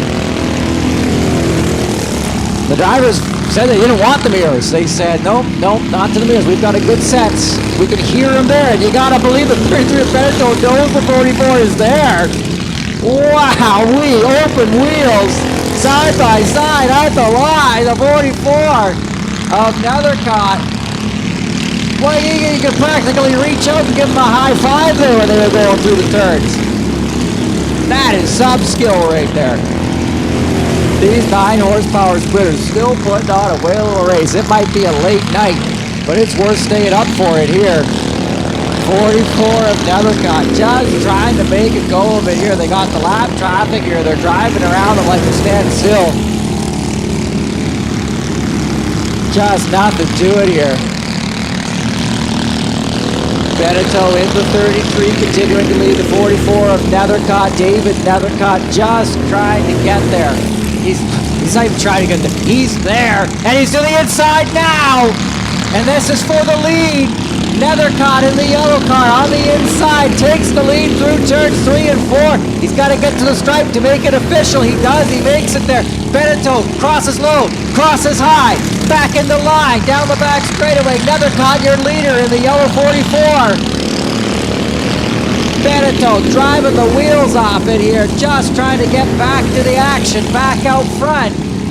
Gets to the inside, crosses right down on the inside. Sparks were flying there. They got some 2 wide lap traffic ahead of them here. This is worth looking out for. 2 laps to go, that time by for the 33 of Beneteau and the 44 of Nethercott. Beneteau back out front here.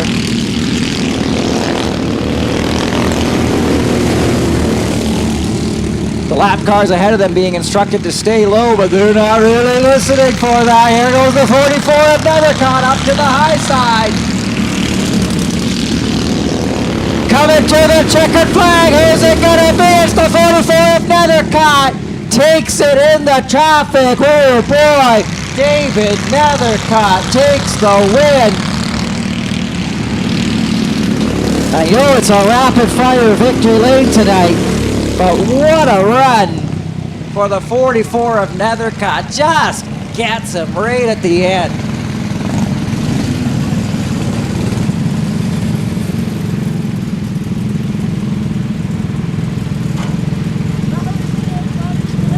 Fist pumping there here at the start-finish line.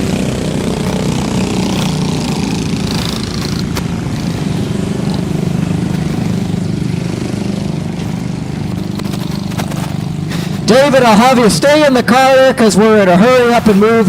What a move there to win that one. Yeah, that was pretty good. I used lap traffic to my advantage. I just kind of pinched him off there. Sorry, buddy, but that was... We'll give Thank tonight. I'd like to thank Gordon Tabitha for keeping this track running. I really appreciate it. Come back all these years. It's been a really awesome experience. I'd like for all the fans for coming out tonight and actually showing our support. And all the sponsors tonight that sponsor the track. My sponsor, World Collision Service, and my family. David Nethercott in the 44 will Here's the photo. Photo's up there. I gotta take that. And I'm gonna see if I can burn my hand, reaching in here. Here we go.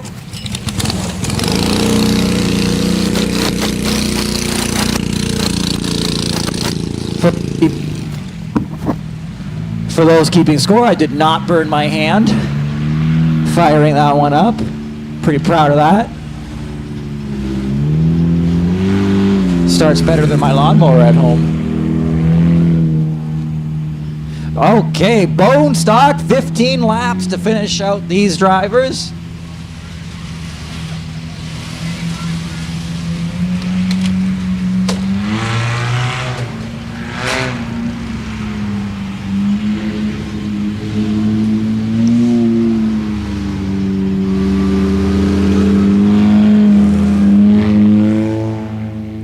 And it's gonna be a one-on-one duel, it looks like here.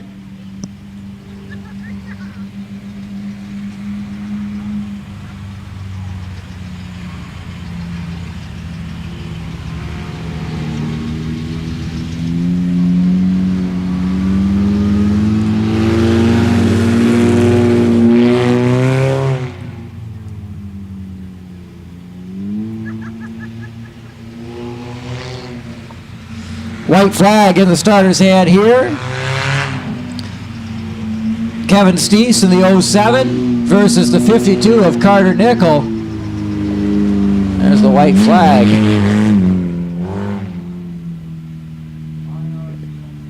Carter Nickel here.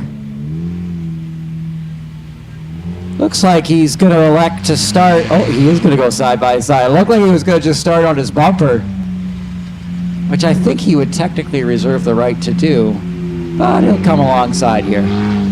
As we come down the front straightaway, mash the gas, we're underway with the bone stocks. Carter Nickel with the leapfrog maneuver there. Off to a good start here for him. The 07 of Kevin Steese is going to be playing chase here. And these bone stocks moving and grooving.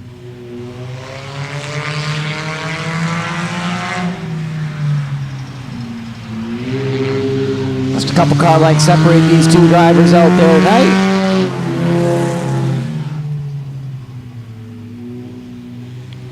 Kevin Steese, new to the program this year. 52 Carter Nickel, runner-up in the championship last year.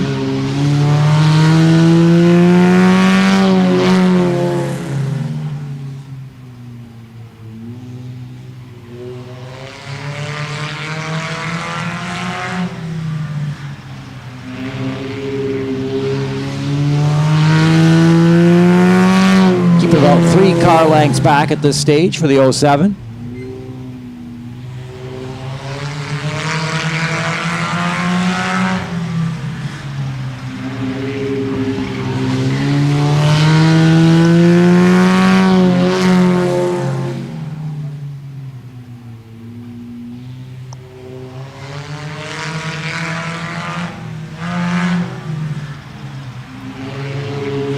So the 07 of Steese is trying to chase him down here. He's keeping up with him pretty good.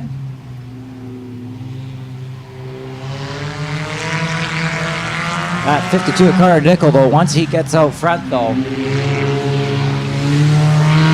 There's your cross flag, so that we're already halfway through this one.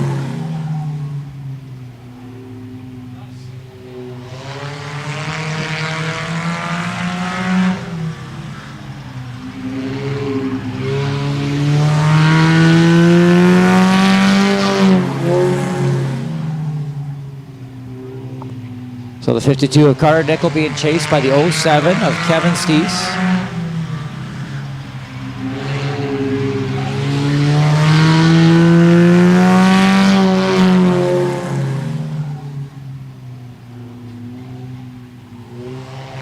Gonna be 10 laps in here, the 15-lap race here, this time by. 5 laps to go here as the 07 of Steese suddenly, I feel like it looks like he's catching him. If you're watching at home, you might be saying, it doesn't look like he's catching him. I think he's catching him, sitting here in the venue. 52 of Carter Nickel really pulls him down the back straightaway here, but at the start-finish line there, I don't know, it feels like he's catching them to me. Carter Nickel, though, just so strong on that backstretch, though. Whatever line he's running there coming out of 2 just really works for him.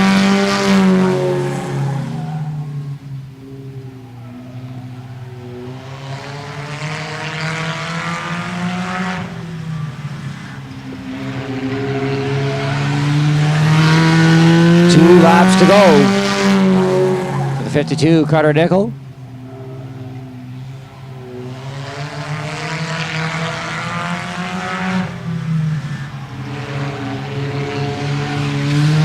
There's your white flag. Final lap for the red 52.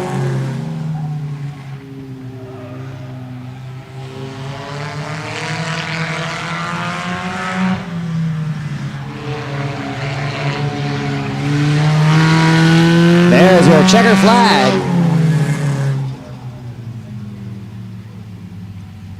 So the 52, Carter Nickel takes the win.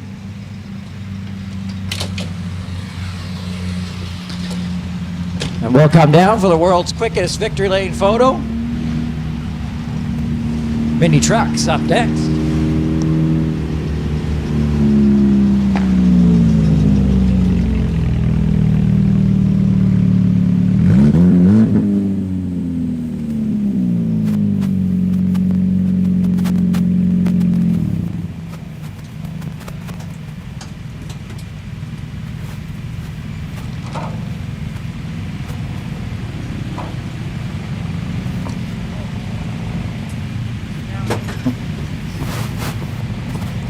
Test one.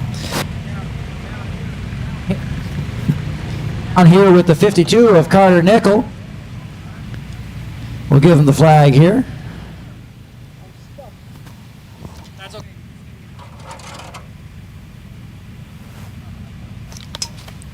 Carter, oh, he's going to pop out. Show a flag. Give it a wave.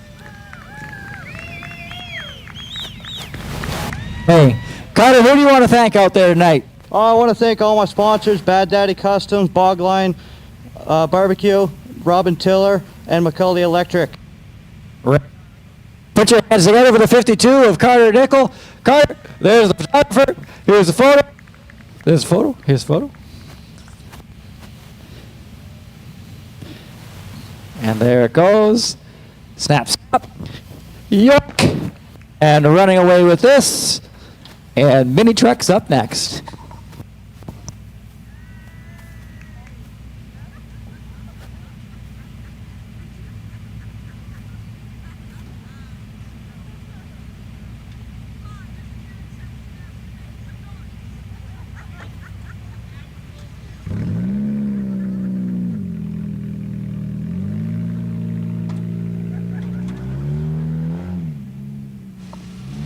Okay. 15-lap mini truck race up next.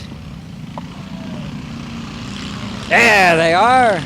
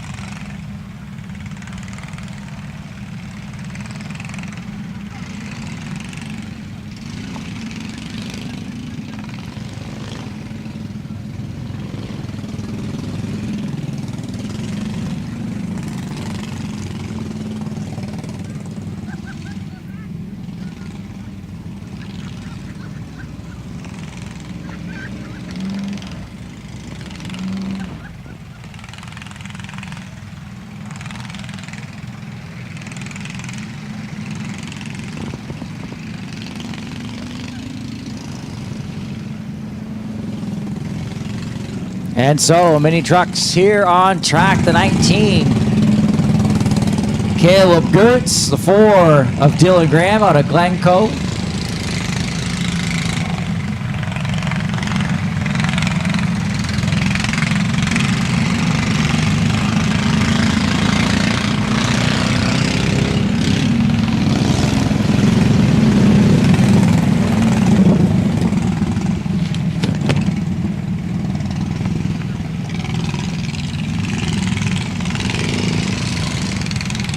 Nick Thuss in the 53, the rookie driver.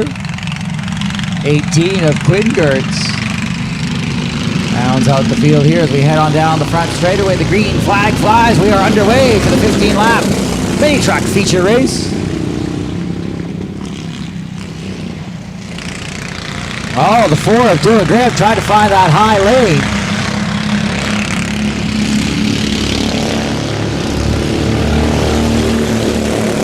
Caleb Gertz, your leader, is the winner of the previous feature race. Battle for second and third here. The 4, Dylan Graham. 18, Quinn Gertz.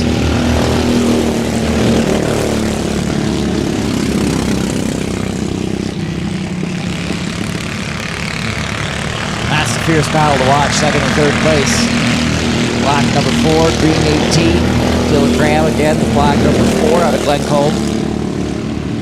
18 rather, Quinn Gertz out of Ilderton. His cousin leads the way out front, the silver 19.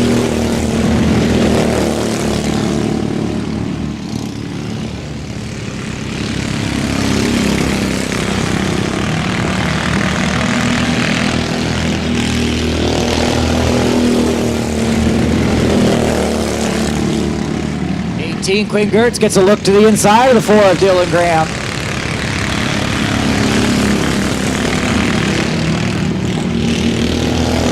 Oh, squirrely goes the 18 of Quinn Gertz there. Tried to get his run going. Barely hung on to it. Cool racetrack out there now.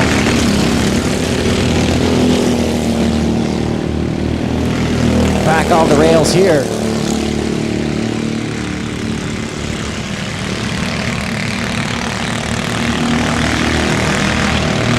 There's the cross flags this time by.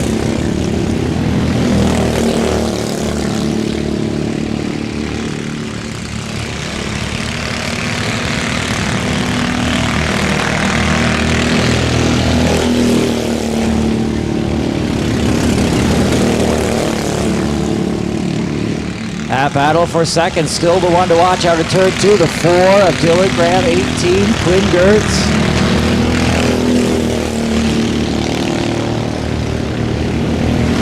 5 laps to go.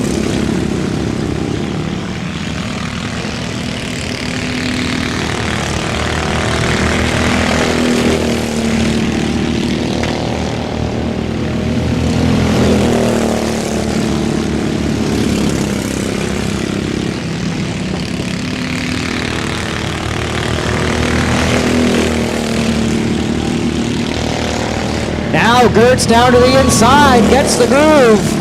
On the 4 of Dylan Graham, trying to get the spot, gets the spot.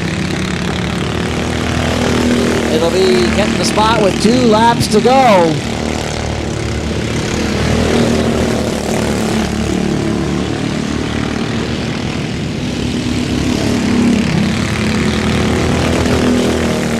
White flag flies for your leader.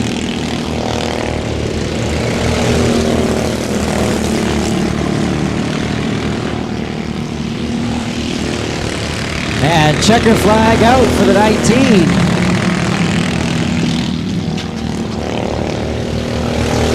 Caleb Gertz, 18. Quinn Gertz, 4. Dylan Graham.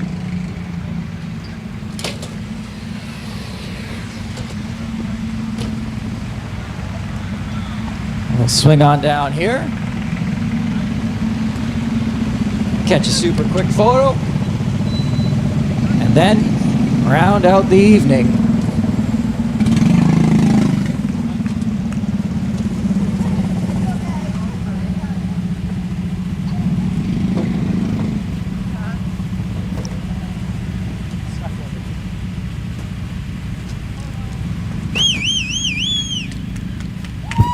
Pops out.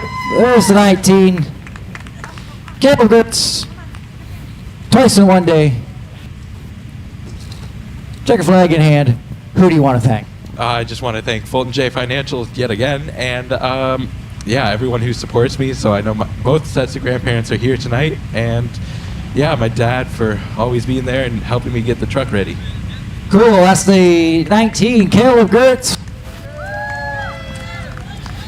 Quick photo. April Wilson. Look, look, look. 3, 2, 1, click. Got it! And away we go.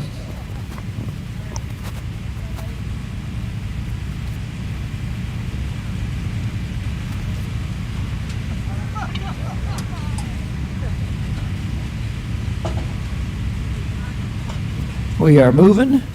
We are grooving now. Okay.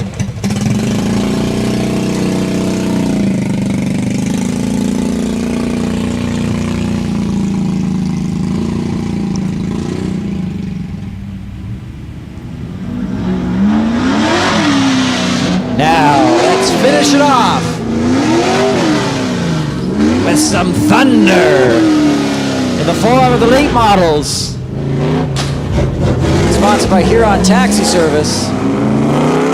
Bone stocks, by the way, were sponsored by Dockstader Property Maintenance.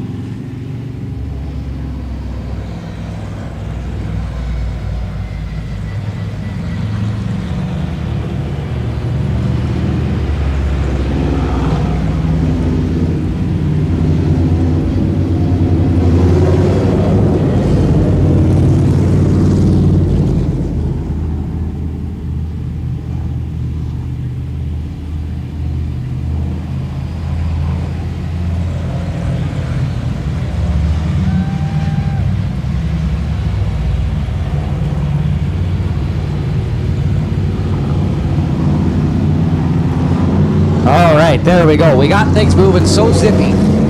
70 of Jacob Ross got caught in his pit stall. Not quite ready to go. Okay, but he's out there now. We're rocking and rolling. The 92, Jonathan Schwemmler is going to be starting for the first position, the pole position. The 89 is Ryan Fascinato. The 67, Olivia Curtis. The 70 is Jacob Ross. We're going to go white flag this time by 15 laps.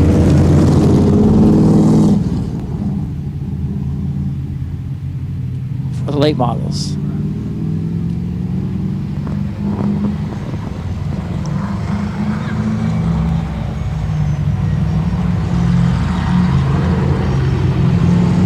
Okay, we lost one there. The 89, Ryan Fascinato pulled off. Green flags out, we're racing. I don't know where the 89 of Fascinato went. He made the hard right turn. I guess we got some late models with some open racetrack here. It's got 92 of Jonathan Schwemmler out front. And our previous feature race winner, the 70 of Jacob Ross. We'll see what he can do with it here.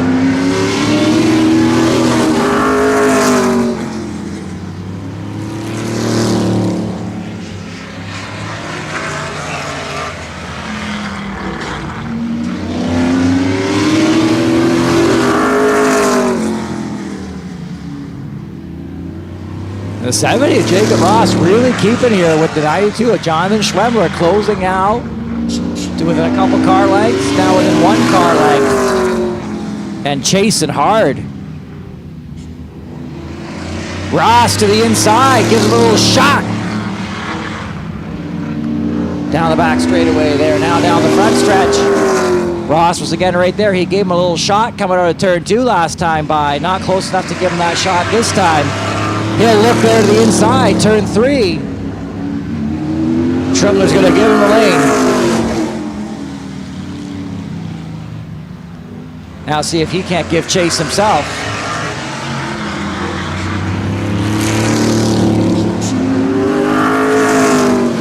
They're going to be coming up on the 67 of Olivia Curtis.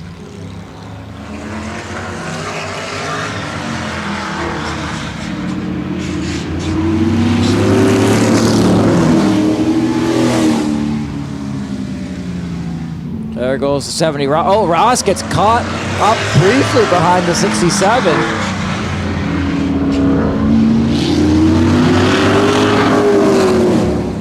The 89. Oh, up into the wall goes the 92, Jonathan Schwemmler. Sliding up into that wall gently. Gentle hit, he'll just pull away from it. You got a little bent. Backhand looking a little bent. But that's sort of the one interesting thing. One of the interesting things I would say at Grand Bend Speedway here, when you are running the late model program like this, is when things do go wrong out there. You know, it's not great, but you saw it back there into the wall there. He's just able to drive away from it. Some tracks you back into the wall and you're looking at some real trouble on the repairs. But here, just able to sort of bounce off, keep on going.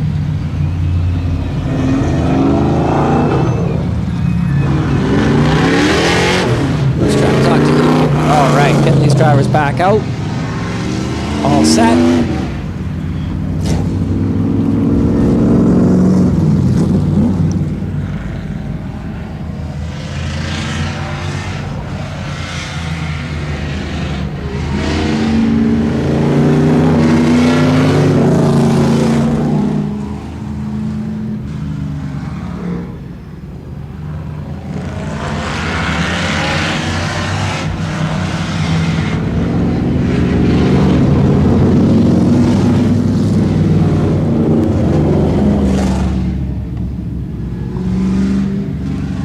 So the white flag has flown here.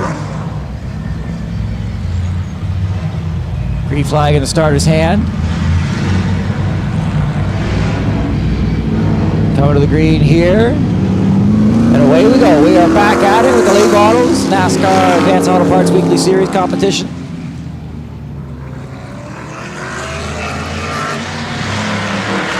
Schwemmler in the 92 trying to rally back after hitting that wall.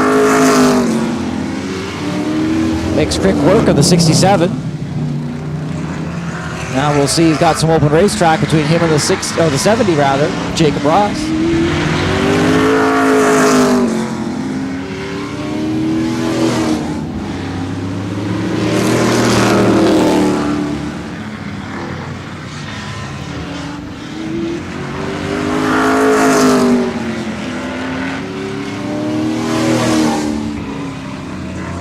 Whoa, Olivia Curtis in the 67, possible trouble there. Something happened as she came off the fourth turn.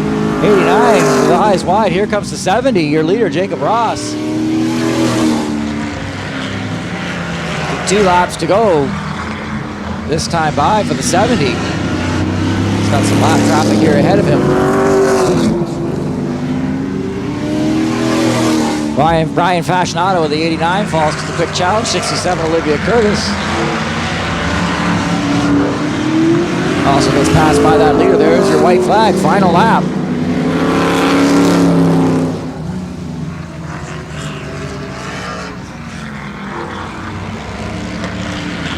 There's a checker flag. 70. Jacob Ross, your winner.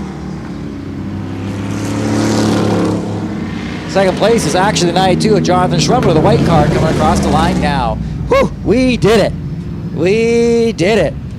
We made it to the end. Jacob Ross, your winner.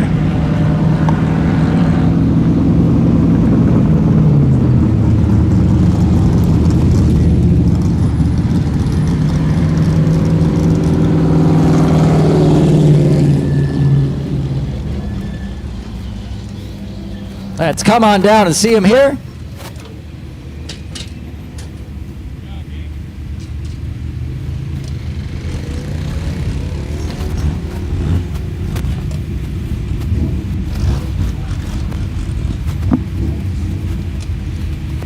The unstoppable Jacob Ross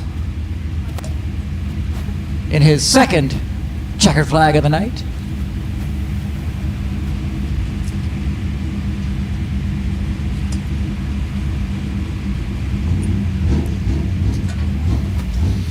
Here he comes out of the car. Give it a little wave there for the folks at home who are here. Jacob Ross, congratulations. Second checker flag of the night. That's a good feeling. Oh yeah, great feeling. Feels good to get it done again out here. Big thanks to Gordy and Jeremy for letting me use this car tonight. Our motor blew before we had a chance to get onto the track. So yeah, big thanks to them, all the sponsors, Mom, Dad, ELC, Dave Allen. You're all doing wonderful things for me, and I can't thank you guys enough, so thank you.